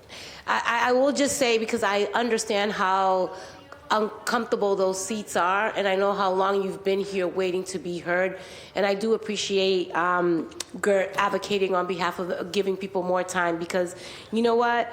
We're here to do our jobs, and we appreciate you all taking the time to be here all day, and it's only just for us to sit here and listen to you. But y'all gonna have to keep it between 2 minutes or 3. Only if you have white hair, as Gert said. All right? So, I think I even forgot who. Patrick, and then Alan. Patrick is Patrick? He left. He got to. Oh, Patrick, that was okay. You just okay. So Alan. Oh, Alan, you got white hair. Okay. Yeah, I got white hair. Since I first got to Boston, within the first 2 weeks, my first white hair appeared 40 years plus ago. So my name's Alan Iyer. I live near Boston English, about a block away from the park. back behind Doyle's. I've spent hundreds of hours over the years in the park and Emerald Necklace pulling out needles and invasives for both the Franklin Park Coalition and the Emerald Necklace Conservancy. And thank you. This is great. We're really actually looking at the reality of this proposal that's been shoved our way for a couple of years. And this is a professional sports stadium. And there is a high school component to it. When we discovered that the two large grandstands, that start at 30 feet up, at like the top of a triple decker, when we discovered you couldn't see the high school running track right below those because their line of sight is only to the soccer field, we brought that up to the city, and they said, oh, well, we don't need those seats. We only need 1,200 seats. So here we are, we're building 11,000 seat stadium where we only need 1,200 seats to accommodate the high school students. Now, I guess you've looked at the plans, and those are really extravagant seats. We're going to pay for like probably 5,000 of those grandstand seats, and the ones on the the west side, they have bars and restaurants underneath. And when these guys leave, which they will, because this is private equity and billionaires behind this, and they're into making money, and they're into winning. And when they can't compete with 11,000 seat stadium with these 25,000 seat stadium teams, they're going to move, or they're going to get successful and they're going to move, or they're going to go out of business and they're going to move. And here we are, we're stuck with this giant rotting albatross, and we're going to have to maintain it. So part of the responsibility here is not just looking for the students now and our fiscal responsibility now, but it's looking out, like we said, a generation, or maybe even just 10 years out in the future. The tennis courts, the tennis courts are moved off this property. They're moved to the south end of the park. There's no inclusion of that, even though it's a small cost of adding those tennis courts and the loss of green space down on the south end of the park. Our taxes are going up about 10% a year as residents in the city. And, we have an escalation clause of about 3% a year for these private equity and billionaires. Where's the equity? Where was the transparency in that? The parking permits, they're dumping the work of us having to get our parking permit every year or risk getting fees and fines and tows. That's a cost we're paying. The sports training, it can happen anywhere. It happens all over in all sorts of different spaces, and it should happen in space that's near students, not there. Thank you very much. Thank you. See, I give y'all an extra minute, and then you want to take 2 more. I don't understand y'all. Okay, so I know we also have people, and thank you, and I appreciate you all being here. We also have folks who are tuning in via Zoom, and we'll be getting to you shortly, but I think out of the respect for those who've been sitting in these uncomfortable seats, I'm going to keep going and calling folks who are here, okay? Because I'm sure y'all are hungry. So Dorothy already went, Martin Camira, I think. No, I'm going to do this really quick if you hear your name. Mitchell. Going once. Mitchell. Going twice. Oh, Martin or Mitchell? Which one are you? Mitchell. Okay. Mitchell Rosen. I'm at 17 Sigourney Street in JP. Our backyard, where we abut the park, our backyard is the stadium. We hear a lot about weekends from certain people from the city. There's also Thursday night during rush hour games that are coming. And to make this stadium financially viable, believe me, there's going to be many other uses of that stadium: Olympic, concert, collegial, commercial, and they're putting in restaurants and other stuff. That stuff's going to be open all the time. Neighborhood traffic, neighborhood parking, trees, green space, light and noise pollution, not just for the humans, but also for the animals. For many days a year, taking a public asset for private profit and removing student access. commercial add-ins, and Boss Nation dominated neighborhood advisory council. You'll hear some people say, oh yeah, there's an advisory council. It is Boss Nation dominated by contract. All remediation for traffic and parking is based on manpower, ticketing my neighbors' cars, towing, street closures, manned by police. How do I get to my house? I'm going to have to convince a police officer to let me pass. The city is already low on manpower to handle traffic and parking, and this is costly and will have a direct impact on maintaining our quality of life. Why didn't we start this process with looking at what the neighborhood could handle as far as traffic and parking goes? If they did, if they stuck with those 5,000 seats, that we could have handled dropping people off in the park like is part of the current remediation problem. Probably the pros wouldn't have been interested, but so what? That would have taken a major weight off of the neighbors' backs. Councilor Weber, you wrote me recently after I suggested we move this project to Fenway Park or the new Revolution Stadium. You responded that you want a women's stadium at this site. You didn't say your number one issue is looking out for neighborhood quality of life, environmental justice, budget reasonableness, or Boston school children, which does seem to be the mantra that everybody says until we get into the details. The mayor also takes a similar stand. She has her administration treat neighbors like troublesome or ignorant opponents. Okay, fine. So with certain people already committed, like the mayor, like some councilors, it's going to take the rest of you to dig in your heels and get us back to something that makes sense. Thank you. All right. Y'all are not following any of the rules. I said 2 minutes. 3 minutes if you have white hair, and the white hair folks are taking 4, so y'all, no more. It's not equitable here. All right, guys, let's keep this moving. We have up next, Beth. Oh, you get 2 minutes. Thank you. Hi, my name is Beth Abelo. Live on Rocky Nook Terrace in Jamaica Plain, a few blocks away from the park, so it is very much part of my backyard, and I use it all the time as I see so many of my neighbors living around the park.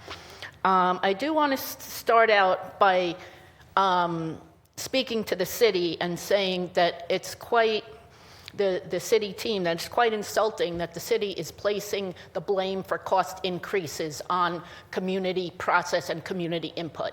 That's what's supposed to happen, and that should be accounted for on any project that the city is thinking about.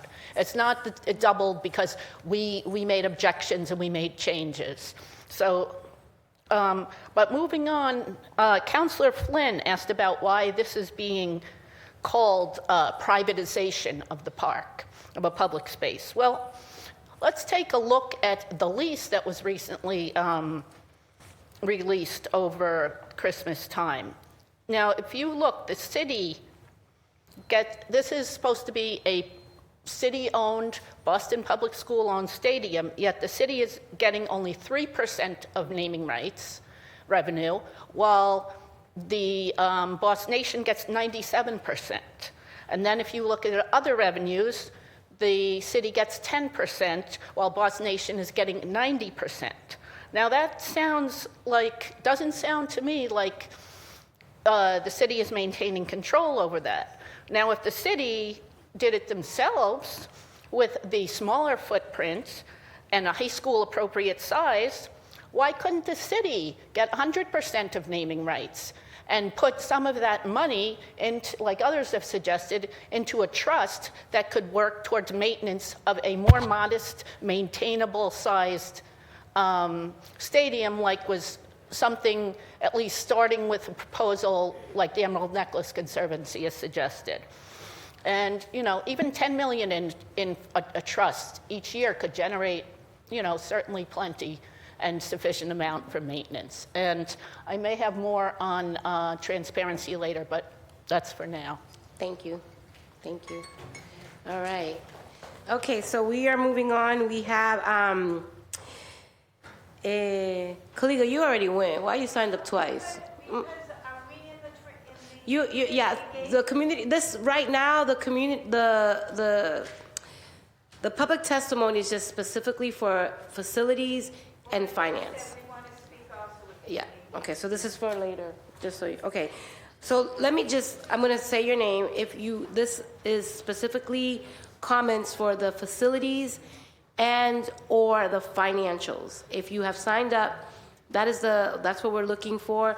And just in case, I have Judith, Maria, Peter, D. Evans, Stephen Cass, and I just want to make sure that those names that I just ran through, if you're here specifically for facilities and finances, we'd love to hear from you. Okay? No?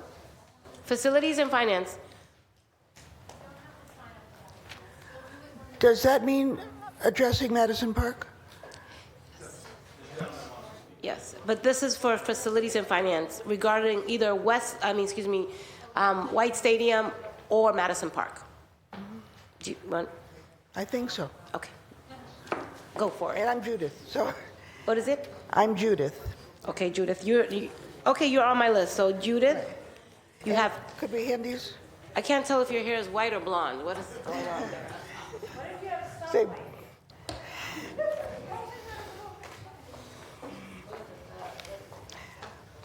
this is a longer statement. Hello, my name is Judith Baker. I'm a member of the Friends of Madison Park and have been involved with Madison Park in the Boston Public Schools for 50 years. And I have testified about this at least 3 times previously. The only counselor I recognize from previous times is Counselor Flynn. I'm going to take a couple more than 3 minutes. You may be too young, some of you, to remember that in 1973, Black and brown students who wanted to pursue skills education were condemned to Boston Trade and Girls Trade high schools. They were substandard and rotting facilities with ill-equipped shops. And you may be too young to remember Chuck Turner fighting for entry for Black and brown workers into trade unions. You may even be too young to remember Mel King fighting for improved technical education for our students.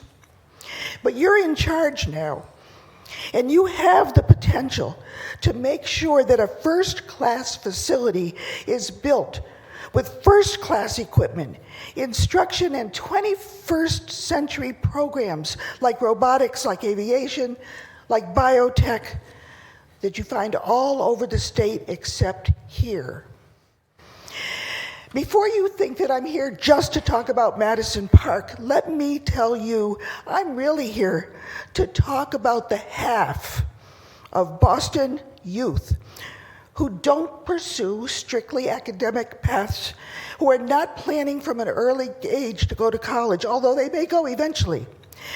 We're talking about the young people who need high skills, high enough skills to make enough money to stay in the city, keep their families here, create generational wealth, and contribute fully as citizens, because they're not working 3 jobs at McDonald's.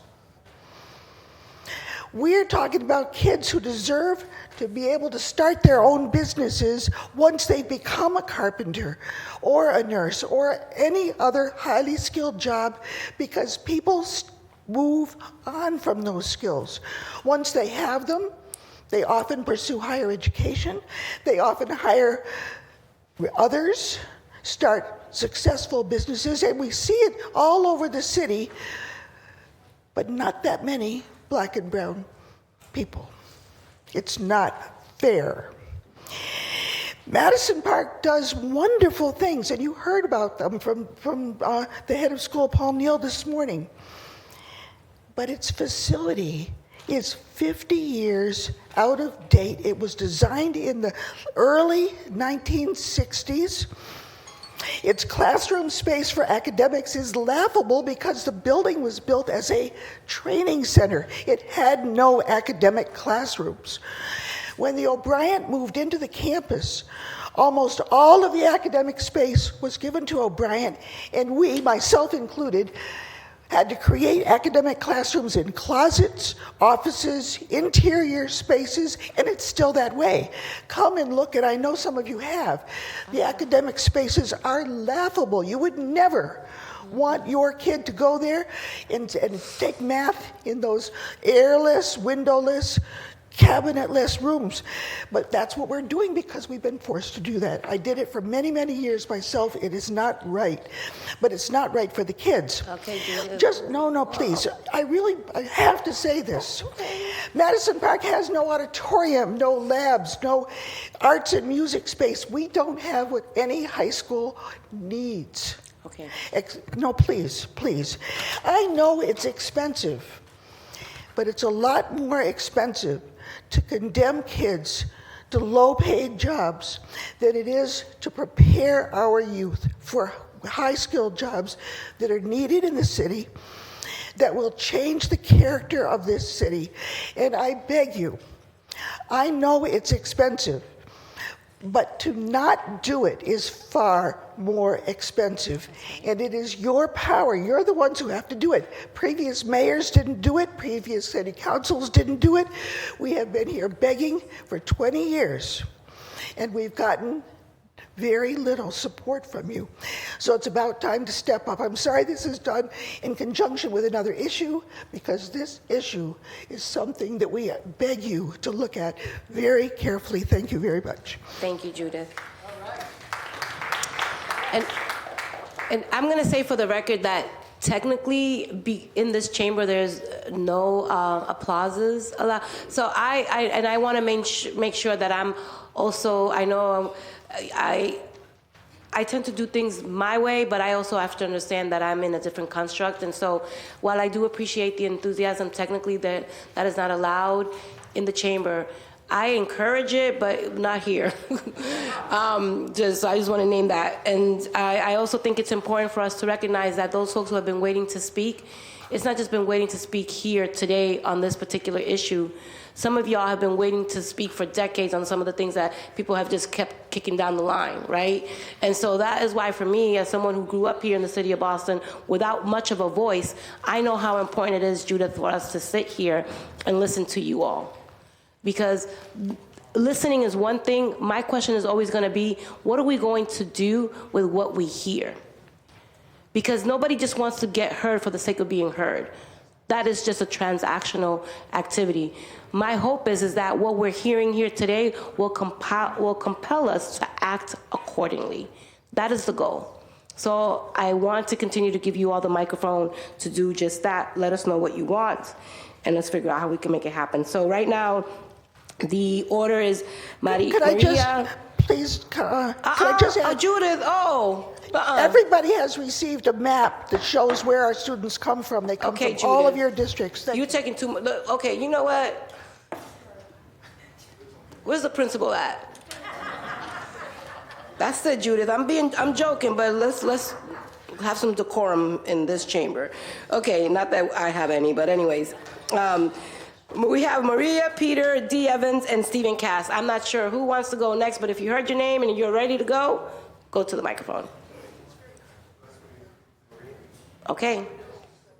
Go ahead. Thank you. My name is Peter Keating.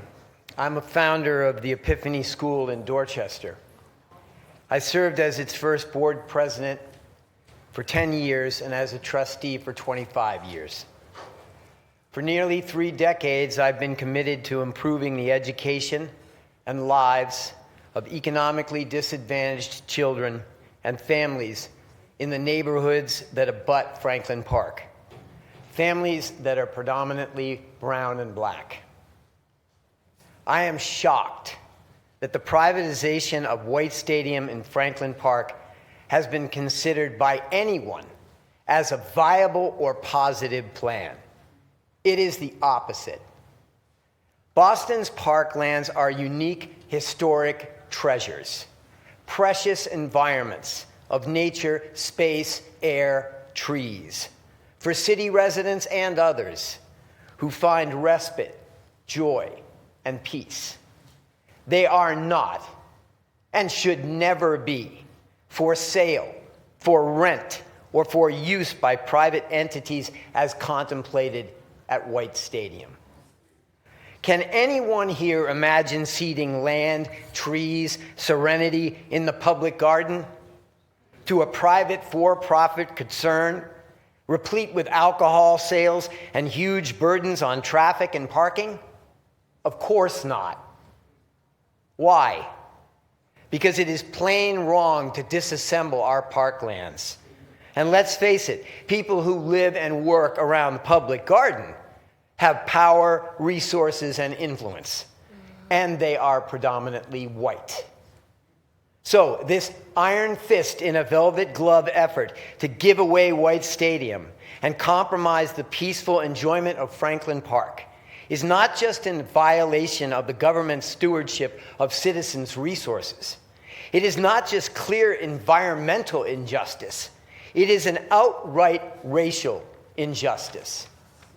Simply put, this administration has co-opted nearly every city agency and body to trample the rights of brown and black residents of Dorchester, Roxbury, Mattapan, and JP, and their white brothers and sisters too. You are the city council, and I hope and pray that you have the courage and conviction to be the last line of defense against this foolish project.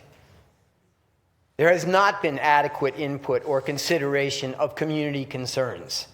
There is no reasonable transportation or traffic plan, and the cost of this project is astronomical and unknown to any of us, including taxpayers.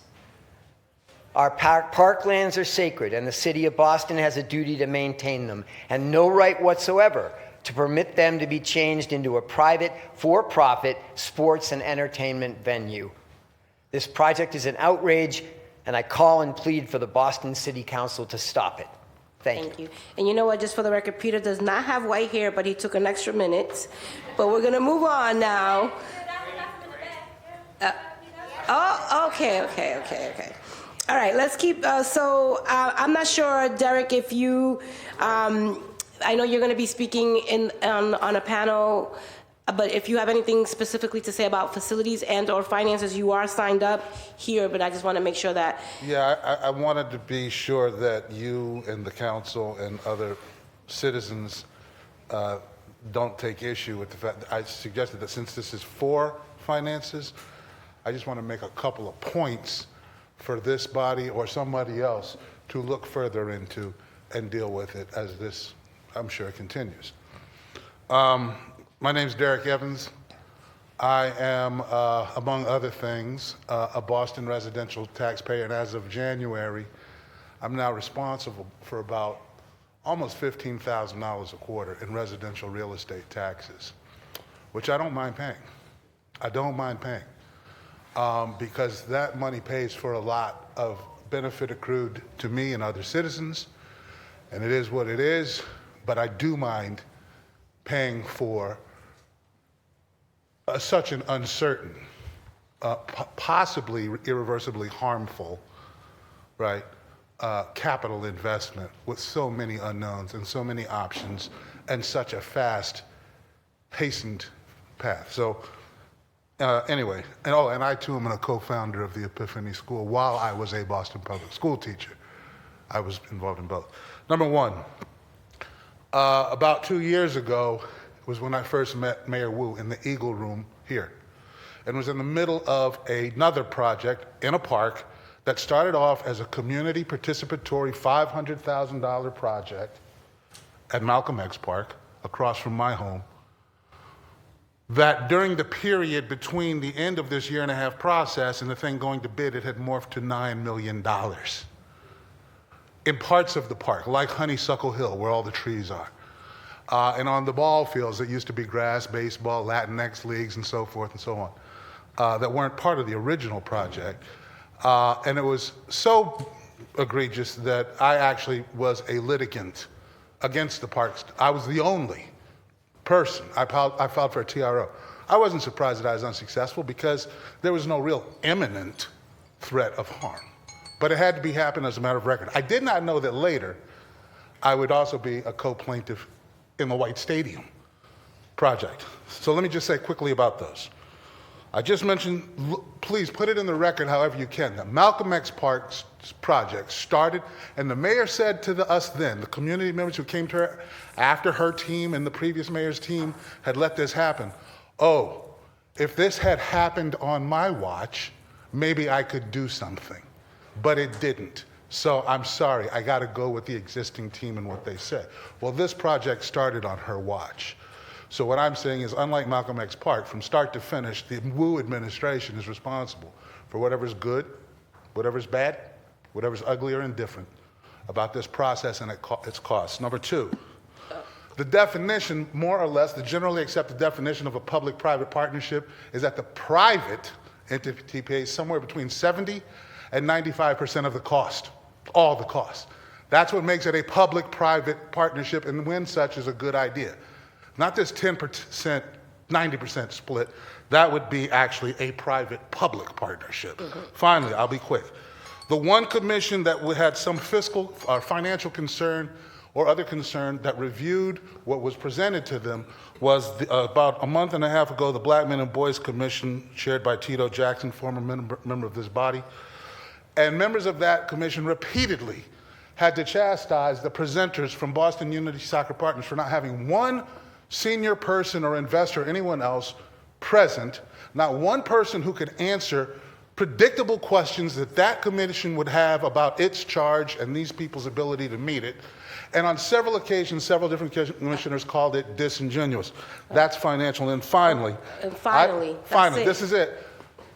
Somebody ask, please, is one of the reasons why there's no transportation plan for anybody to review is because that one Tiffany Chu, who the Boston Globe has reported some time ago, sold a huge interest in a major transportation planning platform for in excess, I believe, of $100 million, and then took a major personal income reduction by coming to work here at the city of Boston, and now has maybe something to profit should this unseen, invisible transportation plan that none of us know anything about ends up with that company. And I wish Councilor Durkin had been here to hear that. Thank you. She'll hear it. She'll watch the tape. It's okay. All right. So the tape is this is being recorded. So listen, you know what? You're off the mic, so we're good. I think Stephen Cass. Okay, and that's it for the folks who are here. We are going to be taking a lunch break.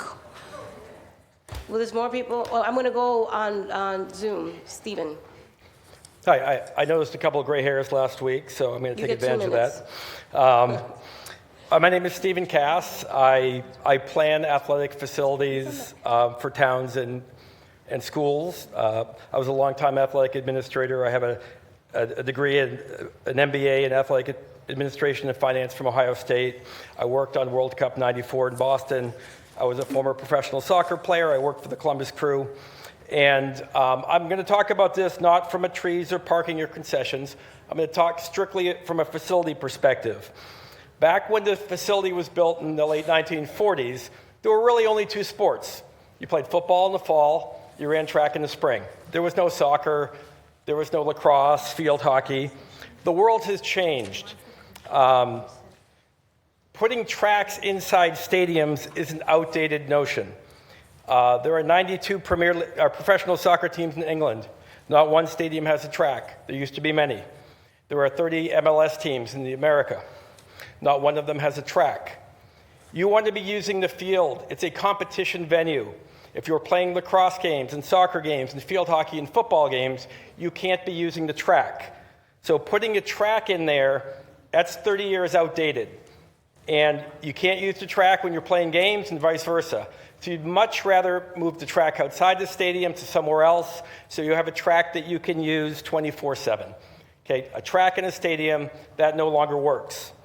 The other piece of the project is in all of the United States, there is not one facility that has a professional quality grass field, like a Fenway Park, that is also doubles as a general use municipal school stadium.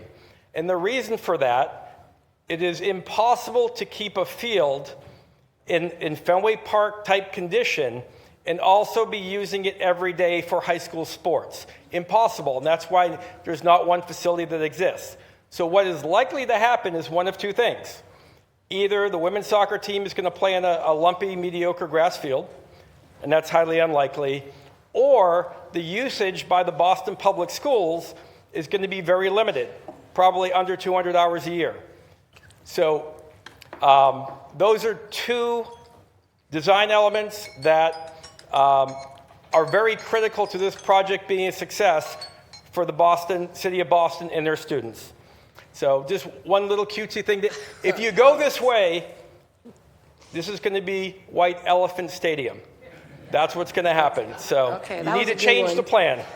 All right, okay, everybody got jokes here. And I know, Martha, we had called on you and you were not here, but you are here now, ready to go? No, I've been here. You've been here, then my Mitchell was, there was a mistake between you and Mitchell. I think you mispronounced, perhaps. But great, thank you so much for the opportunity.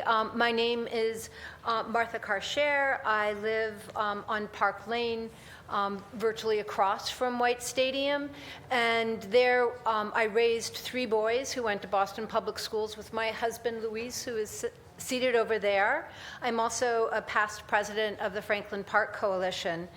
I want to thank city councilors and, particularly you, Councilor Mejia, for holding this hearing.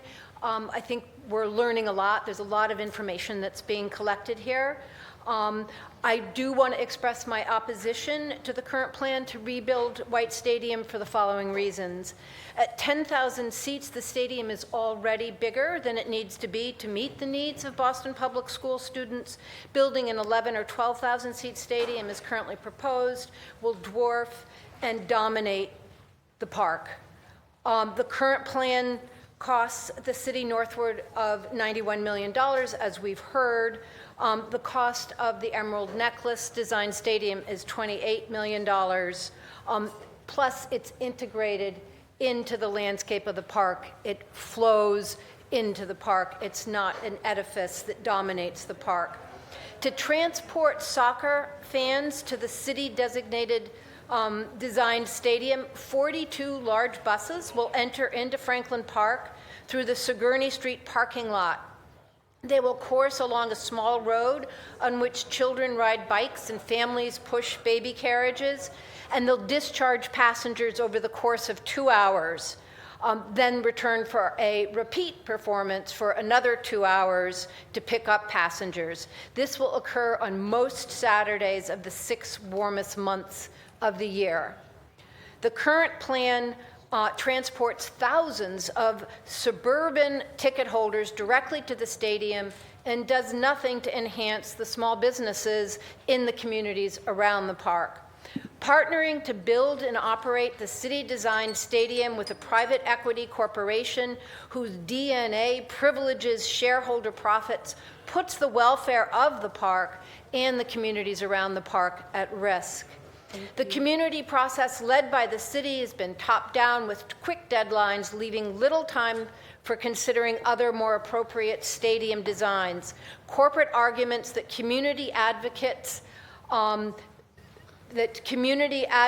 alternatives should have been proposed earlier are absolutely standard when the community has been poorly informed and only finds out late in the process what is actually going on, which is very much the situation in Boston. I would go to the end of your paragraph just because we are over time, please. Sorry. Now, with an improved plan to build a soccer stadium in Everett, or a approved plan to build a soccer stadium in Everett, Boston can turn to building a Franklin Park Stadium appropriate to the needs of Boston Public School students and which takes full advantage of the beauties of Franklin Park. Thank you. Thank you. You know, I want to just again thank everybody who has been so incredibly patient. You've been here all day, and that's why we're honoring your voice, because it's really important for us to recognize that you waited this long to speak, and so we're trying to be really mindful of the clock. But I also want to know that we do have a second hearing at 3, and so I just want to make sure that we're able to give central staff a lunch break. And if I don't get you out of here, then they're going to take away my privileges of being able to do this. So, okay, I think, Bobby, you have, you've signed up, and we know that you are here to speak on behalf of Madison Park. So, and both, okay, so you still only get 2 minutes because you don't have gray hair, so. That's all right. Go. I do have some gray, you just can't see it.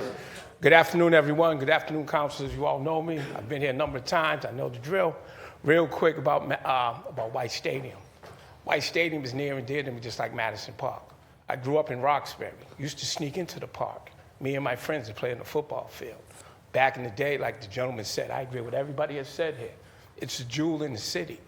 It was where kids could go. We had Franklin Park. It was beautiful. But fast forward, okay, and one of the things, I scored the first ever touchdown in Madison Park history at White Stadium. All right, on top of that. But again, now going to Madison Park, I'm a class of 1978, president of the Madison Park Alumni Association. We came to that building in 1977, and the building wasn't completed then. My class didn't even have a gym, didn't even have access to the football field and all the buildings. We had the whole entire campus. So when you go fast forward 50 years later, we still do not have a finished product. And that's one of the things. We've had the community meetings, we've had all that, but still, we want to know, when are we going to get a new building? Like Ms. Baker said, we don't even have an auditorium. But when I went to Madison, we were a magnet school, and subsequently other mayors turned it into a vocational school. So just given that on it, when are we going to get a new building? Going through the MSBA process we have to start all over again. But moving towards that process, we need to have a strategic plan that I will wait till later on in the community engagement phase where I'm a panel member. I told you I was going to be short and sweet. That's right. Thank you. Thank you, Bobby. So I think we've called everyone who is here to speak on behalf of the facilities and finance portion of our first hearing, correct? Where are you? Second, Judith? Oh, there's two. Okay, I only see one Judith. Were you? Okay. Could I go over Yeah, you can go. Judith Glavin, 25-year resident of Jamaica Plain, down the street from Franklin Park. I'm here to speak about White Stadium, but I think there's a real consistent thing across both of these projects. This is about the kids of Boston. The kids of Boston in an environmental justice area. And I see consistently that this city is not focusing on the kids. The plan for White Stadium right now is not focused on the kids. It is focused on the private for-profit entity. The deadline is being jammed down us because they have a deadline. You said this morning, this panel said, there was an environmental impact study. We haven't seen it. We have not seen it. They're about to cut trees down.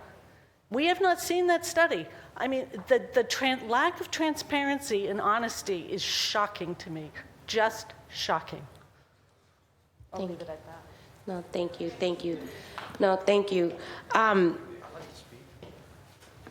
Yeah, and I'm not sure if that is true or not. Is it true that there hasn't been produced?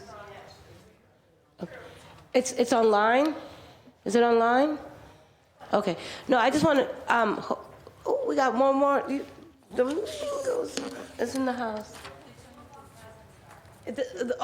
We're still doing the other one. I want to speak on that too. Oh, this one too? Okay. Yeah, this is a concern in White Stadium, correct? No, this is not. This is considering, no, we had 2 hearings on White Stadium and Madison Park. We started at 10 this morning talking specifically about the money and finances. And then there's a second part of White Stadium and Madison Park that is all about the community engagement. So we're taking testimony on the facilities and the financial aspects of White Stadium. Now, if you're here for that, then absolutely. Yeah, I'm here for all that. I'm here for that and some. Okay. Then, do we still have the sheet? I've been at just about every meeting that concerns White Stadium. My name is Domingos DeRosa, 1569 River Street, Hyde Park, Mass. lifelong resident, taxpayer, concerned constituent. We've been told by the city and the private entity that White Stadium is going to benefit BPS students. I beg to differ. Again, folks that know, our sports in Boston has died. We have a majority of school, including Madison Park, that does not have the student body engaged into a lot of the sports that was told to us.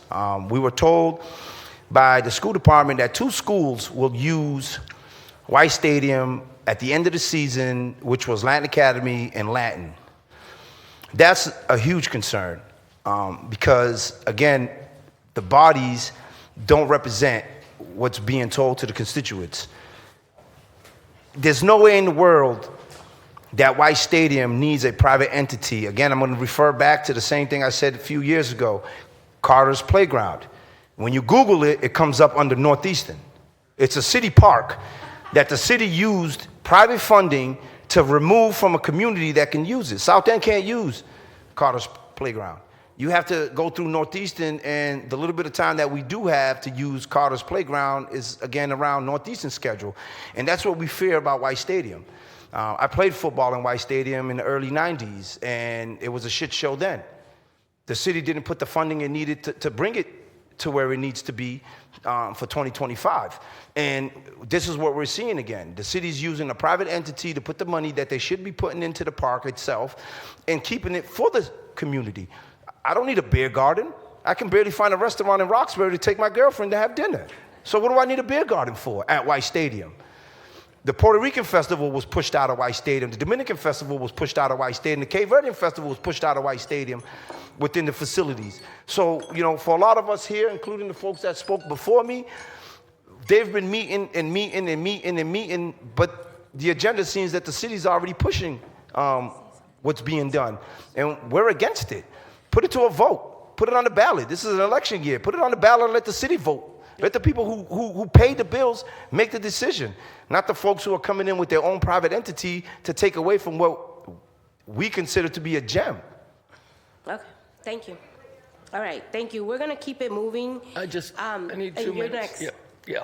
And you have 2 minutes. Yep, my name is Steve Kirschbaum. I am a resident at 8 Archdale Road in Rosendale, and I drove a school bus for 49 years in this city and was the vice president till I retired, so I'm now retired. And I have taken countless children to White Stadium. I have taken countless children to be able to use those facilities. And I think this is appalling, and frankly, it's criminal. White Stadium is part of this jewel that Olmsted built. This is a work of art. This should be for the community, not privatized for somebody's capitalist profit. And I've seen this again and again and again. We have to understand that we must protect for not only our children, but our children's children. Take a walk through Franklin Park. Look at the old signs up there from the late 1800s. You'll know how long this has been our park. We should be chaining ourselves to those trees. You got large growth, old trees. I guess they're talking about pulling them down before they even have the hearings or the court session. This is a criminal rush to judgment. And frankly, to tell you the truth, you really want to know what the community wants to know? We'll have these hearings. They used to do that at 6 o'clock at night. If I was working, I couldn't be here. And that's what, but if you went, all the people that you heard today, that's the tip of the iceberg. We are speaking for all those others. And I will tell you, it hurts my heart when I see them and all this bull about what this professional soccer team's going to do. Anybody who watches sports, remember one that was the Boston Patriots and they were over here, now all of a sudden they're in Foxborough. People be moving all over the place. And if it's just about the bottom line, our bottom line should be our children. No price tag on our children. All right, guys, and no so clapping. I'm coming from the point of view of having driven. I probably even drove to his game back in 1990. I started driving in 1974. And so I think that all of our city councilors or others need to step up and defend the community, because if we can't get our justice in these halls, we'll get it in the park. Thank you. All right, great. Thank you. Okay, so a few ground rules for those who were not here in the early part of yesterday. I feel like we've been here all day, but so just because there is some decorum that we can't clap, there's no signs, there's no swearing, there is a limit on the amount of time that they give us to speak. Really, to be honest with you, and for those who've been following me, I've been here for 4 years. I've had to learn how to be in this chamber, and I'm still learning how to be in this chamber. So for those who are here and paying attention, there are ground rules and how we should show up, and they hold me accountable to making sure that I uphold those rules. So I'm going to continue to remind us of that. So with that, I am going to, I think that Councilor Weber is interested in saying something, and I'm going to give you the mic. Yeah, thanks, Chair. I just to clarify, I think Mr. Rosen mentioned correspondence between us. I'm pretty sure he's referring to. I heard from a lot of residents about the project. I wrote an email, sent it around. That's what he's referring to. I just respectfully think that he mischaracterizes what I said, but I'll just stand by what I said. I think most of you here received that email. Thank you very much. Thank you. Thank you. Oh, so y'all want to be here until tomorrow, right? Y'all got one more question for who? One general question for the chair. Oh, for me. Yeah. Thank you, Madam Chair. And one of the panelists mentioned it, asked a question. I just want to kind of follow up on it.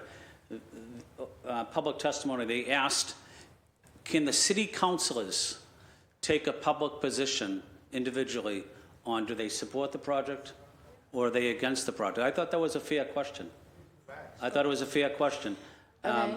And I'm not here to put my colleagues on the spot, but I do think they should answer whether they support the project or against the project. And maybe they can do it at the next session. Okay, how about this? Because my job here is to be the chair of this, but I'm also here to hold space for what we're hearing here and what our colleagues want. So how about if we meet in the middle? How about if after this hearing we propose a resolution, and then next week on the 29th, when we're all slated to be together, because right now it's not fair to ask 5 of us without having the entire body. So that's number one. And number two, there is a process. So we're having a hearing so that we can learn and figure out where we stand. And so I'll file a resolution, something similar to what has been asked, whether or not we want to halt the project. And we'll do the same for Madison Park. We'll see if we want to push the project as was recommended. We were supposed to be shovel-ready July 2025. And if those two things exist, then let the people decide. Let you all decide, because I'll be voting as well. So I can do that. Okay? Is that fair? Would you guys like that? Yeah? Okay. We'll do it. The 29th. So all my colleagues who are not here today, get ready to vote whether or not you want to see this pause and Madison Park pick up. Cool? Excellent. All right. Excellent. Thank you for your leadership. I do just want to clarify, you said it yesterday also. You keep saying this is your 4th year here. I just want to remind you, this is your 6th year here. And don't cut yourself short, okay? You're in your 6th year, and thank you for your leadership. Yeah? Oh, I started in 2020. You won in 19, you started in 20, it's 2025. You're in your 6th year. I'm on my 5th year, actually. I know, it seems like... Oh, my God. It's COVID. Yep. All right. So, yep.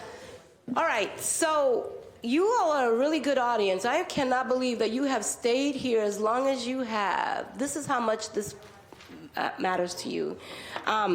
We're going to, unless there's anyone else in this building right now, in person, I'm going to transition to the Zoom, and I'm going to give everyone who is here an opportunity to have a break, because we're going to transition into the 3 o'clock. 3 o'clock, 15 more minutes. There's going to be another hearing at 3 for community engagement. Yeah, on this topic, yes. So I'm going to go on for the Zoom. Yeah, we're going to transition for the second part of this hearing. It's still on White Stadium and Madison Park, but instead of facilities and finance, we're gonna focus on the community engagement process.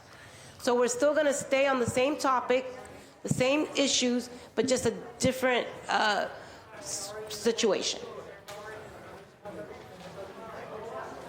But if you came to testify on behalf of the finance and facilities and you haven't signed up for public testimony, we don't have any more. We've called everybody who has signed up.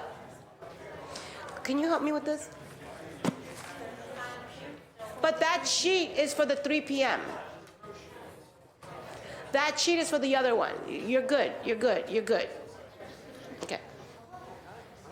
We're figuring out. Okay. All right, so I'm gonna move on to the Zoom, and I'm gonna ask those folks I would take advantage of whatever break you're gonna get, because we're gonna move into transition over to the community engagement process. I am going to take public testimony from those who are in Zoom. So Ethan, we have Kay Matthews, Mitch Hilton, Pamela King, Rebecca Ariano, Sean W., Barbara Millen, Helene Morales, Tindy Miranda, and Jacob Bohr. Those are the folks that we need to line up for Zoom testimony. Who is first?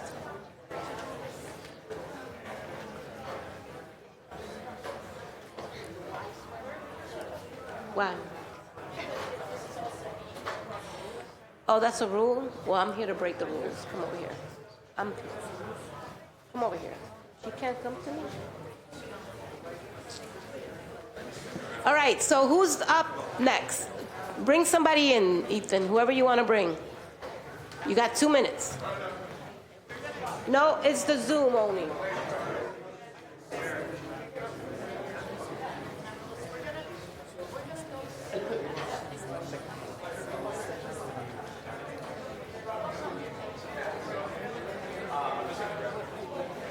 All right. No, I wanted people to speak. The Zoom people. Oh, I'm here.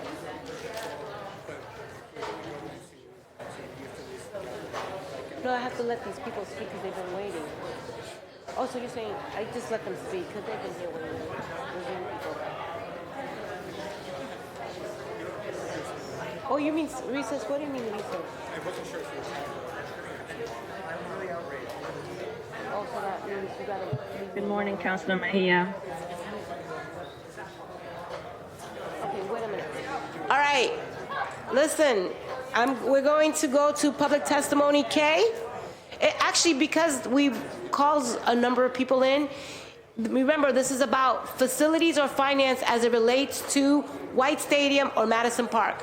You have 2 minutes. Good morning, Councilor Mejia. Can you hear me?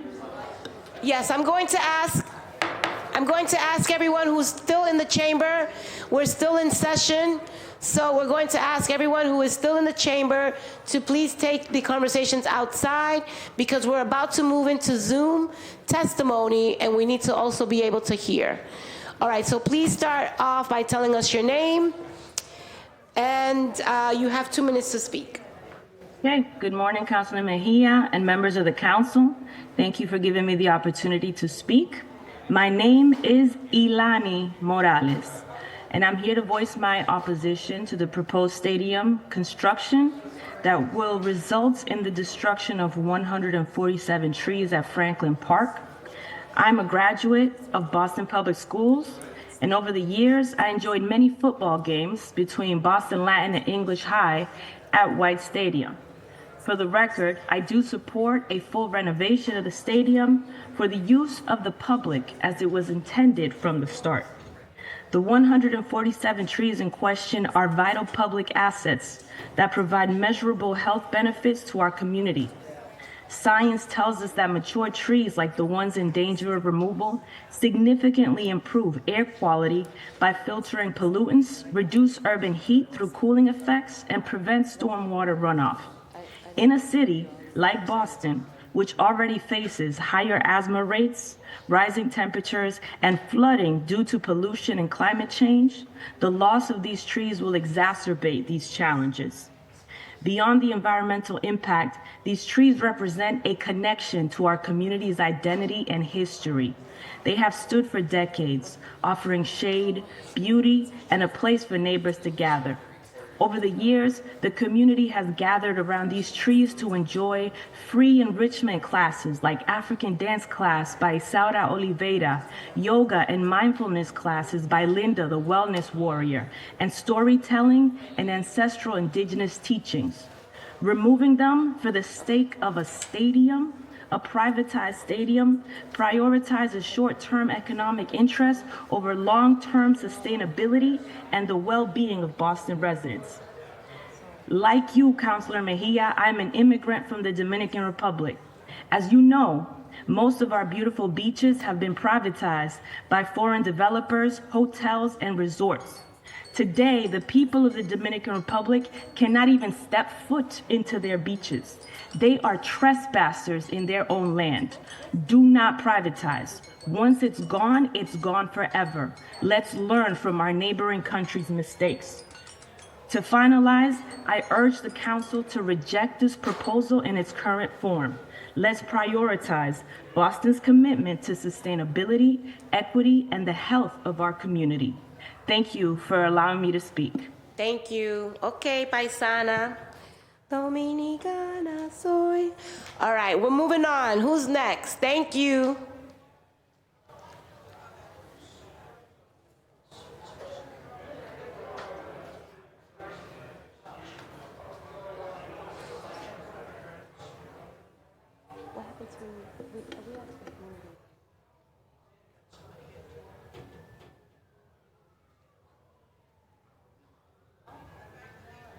Okay, Barbara.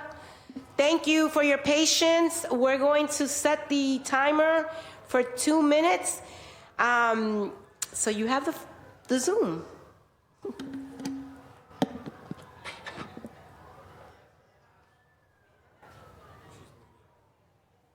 you have to go off mute. Right, so where's this person, where's this person, where's this person? Because Sam can talk about being in between. Can I be heard? Yes, now we can. Thank you. And thank you, Madam Chair and councilors for allowing me to speak. My name is Dr. Barbara Millen. I'm currently the co-vice chair of the Emerald Necklace Conservancy that works with the city and the state to preserve and protect our park system. I'm speaking against the commercial renovation of White Stadium. It violates the terms of the White Trust, which is protecting that space for the schools and the community, not for commercial interests. It violates the community process thus far, which is required for projects like this. It also violates the Franklin Park Plan, which is a coherent, expert-driven plan to restore and expand the park, Franklin Park, for the community and the local public schools. It also ignores an alternative public stadium concept that was prepared by experts and released by the Emerald Necklace Conservancy that was designed for the school and the community at a reasonable cost, which is consistent with gold standards for athletic facilities for school children, unlike the commercial project that has morphed to 4 times the original cost originally presented. It also ignores the pending court case, which was submitted on behalf of the Franklin Park defenders. It ignores the public outcry, which we've heard so eloquently presented today. We are demanding that the mayor seek an alternative site, which we support for commercial soccer in the city of Boston, but also to proceed with the completion of a public stadium concept. Sorry, Barbara. with public engagement and community input to preserve and protect our public park system. Thank you. Thank you, Barbara. I think this is the hardest part of this job, is like, we have been waiting for so long to be heard, and then, I'm sorry, but we have to figure out a different way to do this. All right, so who's next?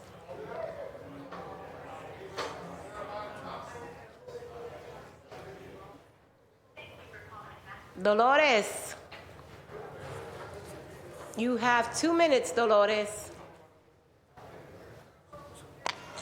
Thank you so much, Councilor Mejia. I really appreciate your having this hearing. And I am here to speak on the White Stadium matter. So many have gone before and spoken so eloquently on the subject, and how unfortunate it is that the city is pushing forward on this proposal, which I think is ill-advised, and others have described how much so.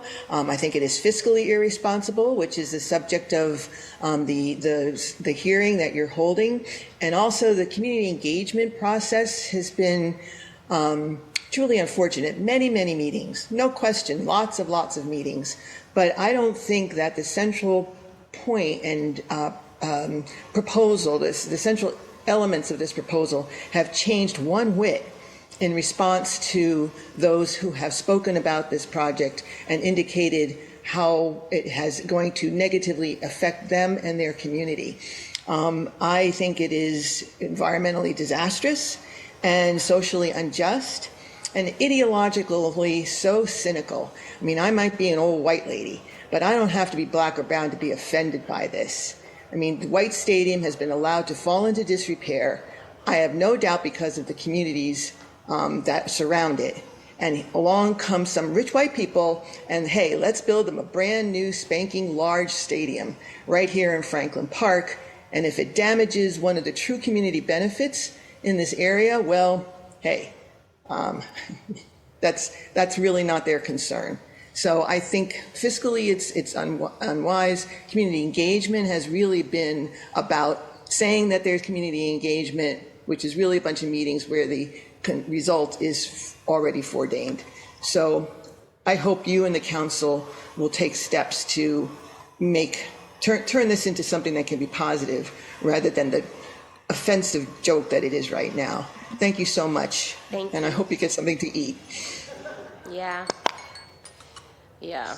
I think the people who are here can go get some pizza. Why don't you guys go get some pizza? Right? Go around, just because y'all stayed here. Hurry up, don't tell nobody. Go to the front desk on the 5th floor, like around the corner, and ask them where the curly room is. There's some pizza there. Yeah, I'm looking at y'all. Like, all of y'all who've stayed here, but don't go tell everybody who's out there, but y'all, just y'all, right here. Sarah, my friend over there, yeah, tu sabe. Okay, you guys go get some pizza. Go get some pizza. Pizza in the curly room. All right? All right? And we let the front desk know that where to send you. But don't tell everybody out there, just the ones who stayed in here. Go get the pizza. All right. We're going to get through this. Mitch Hilton, you are next. And then we have Pamela King and then Rebecca. Where is he? Oh, yes, go get pizza. Yes. Thanks. You're welcome. Mitch, you have 2 minutes. Thank you. Can you hear me, Councilor? Absolutely, sir. Yeah. Thank you. I'll be very brief. Mitch Hilton, Mission Hill. Although I think that a soccer stadium in Boston might be a good idea, in my opinion, this is the wrong location and it's fiscally irresponsible. Thank you for your time. Wow, Mitch. Thank you. Everybody model that behavior. All right. Make sure, I want to make sure that Dr. McGuire gets some pizza. Ivelisse, I'm talking to you, yes. Can you just make sure that and Derek too, because they're going to be here until tomorrow. All right. Thank you. All right, next. And Luis Elisa. All right, who's next?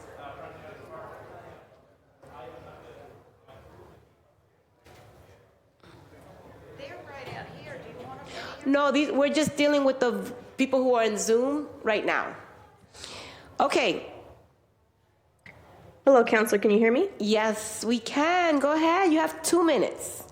All right. My name is Rebecca Arellano. I'm a resident of the city of Boston. I have my master's in urban planning from BU. I have my green infrastructure certification. I use Franklin Park at White Stadium, and I oppose this project in its current iteration. All of my questions and my testimony show how this administration has not been transparent with its constituents in this process that uses at least $91 million. This administration keeps saying that the BPS will continue to control the stadium. If this project isn't giving public space to a private entity, then why is there a permanent team store sponsored by Nike being built into it? Why is the private entity paying for most of the stadium maintenance? Why will the private entity's administrative offices be there? Why will there be in-stadium advertising? Why is the private entity keeping 90% of gross revenue from in-stadium advertising, 90% of gross revenue from naming rights, and 97% of gross revenue from concessions every quarter? And why wasn't this information included in their presentation? What landlord-tenant relationship do you know of where the tenant keeps over 90% of the profits, gets input on naming the building, and upkeeps half of the property? Public trees in the city of Boston are already not being properly maintained. How many tree care professionals are employed by the city to care for all the public trees in the city of Boston? Last I checked yesterday, it was 9. A city official said that trees at White Stadium are decaying and unsafe due to illness or lack of maintenance. This administration is already not adequately maintaining public trees, so why should we believe that it will all of a sudden care for these promised 500 new trees? Per the contract, 65 trees will be planted now and the rest over 5 to 10 years, and the city will only care for the trees for 2 years, and the private entity will only care for the meadow and the playstead. The contractors the city hired to survey the trees only inspected 70 trees and found that only 14 in poor condition and 3 were dead. So how did the city get to 145 trees to be removed? Are any of the 500 trees being planted in green infrastructure tree pits, which exponentially increase a tree's chance of surviving and thriving? I don't think so. What is the size and the type of the 500 new trees? The landscape architect on this project says that that is yet to be determined. There will soon come a day when it will be too hot to play outside due to climate change and the stadium will be defunct. On that day, we will wish that we invested in and protected our tree canopy instead of a $91 million plus concrete heat island that we built with our best intentions. Thank you so much. Thank you. And I want to just note for the record, as the chair of this committee, I'm going to ask that all of the questions that you put on the record get submitted officially to the administration for answers. So thank you for reading those into the record. All right. Tindi Miranda. There we go. Hi, how are you? I hope everyone is doing well. Just want to thank everyone for being a part of today. I think we had some very good points being made. But again, my name is Tindy. I'm a resident of Roxbury. I graduated from Latin Academy. I continue to work. I work for a nonprofit here in Boston as well. White Stadium has been and is a staple. It's a public treasure. It's a vital community resource that primarily serves Boston public schools, our students, the residents, and the visitors to our community. And it should, therefore, remain a public community resource, especially since we will be paying for it. People of Boston will be paying for it. The cutting of the 145 trees is ridiculous, in my opinion. It's going to increase air pollution, mentioning of the summer heat. It's going to permanently impact local neighborhoods. And the increased traffic, the congestion, the poor air quality, and the people who are going to suffer the most are the children. The diversion of valuable public green space for use by the profit, used for profit out of town corporate elites, the decreased public access to Franklin Park on game days, or when we have long-standing cultural events in the park. I just think that, it would cost taxpayers far less money if we were able to upgrade the stadium versus trying to make all of these unworthy changes. I'll close by just saying the city's giveaway to corporate investors would never be proposed for the Arboretum, for Boston Commons, for the public gardens. So I would just urge you guys to use your hats and protect this invaluable public resource for future generations. Thank you so much. Thank you. Thank you so much. I really do appreciate the time and energy that everybody has taken to be here in person or via Zoom. You've had to wait, and we appreciate you doing just that. We're going to take a brief, I'm going to conclude this part of the hearing. So I wanted to just thank my colleagues, the administration, and all of the community panelists that have participated in this conversation. I think that it will continue to remain in my committee. I think that it's important for us to recognize that this conversation has been long overdue. I believe that there's been several different iterations of it, but I'm happy that we were able to have this here in a public setting. So this hearing, I'm going to adjourn this particular hearing. The hearing on docket 0176 is adjourned.